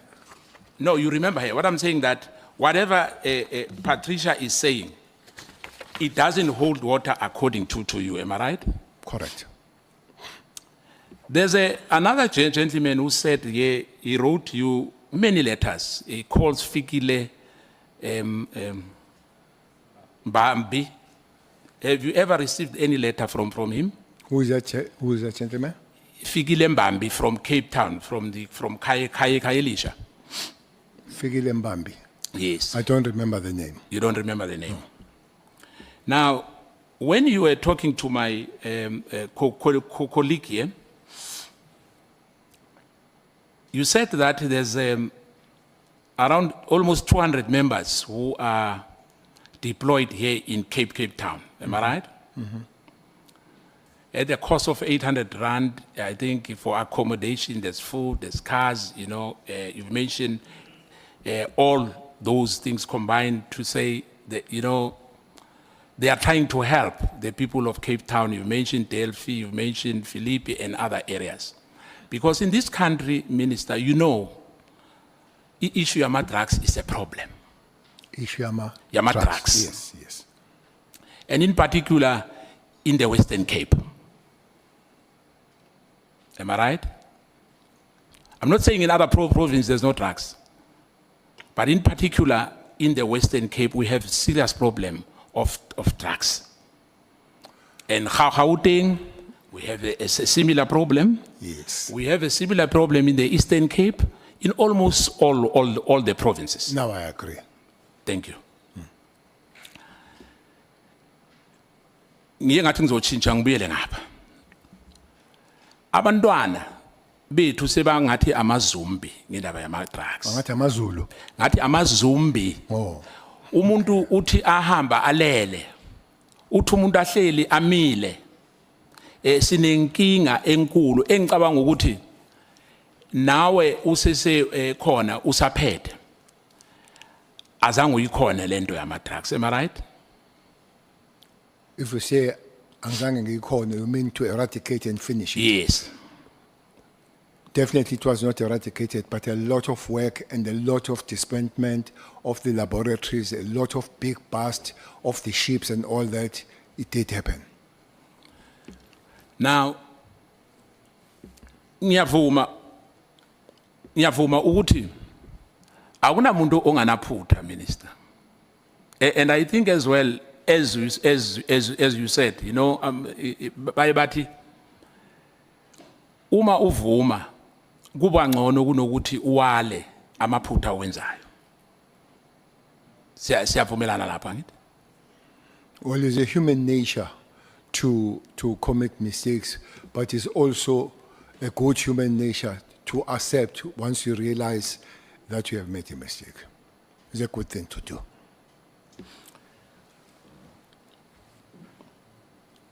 Ngiyacabanga ukuthi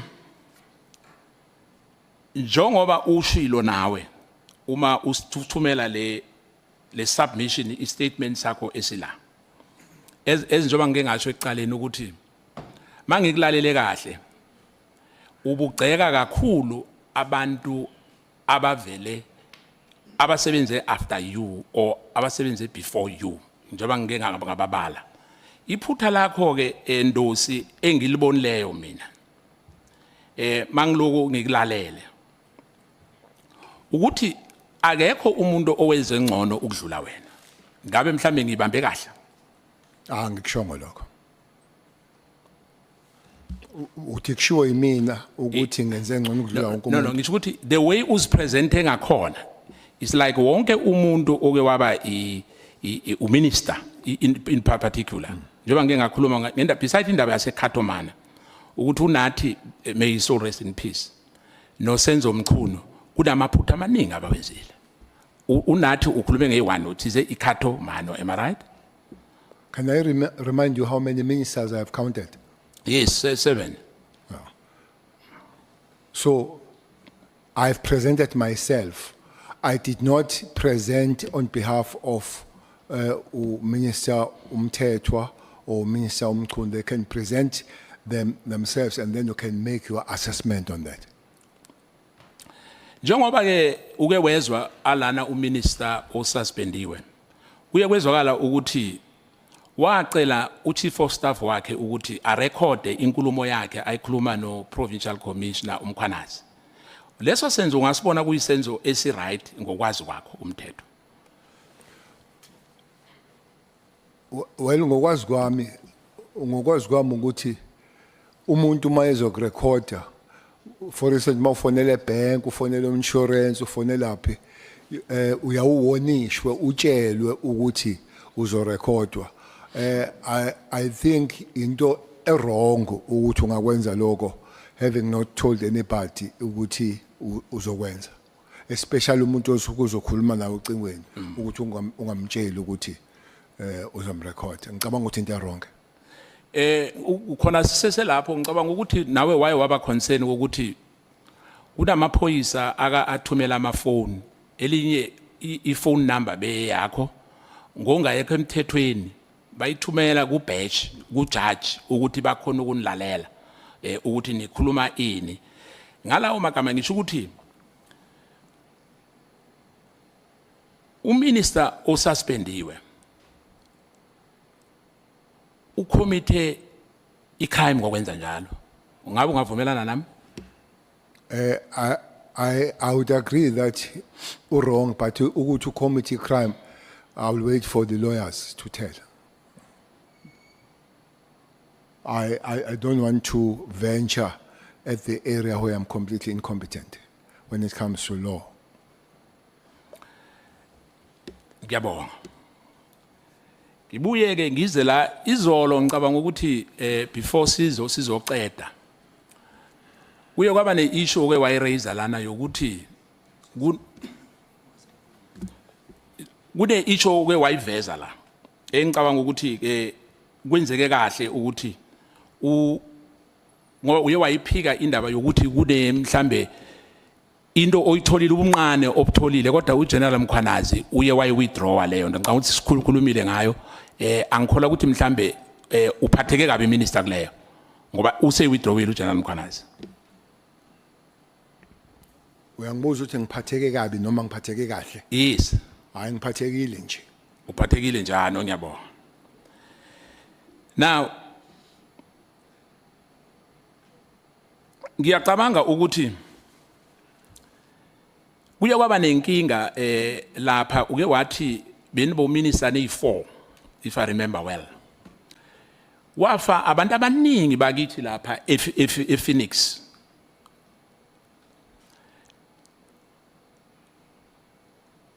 Ngabe kukhona ongasitshela kona ukuthi kuyakwanelisa imphumela omhlambe ama arrest enzekile after what happened lapha ePhoenix? Noma ngazi manje honorable member ukuthi hamba kanjani amacala kodwa baningi abantu ababoshwa. There was a special team under Bheki Cele that was working there. And the last time I checked, there were about 12 people that were arrested there. But I don't know the status of the cases at the present moment. Bayakuhlupha. Bangihluphi. Ngoba isizwe asijabulanga ngento le eyenzeke lapha ePhoenix and babona ngathi umthetho awukho ngathi le ndaba ayikhulunyiswa akunamuntu okhuluma ngayo yaphela nje kanjalo kibo bonke abantu abake bafika la ngifaka nawe ngaphakathi ngizwile ukukhuluma iconcern yakho ngeCato Ridge kuphela but iissue yase Phoenix hence ngikubuza yona ukuthi iyagculisa ngendlela yahamba ngakhona na angase ngikhulume nje ngeCato Ridge. No, I'm talking not Cato Ridge, le okhuluma ngayo. Cato what? Cato Mano. Oh, okay. Yes. Ukuthi kuyakhulunywa ngayo, kuyakhulunywa nangezinye, kodwa le yase Phoenix ngathi akunamuntu ufuna ukuyibamba. No, umbuzo honorable member ngeCato Phoenix. I said last time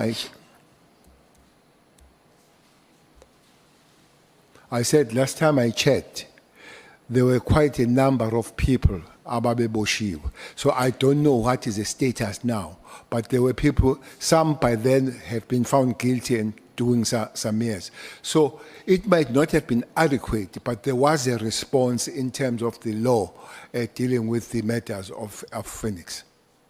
Honorable Nomvalo. Yeah, thank you, Chair.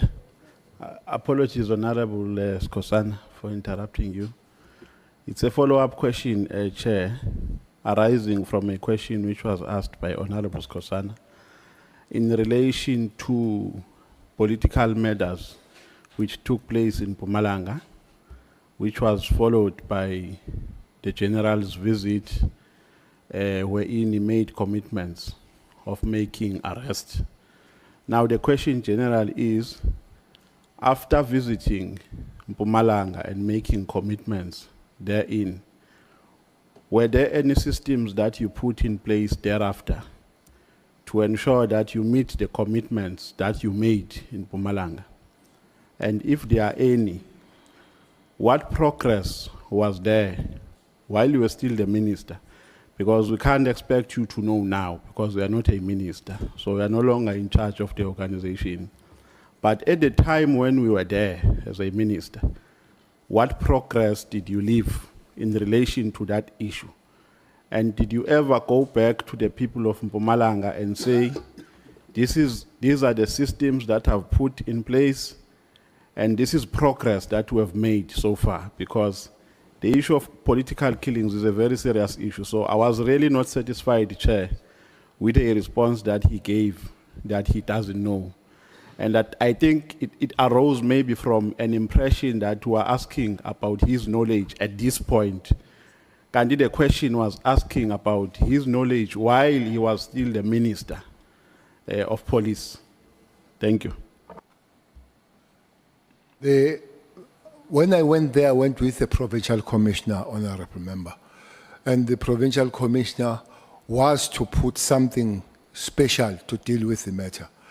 Well, Mpumalanga people will tell you that what has happened to the provincial commissioner himself is part of the problem that we are facing. It started there after that.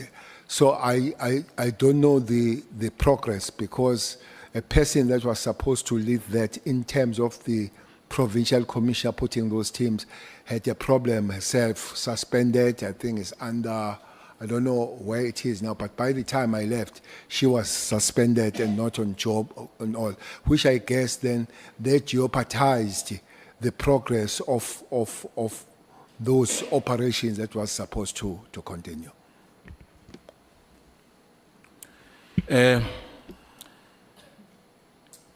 Ngiyacabanga ukuthi angigculisekanga ke ngendlela ophendule ngayo, kodwa ke ngizochubeka ngoba lesithembiso wazenza njengesithembiso owasenza masikhuluma ngeissue yakaSenzo Meyiwa killing.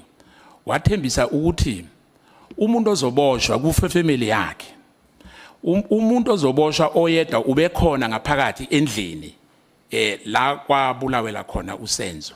But up to today akunamuntu ophuma lapha endlini oboshiwe. Ngabe ngiright lapha? Wrong. Ukhona oseboshiwe?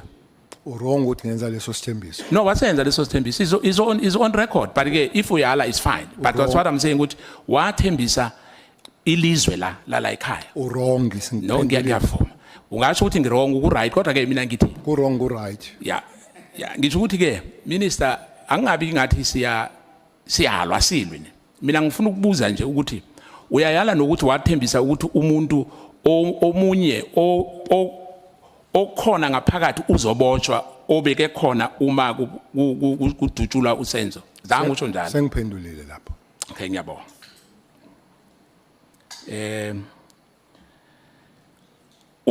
Uma ubheka njengoba kukhulunywe ngeissue yokuthi uMatlala might have been the one uminister umchunu obefuna afande i-presidential ambition yakhe or u-deputy or u-president in the next coming ANC conference.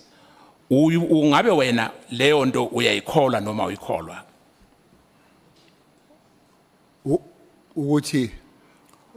Ukuthi lempi ekhona engaka esiphoyiseni abanye bazokhuluma ngokuthi hence kwakhanselwa necontract yakaMatlala is because something went very wrong kule meeting efanele ibe khona phakathi kwakhe eyenzeka phakathi kwakhe noMukhosi oDawumazi uBrown Mkhotsi. Ngoba after that kwakhanselwa icontract yakaMatlala. Mhlambe ungabe ngokunye ngokucabanga kwakho ukuthi this functional battle noma nje into eyenzeka ngoba fanele yenzeka? I think Lama battle started before the cancellation.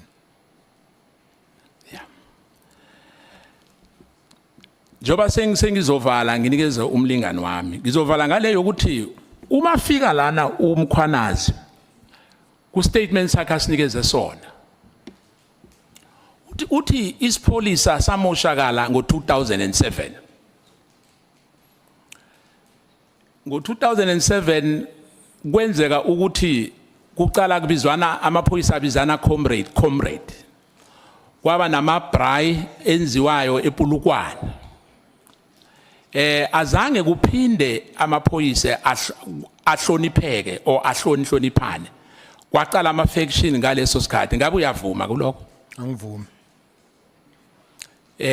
Uthi akuqala ngaleso sikhathi. Ngabe kuqale nini ukuliwa esiphoyiseni i-top management?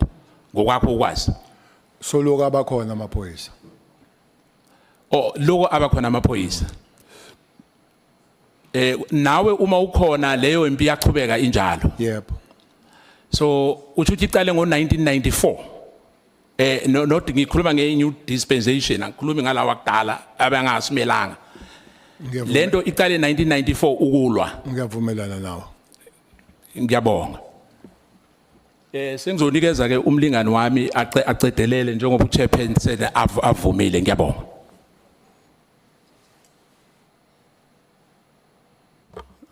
Can we speak, Chair? You can pass to another person, Chair. As the MK party, we have exhausted all our questions. We don't want to speak for the sake of speaking. I'm giving you a standing ovation today.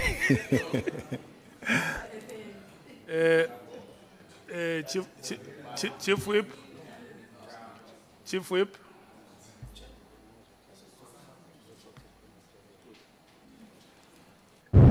Oh, no. Thanks, Chair. Thanks a lot, General. Good afternoon. I know that many questions have been asked and answered, so I shouldn't be that long. And I'm going to try and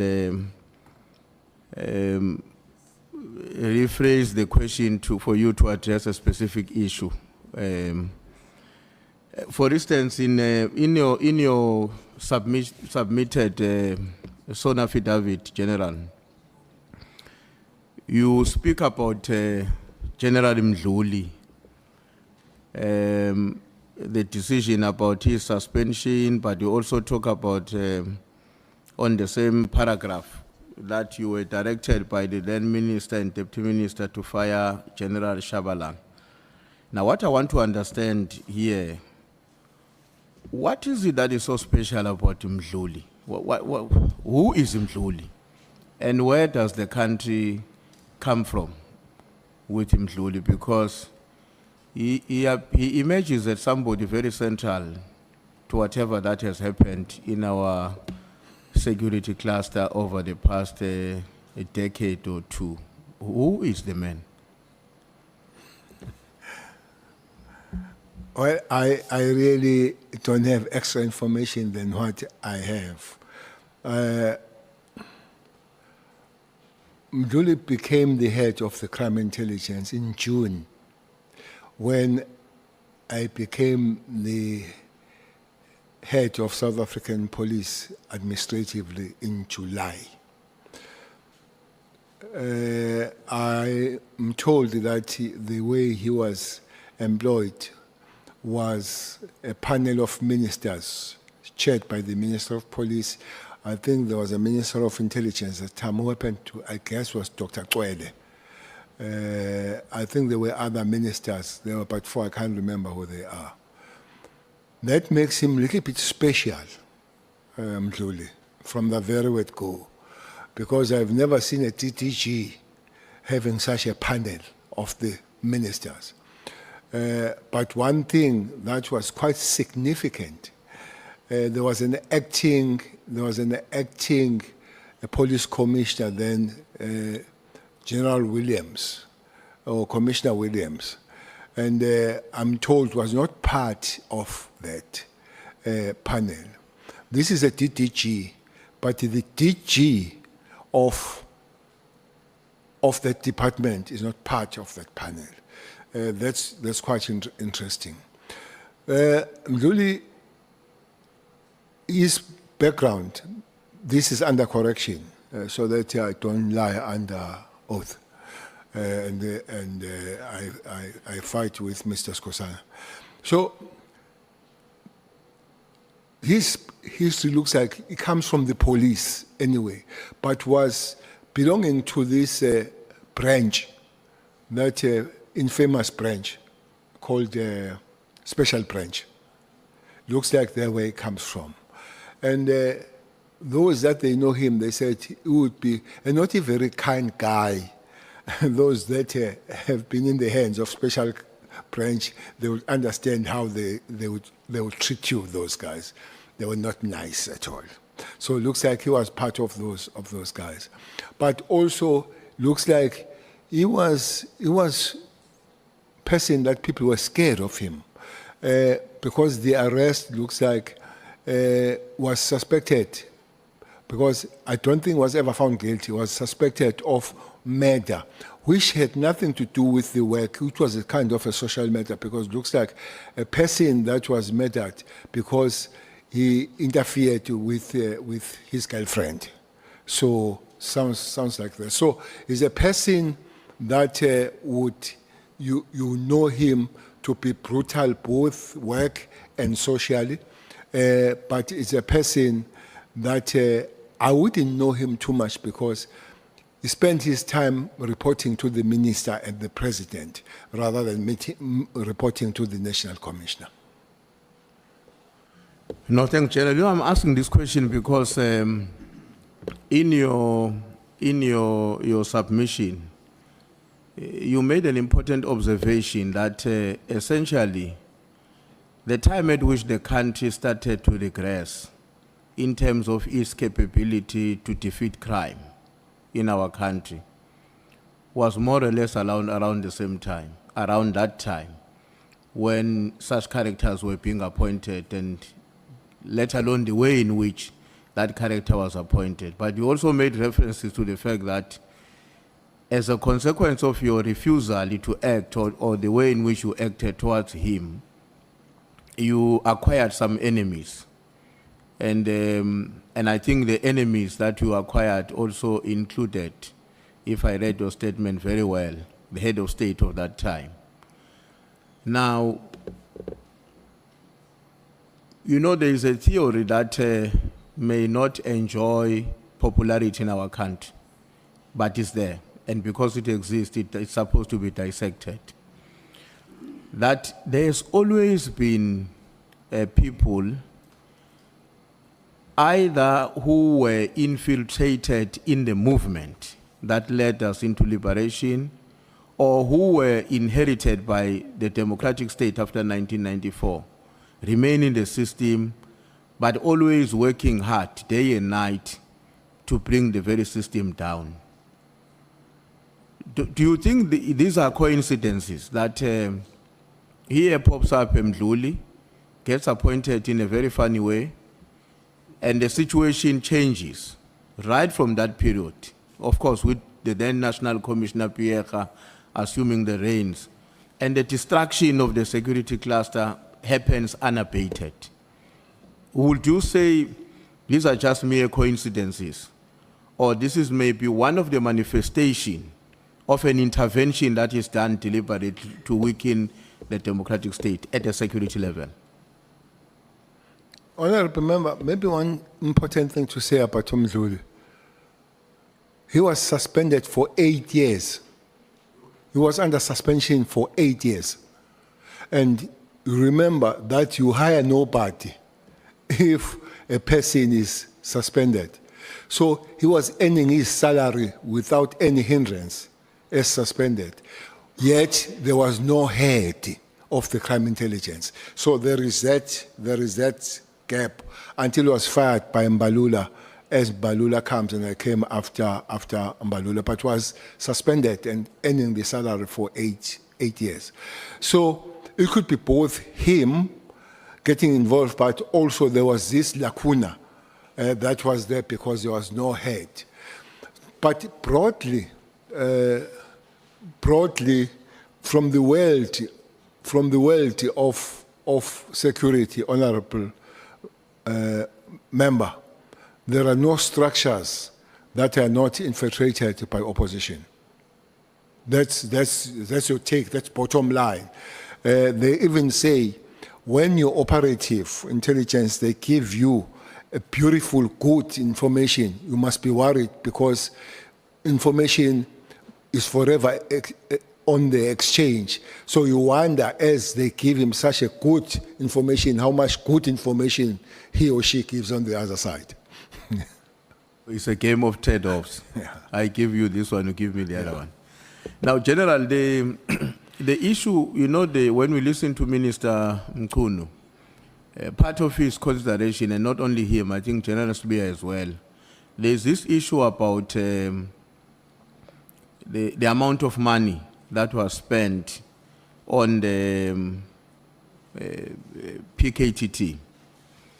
I know you said earlier on that's not a terrain that you would have been directly involved. And I remember Minister Mkunu saying that we may have to ask the AG or somebody else to conduct an audit. But where I want to get an understanding from you, was there ever any moment where a focused discussion during your tenure takes place with regard to the impact on the finances of SAPS of the work of the PKTT? Was there ever any, and if there was, including maybe possible abuse that may involve the S&T or the overtime? So was there any focused discussion on the matter? And if there was, any actions were taken maybe to mitigate the possibility of the system being exploited?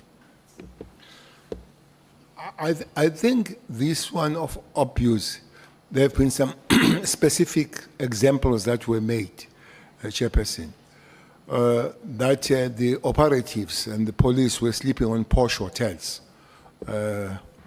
They've mentioned one.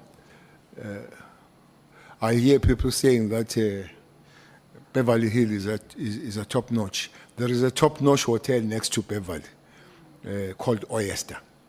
Oyster Box. That is a really top-notch. That's a really top-notch something. So there is an accusation. There is an accusation that we're sleeping there. I don't have that information that there are police that slept there at the Oyster Box. I don't know where they were sleeping. What I know is that they would have found the accommodation from the hotels or those places that they would have slept to. But I am under correction. For me, there would be no reason for the police to be sent to sleep at the Oyster Box, which I think Mamumeri speaks on it, that they were sleeping there at Oyster Box. But if they were sleeping in the hotels, let's say minus Oyster Box, is not something that will be awkward and be based only in KZN, honorable member. There is a hotel here, as you drive, near, is it the Mountain View? Is Tape View? There's a place called Tape View here in Cape Town. There is a hotel that is on the water, there's on the sea. The South African police of Operation Thunder were living there. As you sleep, the waves are almost on your room in that hotel. So then it could not be the problem then of PKTT. So it could be the generic problem that we'll have to work on. So for me, my argument would not then, if that is your consideration, you would have dealt with one unit and let others sleep on the sea. Now, General, you made some observations about. Sorry, Chair. Honorable Malem. I just want to ask General to remind us, Richard Mdluli, when he was arrested, was he not with another police officer called Kimba or Killer? Yes. what was Killer's role in the police at that time? What was his? Yeah, what was his role? Was he also in the He's crime a- intelligence? He's a crime intelligence. He's still there. He's still in the police. Has he not gone to Ikuruleni to work in the Ikuruleni there from Zwandile? Why umbuza into oyaziyo? So I think he did go to Ugruleni, but I think he did come back to the CI. Yes, he did work for Ugruleni. You may proceed, Chief. Yeah. No, thanks, Chair. I mean, General, I just want to ask if you have any suggestions that you would like to leave with us, because you raise a concern about, and you identified it as a major problem confronting the police, the issue of, for a lack of a better word, I think you refer to easy bail, people getting bail easily. Never mind that they've committed crime for which the police are convinced conviction can be secured. I don't remember whether you have made any proposals about what exactly should be done, if any, if you have thought about it. Actually, I would love to add on this thing of bail. There is another animal called parole. That's another big animal. Where people, I'm told, they are released on the good behavior in prison. And I don't know why you would have a good,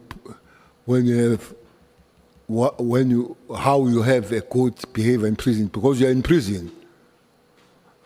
So you behave so because you're in prison. So we can get the numbers, but the numbers are quite bad of the repeat offenders of the parolees.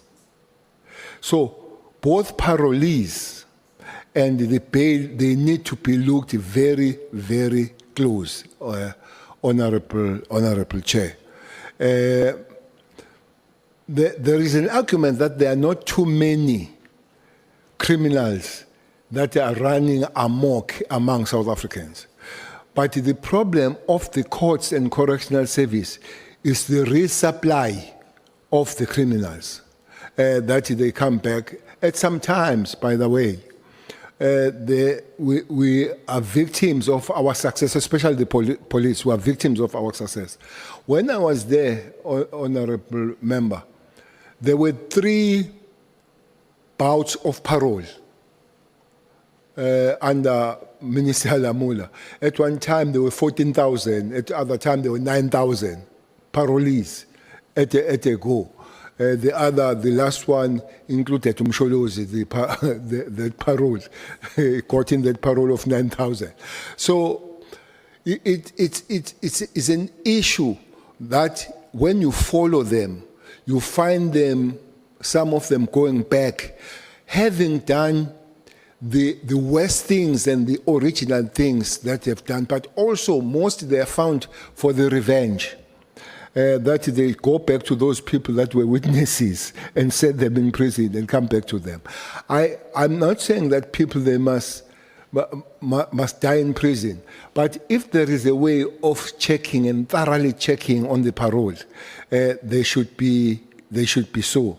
But when it comes to bail, I think the laws are there. There is this Schedule 6. If I'm not mistaken, the lawyers will help you. I'm told that the Schedule 6, you don't get the bail, especially if you're second Schedule 6 and all that kind of thing. So there are the laws that are there. But one thing that keeps cropping up with the bail is corruption. I don't know if the members are aware of the fire that is burning around the Judge Letwaba with a bail of Mlefe, that the Judge Letwaba was given 2.5 million to grant that bail. So there is that the magistrates are not very sympathetic to the work of the police. So if we can enhance those laws, let's do. But the laws are there. I hope people, that are there to implement those laws can do the best.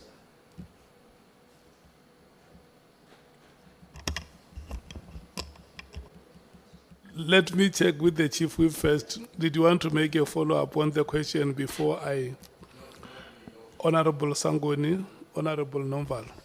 Thank you very much, Chairperson. No, I think we've heard you, General, on the bail. I suspect that the Chief Whip is also looking forward now to also our report. Beyond bail, are you seeing any legislative or institutional reforms that you think this Parliament should be considering to strengthen the police service, given your experience in there? Of the bail or policy in general? Not bail, beyond the bail issue, which is one matter. All of these challenges that Honorable Nduli was asking about, that you've spoken at length over the last 2 days, is there anything that you think from a law perspective or an institutional reform perspective we should be considering? Chairperson, I've said this time and again, or I heard Mkwanazi talking about it here. I said this is a good learner. I've said it time and again. Sometimes I think those that I belong with them in the organization, they'll think I'm a rebel on it. We created the situation where victims are treated worse than the perpetrators. Perpetrators in South Africa are having it nice. And the victims are thrown under the bus by the system. Most of your kids here, they are at school, private school, you have houses, you have cars and all that. If one of you are shot and killed, that killer will be taken to police station. The first thing that will do will complain about cold water. Want a hot water. That's the first thing that I can't use cold water here. I want a hot water. And indeed, you run around like a headless chicken getting hot water for him. The second one will say, I don't eat this, I eat this. When he's sick, most of them are taken to private hospitals where they have never been. Go there. When they're sentenced, they sit with TV and they watch everything and still go enjoy their medication and all that. When they stay longer, they study until we have just been given the numbers of those that will be writing matric, and others, they come out with PhDs and all that. Where are the kids of the father that was shot by that person? Nobody knows. We have the track record and the follow-up of a perpetrator until gets the parole. But we don't know about the kids that as their father dies, they are taken out of their private school because they can't pay. Their cars is repossessed, their house is repossessed, and kids, we call them paras.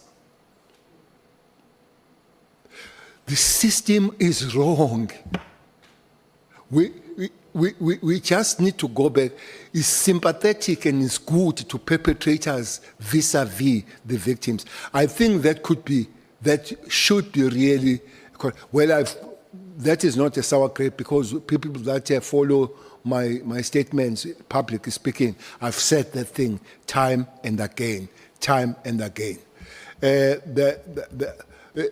The police die young, maybe that's why we have subset and all that kind of thing. Even that, by the way, Honorable Malema, it's fun that we don't have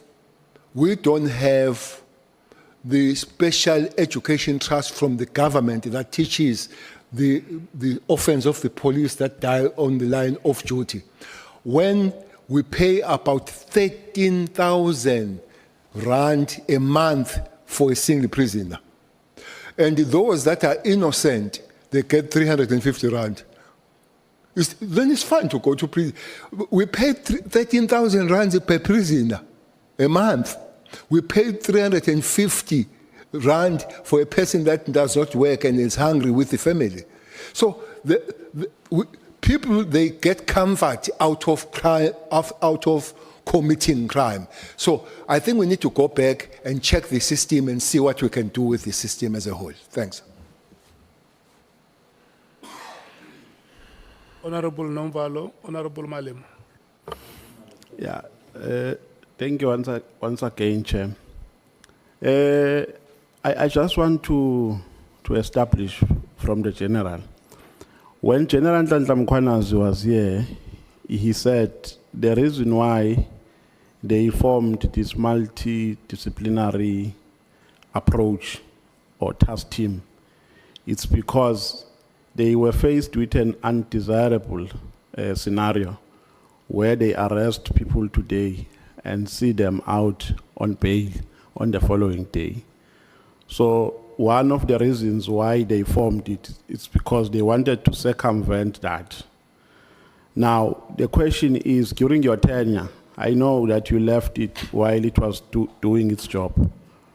Is that kind of formation able to diffuse this thing that you call an animal, this one of a bail? And from a genuine and objective perspective point of view, I agree with you as a person who has been practicing as an attorney for 10 years.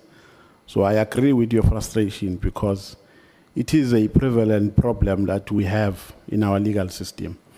But is this an ideal formation that we can advise even to task teams which are currently in existence to say, because we are dealing with critical issues and we don't want to open gaps and loopholes, we must make sure that we have a multidisciplinary approach that will have SAPS, NPA, so that there will be no possibility for frivolous bails that are issued to criminals who will come back and be dangerous to society. Thank you very much. We would term it a prosecutorial directed kind of investigations when they work together. Remember that in this task team initial, honorable member, there were this almost how many, 116 or 126 police with about 8 prosecutors working there. That did improve the situation. I think it's much better when the police investigators work together with the prosecutors. Mkhwanazi was correct, and the situation improved when the team was formed. And the other thing you're proposing is that we need to democratize that thing of hiring of DDGs, where a national commissioner just can't appoint a person alone.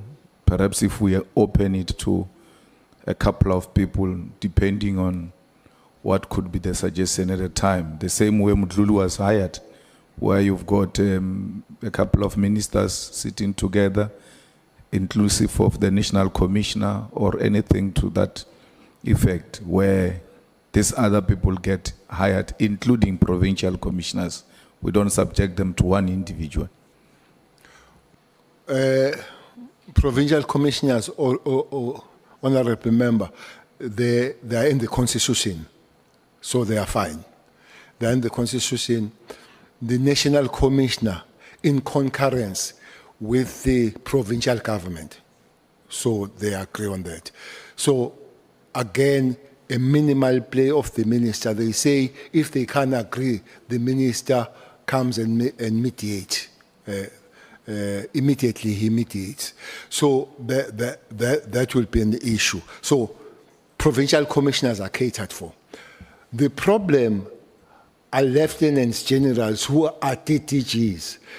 Honorable member, there is a way how DTGs are employed as we speak now. The DTGs, there will be a panel. I think the panel will be, I think DG will be 3 ministers and the DG from the other department. I think there will be 5 in panel, I forget the 5th one. But the DTG, it could be a minister of that department, and with the deputies of that department, and is a little bit junior. But it's happening. The call here is that even with the police, it must happen as it happened across the government. You don't need to come with the new methods. New method. Those methods exist. How they exclude police is a problem, because it's only you that would decide that I'm the TTG today. And indeed, you will keep reminding me, but by the way, you are TTG because I like it. So it is a problem. Thank you so much, Chief Whip. No, thanks, Chair. General, there was a long discussion here with Minister Mchuna about the appointment of a Chief of Staff. What has been your own practice in the appointment of your own Chief of Staff? Maybe if you can recall in the police, because that's the recent job you have left.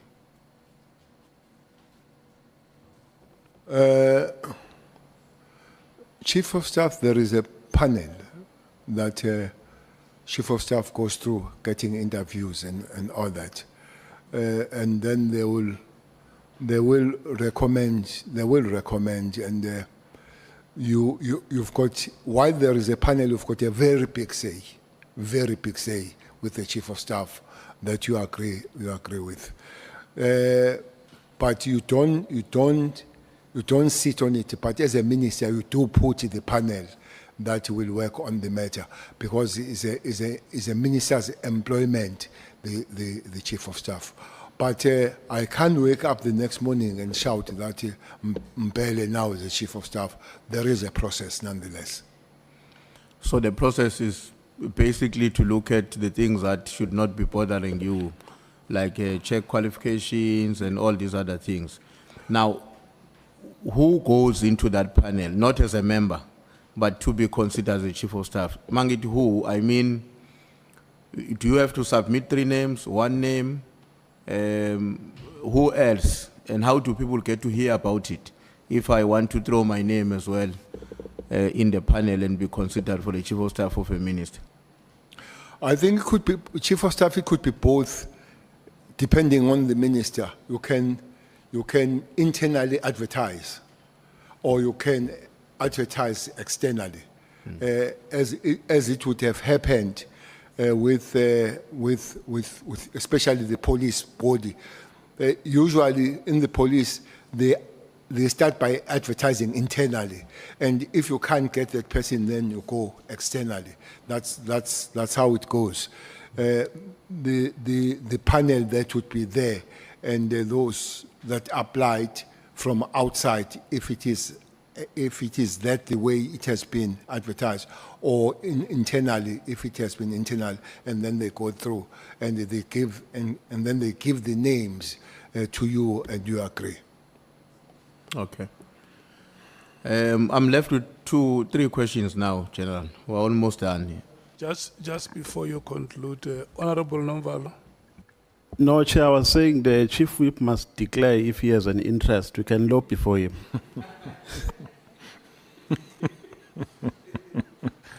Let's proceed, Chief.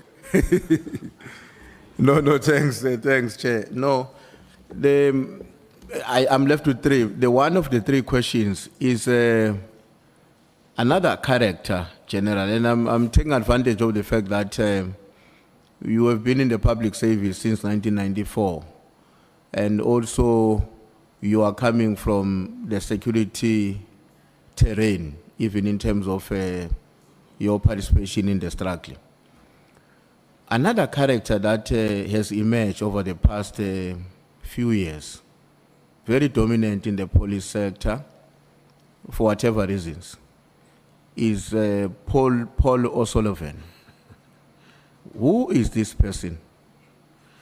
I thought you were going to say it's Mohose. No, that one is a newcomer.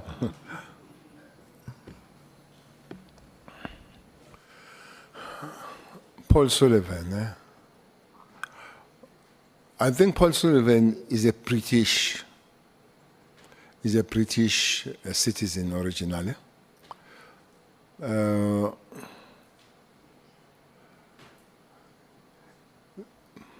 I don't know when he came in South Africa and all that kind of thing. Is one person that he plays big. So for some reason, I've never met him, but he really likes to talk about Cele. That's one person that speaks about Cele. One time was giving the history of Cele, when they were asking where it comes from, what is the history of Cele to be in this line of police. And he said, one time I was a metro police in Durban. He said I was a metro police in Durban. A metro police in Durban, their uniform is nice. By the way, they earn more money than the South African Police Service. The chiefs of metros earn more money than the National Commissioner. That's another thing. That's another awkward thing. That is why this city of Cape Town, where Honorable Cameron belongs, they've taken a lot of members of South African police to Metro, because Metro gives better remuneration than the South African police. Maybe those are things that at a certain given point we'll have to really look at them. Sullivan looks like he's like an octopus. I'm sure you know octopus. Octopus is almost all over and speak about everything, sometimes that he does not know anything about. But it does look like his insecurity. His benchmark life is Bheki Cele, that he took Bheki under. He had some form of security at the airport that Bheki cut off. I'm sure the path of taking Bheki under, it was quite several millions. There. Well, there would be information that it belongs to MI6 and all that kind of thing. But he is such a shady kind of a human being with a very little understanding of matters and very much big of himself. You know, I listened to him. Mkwanazi did say this thing here. I listened to him initially, Sullivan, when he says he was sent by the president to scan a person that was going to be a national commissioner. And he told him about Masimula, and the president went on to employ a wrong person.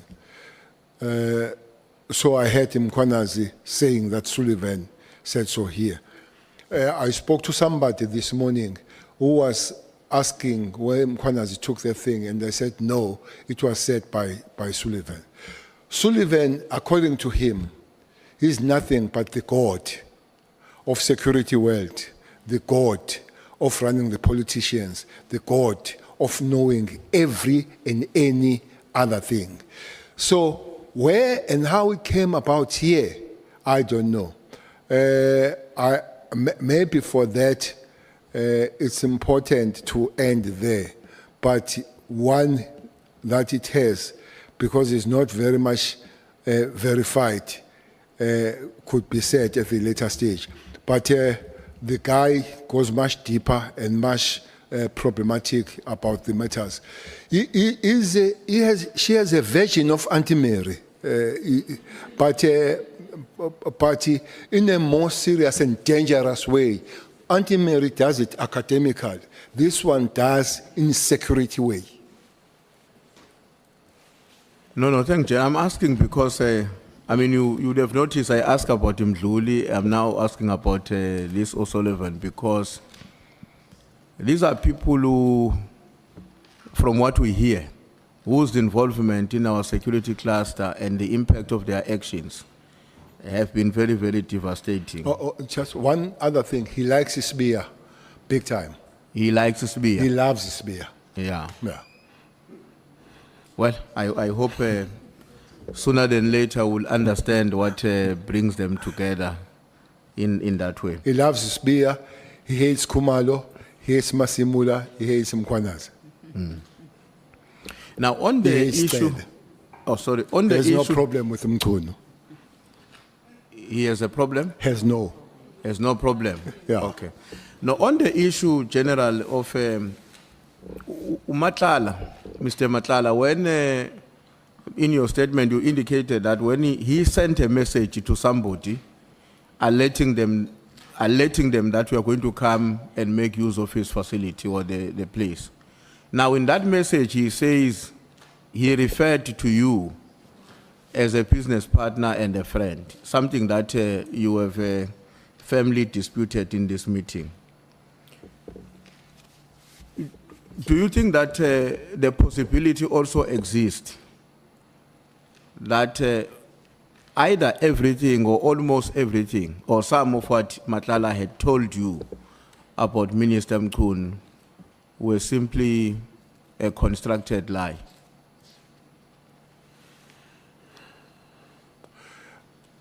The story told will be forever 50-50 whether truth or lies until it's verified. But my problem here is Matlala says I'll be arrested because of this document. He says, here is a document sent to me by Mkunu/Mohotsi. So that then gives me the understanding that is correspondence. You could go for the investigation and find that he got the document from somewhere. But if it's true that it was sent through Minister Mkunu/Mohotsi, they would have to explain, to say what was the role of that document playing in their correspondence, except saying, look at them. They are not clean as they are. I'm going to find them.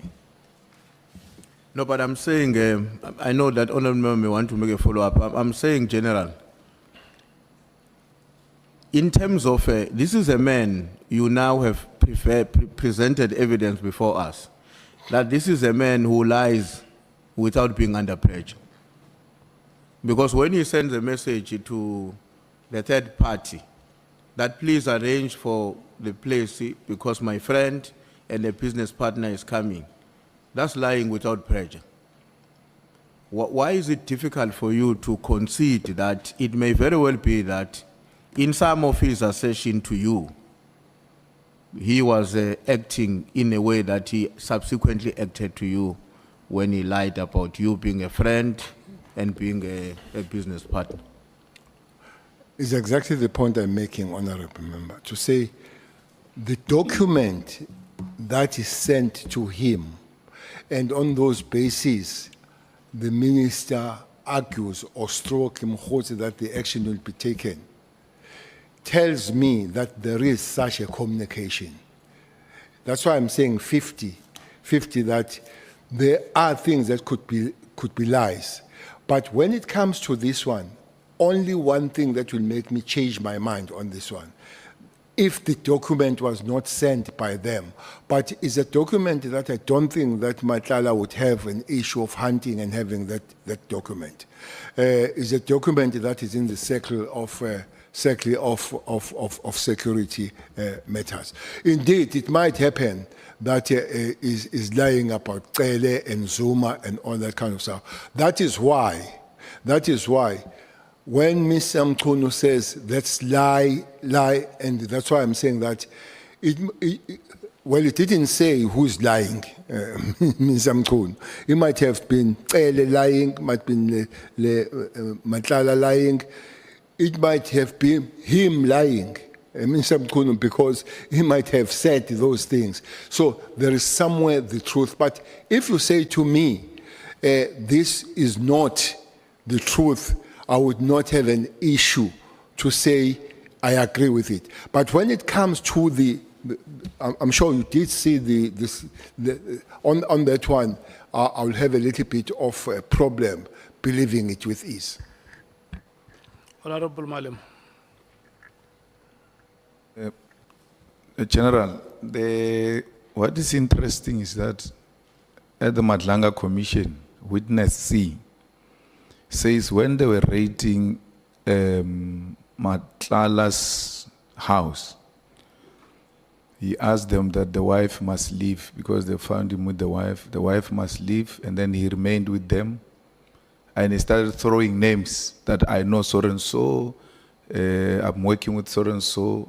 And coincidentally, he told them that I've got a relationship with Mkhunu and I'm going to see Mkhunu. We have got an appointment and all of that, which is what you told us that is what he told you, that he knows this person and they've got some working arrangement through Mkhotsi and all of that.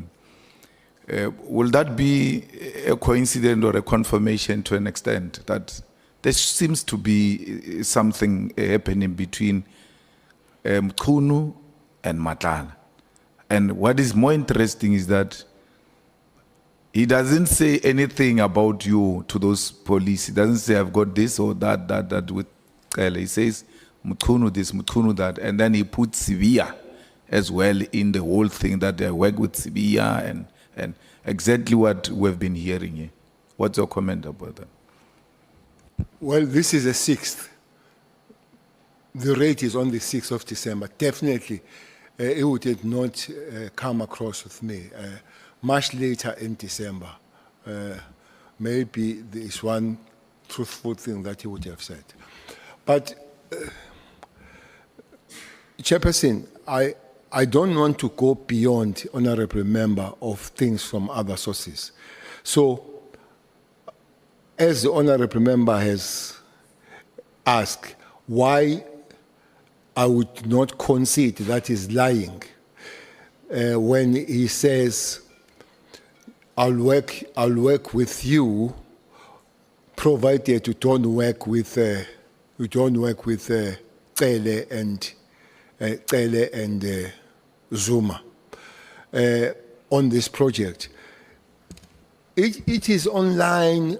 It is online of politics. That thing of working with you in the project of becoming a president or a deputy president. But as I've said, that I would concede if I'm convinced that it was lies. But for the fact that there are other sources that come with that, so we'll have to look at it much closer. It did tell me about the payment. It did tell me and showed me the payment of the team that were argued that it was paid on behalf of Mkhunu coming here, their flights, their hotels, and all that kind of thing. So I know. So maybe one person that we need to look at very closely here would be Mkhotsi. Mkhotsi, with those screenshots, was asking a lot of 12 rand, 7 rand, or I mean 12,000, 7,000 and all that. He was making a lot of collection on that. Did that arrive where it was meant for on behalf of the minister? Or, but as I agree with you, the name keeps cropping up, and that should be a worry.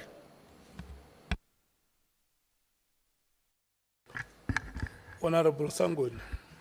Thank you, Chair. Not quickly, General, just on this thing that if we were to consider whether Mr. Matlala could have perhaps maybe lied, let's say, about him and the minister and Brown, did you not consider to ask him why he didn't go to Minister Mkhunu, who he has such a very good relationship with, and he's funding his presidential ambitions? Why didn't he go and report to Minister Mkhunu that Sibia is making him do what Sibia asked him to do, to lie? You didn't think to ask him that maybe, General? Well, Sbia was lying about Kumalo. Is that the understanding? That Sbia did not lie about the minister. He lied, he said Matala must write the affidavit against Kumalo. Then I don't know why the reason that he would go to, why he would go to minister to say that Sbia says I must lie. I think it was more of the police issue. Maybe that question would be why it didn't go to the national commissioner or other people. I don't know why, and I don't see the reason why it would go to the minister. I've got only one question now, but you see why I could not finish early, as I had committed to Honorable Matthias and others, because my questions are provoking further interventions. One last question. I hope, yeah. General, it's my last question. You know, Matlala, this character, Matlala, you made a very good point earlier on that, and maybe you were also answering that question jokingly when one of the members was saying something about you being associated with a character like that, and you made reference to the fact that you are a retiree, you are no longer a minister. If you were a minister, you were going to have to come back and declare in an event where you had made use of the facilities of that person. Now, and I think we all have understood that. But besides the fact that you are a retired Minister General, you are not a retired leader of our movement and our people. And me and you know that our movement has historically prided itself as a parliament of the people of South Africa because of not just itself, but also the conduct of its leaders. Don't you think that if you look at it now with the benefit of hindsight, that your association, in whatever kind it assumes, acquaintance, or there's a word that was used here, in whatever kind that it assumes, don't you think that it does have a negative impact on the standing of the African National Congress? And don't you think in the context like that, you are contributing indirectly in diminishing the standing of the African National Congress by being associated with such characters? Thanks, Chair. That was my last question. Chairperson, when I met Matlala, he was not arrested. I did not even know that he's a wanted for the things that are there. By the way, many of the leaders of Matlala, leaders of the movement, have been seen with Matlala. I hope you have seen his photo with the president. I hope you have, yeah. It's public, is there. And I guess many people would not know, and as I would not have known then, but I repeat of what I said. Taking what I know now, I would not behave as I behaved before I know who he is and what kind of a character.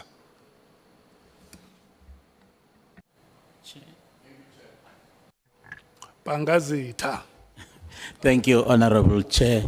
I'm actually prompted by the response of the General, because, you know, one would have actually expect that the General, having been the Minister, you know, would have some kind of access to intelligence, you know, information.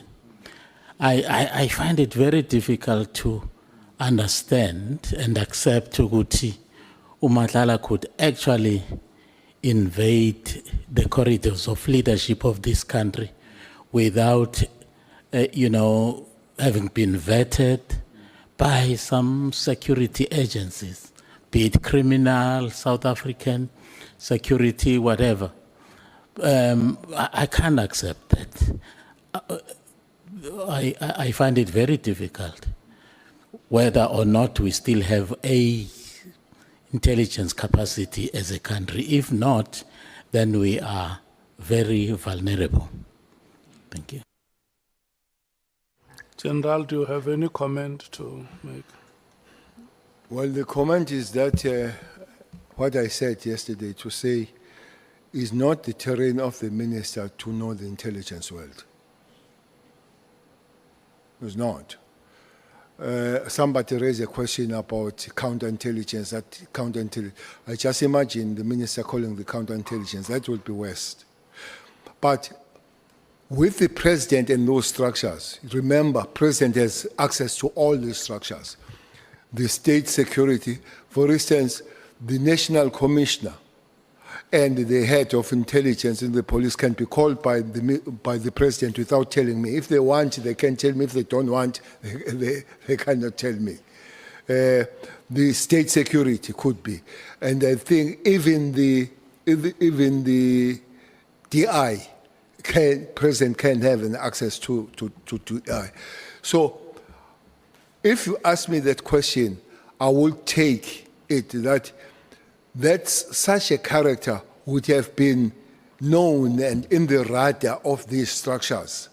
At a certain given point, having said, Mr. President, there is such issue with this person. Has that happened? I don't know. Maybe it has happened. Maybe it has been after some time. But there is one problem about photos. It's a serious problem. I'm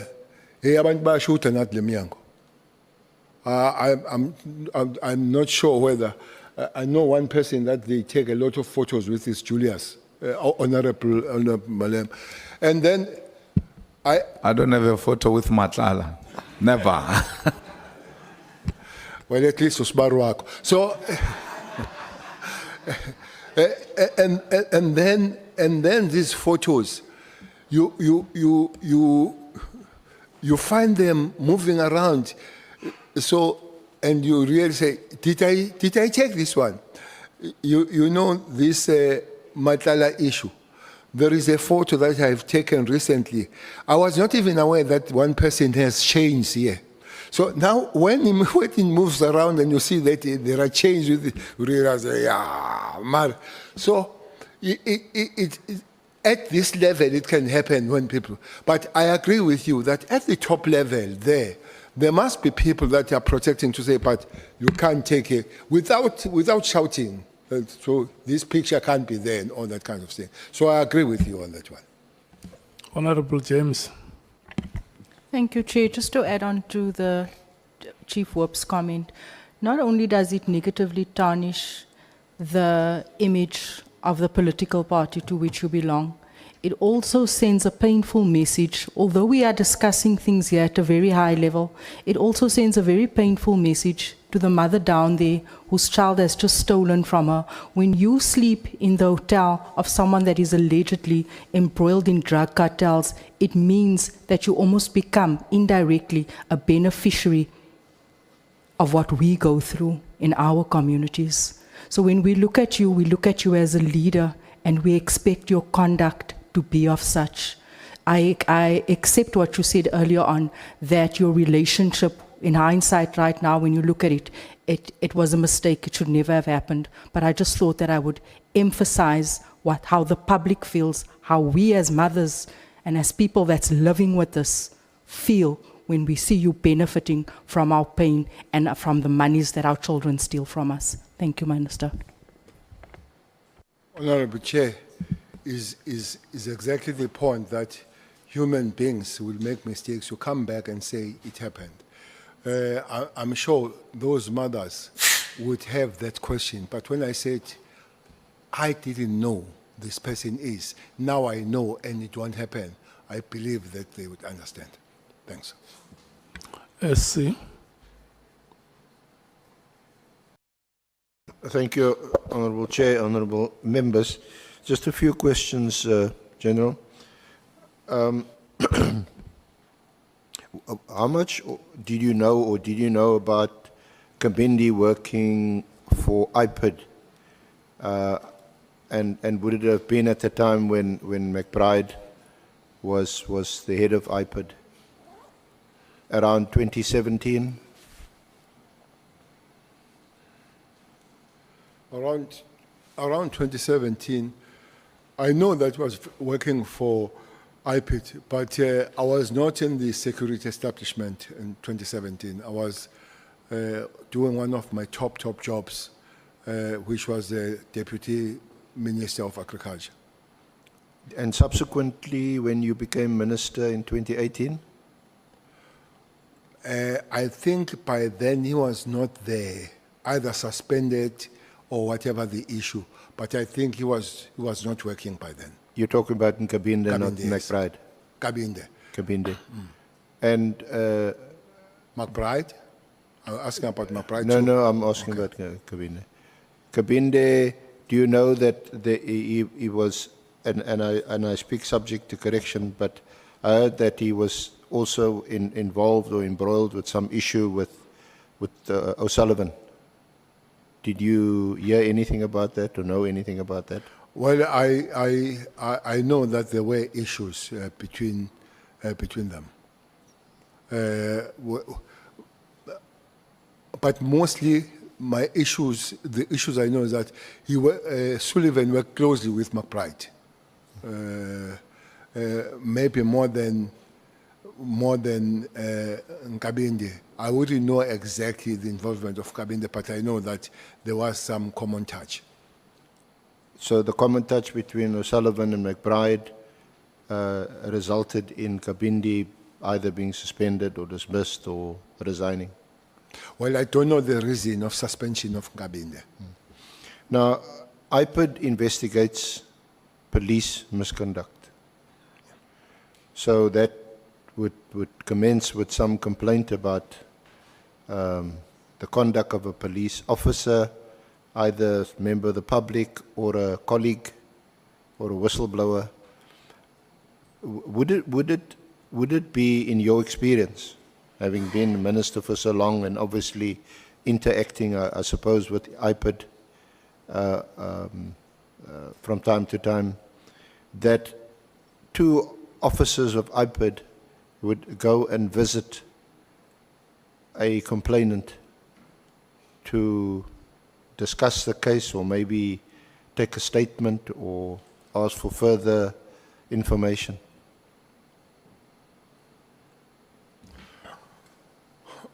You talk of McBride and Nkabinde. Well, generally, visiting. I'm going to ask you something specific, but I'm just asking generally. I don't know why at that level, especially the head of the institution, will do so, visit me at home. Yeah. I might be, if there is any form of respect, I might be visited by some officers, but it can't be the head of. It can't be Masimula coming to my place to take the statement and all that. I'm sure he might send some officers to go and do this. So to answer your question, it does sound unusual. Or does it depend on the profile of the person or some influence that the person might have, either as a high-ranking officer or a high-ranking or well-known politician? Even so, I would not expect the head of the institution to come and visit at that level. That might be the influence, but I think the influence can only say, as a head, I'm sending you, Junior, to go and see this so and so at his place. But the whole head going there and taking somebody going there, it does sound unusual. So just your comment then, because the specific case is in 2017 when a chairperson can't handle this question anyway, it seems. In 2017, McBride and Kabinde visited the home of Minister Mkhunu. At the time, he was still unemployed, as it were. Yet you will recall he was a premier, then he was removed, and it was in that period afterwards in 2017 when one of his bodyguards or someone close to him, a protector, was killed, and he then lodged a complaint because he was accused of being involved in it. And then McBride and Kabinde visited his home. I've heard about that visit, but I would just wonder why it would have been the head of the institution and Kabinde and the McBride taking Kabinde going there. I really would formulate no opinion why they would have gone there. And then he appoints a private investigator to become involved, presumably to almost play an oversight role and ensure that the police officers involved do their work. And Kabinde is then sent to see the Hawks because Senzo Mkhunu alleged that the Hawks were harassing him. What do you make of all Were that? harassing who? Hawks were harassing who? They allegedly harassing Minister Mkhunu. So he sends the PI, private investigator. No, he doesn't send the PI. And Kabinde, after the visit by him and McBride to him, Kabinde goes to the Hawks to speak to the Hawks. Whatever, we don't know what he said to the Hawks or asked the Hawks or told the Hawks. But it is because Minister Mkhunu is now complaining that they are harassing him. What's your comment on this kind of conduct or this kind of... What audacity Kabinde had to go to the Hawks and tell them who to work with or not? Yes, no, I think I just want to understand and,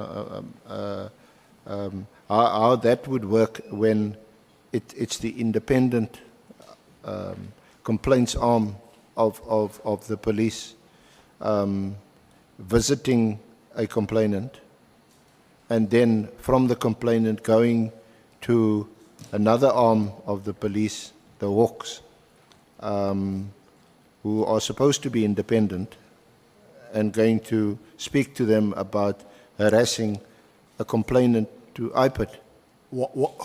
Kabinde was still in IPID then? Yes. Yeah. Well, I don't know what form that Minister Mkhunu then approached the matter.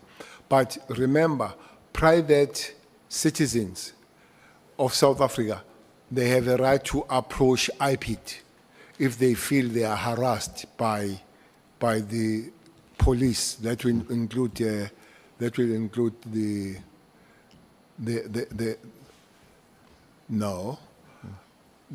complaint about Hawks does not go to IPID. It goes to the Hawks judge. It doesn't go to IPID. But I think at that time there wouldn't have been a judge. I think it was quite fairly recent. So then, if the private citizen is harassed by the police or Hawks, then if there were no judges, they had a right to go and investigate the allegation, not to tell the Hawks to stop or not, because to investigate, and the police or the Hawks would say we had a case to pursue, and then it ends there with the IPID must allow the police to continue to do their work. So I don't understand the modules here, why it would happen that way. Was it a courtesy visit to say stop it, or was it investigation? I wouldn't know. Thank you, General. In your capacity as Minister of Police during your time from 2018 through to June 2024, did you at any stage interfere with any police investigations, live dockets, or interact with the National Public Prosecution Service at all in relation to any case? No, I've never been part of dockets of the investigators. Under my job as a National Commissioner and the Minister of Police, dockets don't come close to me. So you don't at all, when you interact with the police, for example, we know that when you were minister, you appear on television regularly at the scene of a crime because of your concern as the Minister of Police, and as you told us in your consultation, you're an elected office bearer, official, and the people, when something happens like the tavern killings, when those youngsters died in the tavern, you go to the scene of the crime because the community are not asking, where's the National Commissioner, where's the Provincial Commissioner? They want to know, where's the Minister? In many times, you will go there because the communities are making that call to say, where is the minister? And the member sitting behind you, Honorable James, will also remember that there were many calls, especially to Westbury, where we'll go and explain. Places like Enyobeni, people will send, will listen to them in the morning as kids have died the last night, where is the minister and all that. I've found out with my work that people don't expect National Commissioner to come and explain as communists. They expect politicians, the minister, to come and explain what has happened. And they'll even further argue to say, you are a public representative. We elected you. We did not elect the commissioner. Their job, commissioners, is to work on the crime scene, arrest and investigate. The job of the politicians is to link up and talk with the people there. Now, the reason why I asked you that is that in many of these scenes, crime scenes that you have visited, surely you would maintain an interest in those cases, like the Saldanha case, the tavern case in East London. Those cases you would maintain an interest. But would that interest, you'd maintain an interest. But Yes. isn't it so also that from time to time you would have more than an interest in the case? That you would either somehow become involved in the continued or further investigation of the case or the prosecution of the case, or whether or not a case should be prosecuted? Well, some of those cases, the communities, the relatives, the parents do need the ongoing kind of briefing. So what you would do is that the investigators, they take you through how far have they gone. Not about the investigation, but about the level that they've covered to try to resolve the case, and then you report back. But at no stage as a minister, maybe as a national commissioner you might, but no stage as a minister where you say, can you show me the docket? Let me see this docket. How far have you gone? What are you written in the docket? That is completely out of the terrain of the minister. Or once a docket is actually taken to the prosecutor to prosecute the case, you wouldn't become involved in the decision whether or not to prosecute? No. I ask this again in the context of the tragic, the first tragic death of Anele Tembi and the tragic of Anele, Okay. and then the murder of AKA. Okay. Were you not involved in either or both of those matters? In mattering. No, I no, was no, not not involved in mattering. Not perpetrating the crime. I'm saying in your interest, they were both very high-profile cases. For information, SC, I was bombarded heavily of not attending the crime scene of AKA. Everybody was asking, where is he? We didn't see. He knows what happened and all that. Instead, I went to see the parents here in Johannesburg. I visited the parents and I spoke with the parents and all that. Maybe today I can take also the opportunity, because in the social medias and everybody said, AKA father snapped me and they shook hands from Kwanazi in court. That day, I took the flight with AKA father from Cape Town. We spoke from there. We spoke at the airport and we agreed that we'll meet at the courthouse. So had no business then to come and shake the hand when we have met that early in the morning, when we moved together from all the way from Cape Town to here. So I wanted to make that. But I had a lot of a link. I had a lot of a link with the family, with AK. But for that fact that the father would phone and ask, have we found anything? So now and again, I would ask from the provincial commissioner to find out, is there any positive story that we can tell the family? One thing about that case, it was quite a difficult case to investigate. They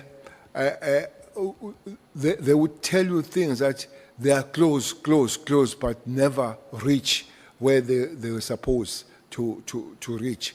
But nonetheless, you'll be told that we're still working on it, so that you are able to let the family know. No, I'm just, but is it your evidence that you never became involved at all in the investigation of the case, the decision to prosecute or not to prosecute? You're not involved at all? Case of AKA? Well, both. I think in the case of Anele, there was, I think there is or was an inquest. Nene. Which other case? Anele. Anele? Yeah. Or the daughter? Yeah, I think the daughter of Tembe? Yeah. No. I was never involved in a prosecution, in investigation, and with the prosecutor, no. I would have been briefed. No, I just thought that by those that were involved. Yeah, that while we have the opportunity of having you here to ask, is that I'd been requested to ask about it. As a minister, would you be privy to a work plan that is being an organizational work plan that's being designed in the South African Police Service? You know that there's an organizational plan that is, I think, every 3 or 4 years it's revised and so on. And I'm asking that in the context of a work study of 2019, which I actually want to ask you whether you knew about it. It was attached to Sabia's affidavit, and then more recently in Minister Mkunu's affidavit, he attached a 2024 work study, which one can see from the various signatures of some senior officials. You know that sequence until at the end the National Commissioner signs off on it. Whether you were aware of that work study, because he relies on the 2024 work study to demonstrate that the PKTT was going to be disestablished or dismantled. Well, you could be privy, but it depends on the National Commissioner. There is no obligation that they come and show you, but because is organogram of the organization that you finally politically had, the national commissioner would show that this is what we have, deputy, the units, the divisions, and all that kind of stuff. But it remains his or her territory on that one. So if as it develops, can show you, but at a certain given point when it passes, he or she can pass it without your concurrence or disagreement. So it's a purely operational matter. Exactly. And when it is shared with you, they would come and say, Minister, this has now been reorganized and this is now what the structure looks Yes. like. But it's not to consult or ask you for your input. It's not for consultation, it's just showing you, it's prerogative of the Now, of the I accounting just want officer. to ask you, there's, because in this work study, there's an, which Minister Nkunu relies on to justify this directive of 31 December, amongst others. We see that there's a number of, by introduction, by way of introduction, that these task teams that I'm going to mention, some of them, are criticized because they're out of control, their members spend a lot of money, and they're not operating within the confines of the budget and so on. And the teams that are mentioned, the foreign vehicle team, the multiple trio task team, the narcotics team, the kidnap and ransom team, the extortion team, and then there's the PKTT is not specifically mentioned, but there's reference to a political murders team, and there's about 10 or 12 different task teams. Now, this is a document that was signed off actually eventually in 2025 by the National Commissioner. But by the time you vacated office as minister, these task teams, it appears, were still in operation. Yes, they were, but most interestingly, why then December 31st you cancel one when they're all in the same line of problem? So why do you cancel one? Well, that's why I mentioned it to you. On what basis, without any reasons, do you single out one of these task teams? So there are almost 10 there. Yeah, and I know we're under time pressure, but if you look at the organogram, that's one of the reasons that Minister Nkunu gives, because you won't see them listed in the organogram. But why do you cancel one when there are 10? Yeah. And to your knowledge, the other 9 or 10 or 12, are they still in operation? To your knowledge? Well, I don't know. I don't know if those task teams are there. But it would have been nice if the very first letter would have said, deal with all this and count 10. Why one? Yeah. Because it seems to me, that these are dedicated multidisciplinary task teams, for the very reason that that particular area where crime is being committed has been identified for special attention. Would that be the case?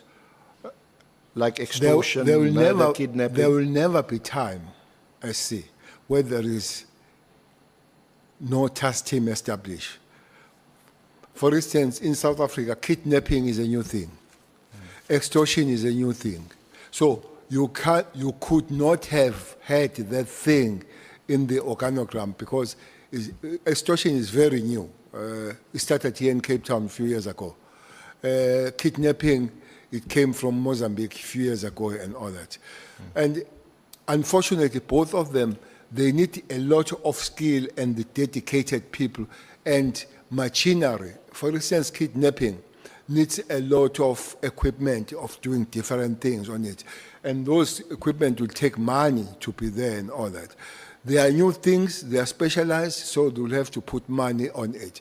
There will be other things, some other time that was not part of it that will have to be policed. That is not in the econogram, but we'll have to put them as a task team in response. And then some of them, those task team will have to end because maybe that problem has ended. So it's going to be a running target, this thing of task team, but permanently there as coming and going. But the question for me still stands that if there are these 10 task teams, whether exist or not, why on that particular day cancel one? It seems to me that the National Commissioner, presumably in consultation with his deputy commissioners for the very different sections like policing and so on, can establish a task team at any time for a specific purpose. For instance, extortion and I think those are the youngest. Extortion and the kidnapping team are the youngest to respond to the new crime in the market, because those are two new crimes in the market. Doesn't have to be on the organogram. No. Otherwise, if you wait for organogram, that takes about 3 to 5 years. The criminals will be laughing all the way to the bank, waiting for organogram. And ask people, why don't you arrest? No, organogram is coming. So although the PKTT was established to serve a particular purpose, it was a task team. This team continued to exist and to be funded from the police budget, and according to your evidence, it's still in existence. Well, I don't know if it was funded from the police alone. I don't know if prosecutors that are dedicated, they were paid by the police. I don't know. Maybe justice will help us one day, that those dedicated prosecutors, for instance, they will have to pay extra money for special courts. There will be an extra money for magistrates and prosecutors that go there a little bit out of their work. So I would have loved to know who pays for those. But this money we talk about is paying for one component, and that component is the police. And that is why you had the interministerial committee. That is why I'm there. Yeah. Yeah, with other ministers, so that they look after their specific activities in their departments. Now, I would have thought, or most people would have thought, that the establishment of the Independent Directorate Against Corruption was welcomed. But from the evidence of Lieutenant General Kwanazi, and it also appears to be the case from your evidence, that there seems to be, let me put it neutrally, some kind of issues against IDEC, especially in the wake of their arrest of Lieutenant General Khumalo. What exactly is your complaint about IDEC?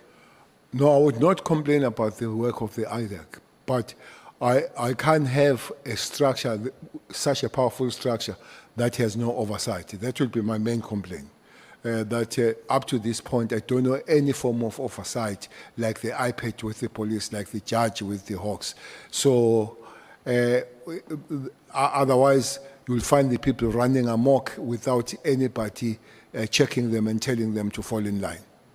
But you're not able to comment on the allegation that for some reason or other, Lieutenant General Khumalo was, you know, of course, he was arrested and he appeared in court. Well, that's a story that is on the air. The Honorable Member Ngola yesterday said he will have to find the letter. But that's a story I know, that the letter was written from the office of the Minister to deal with to deal with this matter. If that is the case, it's absolutely out of order. If it could be established, I think is a matter that will have to be corrected and take a very serious corrective measures on it. That the office of the minister cannot write the law enforcement and enforcing agency to say do it. It can't be. Then just a last aspect relating to the terms of reference of this honourable committee to make recommendations to Parliament on possible reforms and remedial measures, because it's quite clear that there are a number of problems, and I think you've addressed them very well. But some people may be concerned because the Parliament will also have to adopt an approach, and we've got a constitution. It must be done in accordance with the constitution, must be constitutionally compliant. But a number of people would be concerned about your approach to policing.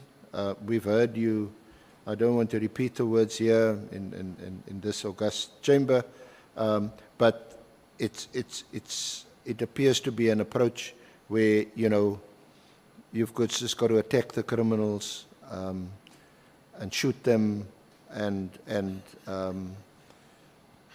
you yourself have mentioned you're concerned about the right to bail.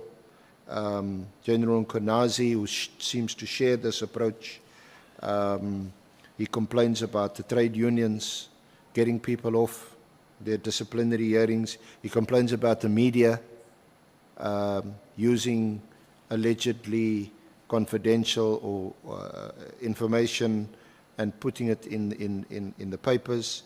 And you also seem to have a problem with our system of parole. There was a famous statement here that was associated with me, shoot to kill. Yes. So even on the road, when the young people see me, they'll say, shoot to kill. I have made a challenge, and I want to repeat here. Show me where Cele says so. Either in a print form or electronic. I've never uttered that statement, that shoot to kill. Well, thankfully, I didn't repeat it, yeah. Yeah. It has been interpreted from my stance to say police cannot die with the guns in their hands. And I stand by that. SC, there are two ways of policing in South Africa. You police the masses that have a right to complain, have a right to march and all that kind of stuff. And you cannot use force to those people. That's why you train POP, public order policing, to go and deal with those people that are legitimately complaining about those things. There are those that they plan to eliminate whoever on their way as they go to do their work. Those people like cash in transit. Therefore, that's why you develop your NIU, your TROT, your special task force. So the policing will be forever to approach what is a danger in front of you is an ordinary South Africans demanding the rights that they should have, and you police them as such. Or are the criminals that they want to take over the systems and make life difficult for everybody?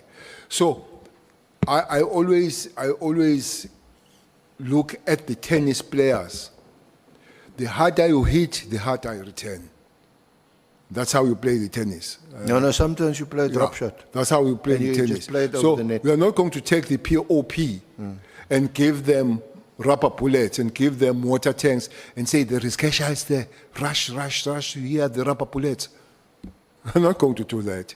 Again, we're not going to take a special task force and say, look, there are people complaining about electricity and water there. Take your life ammunition. So there'll be always this There'll be always these categories, and police must be enabled to respond accordingly. So a flexible approach depending on the nature of the threat or the crime being committed. If you're dealing with armed robbers intent on committing a heist, then you deal with them accordingly. I love my You term. don't send in public order police. I love my term accordingly. Yeah, okay. Thank you very much, General. And again, thank you for your cooperation. And you're the one witness that we interviewed. We didn't see any lawyers in the room. And so thank you very much. And your evidence has been extremely helpful to inform our terms of reference. Thank you. Thank you, Honorable Chair, committee members. Okay. Thank you so much, SC and your team. Thank you so much, General, for the time that you have created to be with us here. And I want to take the opportunity and thank honorable members. Honorable Skosana, I see your hand is up. Thank you, Chair, and thank you to the witness, General Minister. He complained earlier, Chair, to say, I'm the one who brought him here. It's not true. It's so I just want to say to you, nothing personal. I know he was angry a bit, you know, that perhaps, as he said yesterday, that I'm the one who called him here. It's our work, Minister. Thank you so much. Thank you so much. Thank you to you, Chair. Yeah.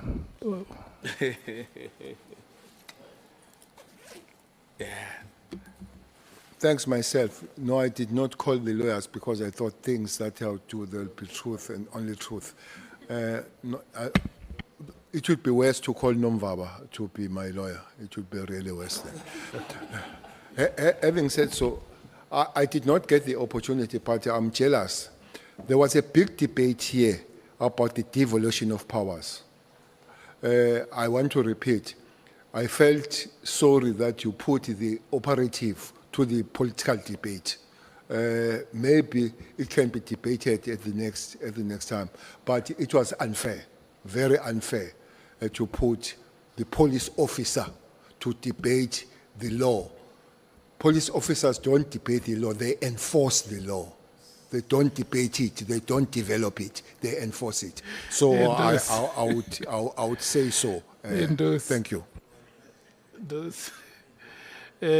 Look, honorable members, we were at a point where we were thanking all of you for your participation in this week's proceedings.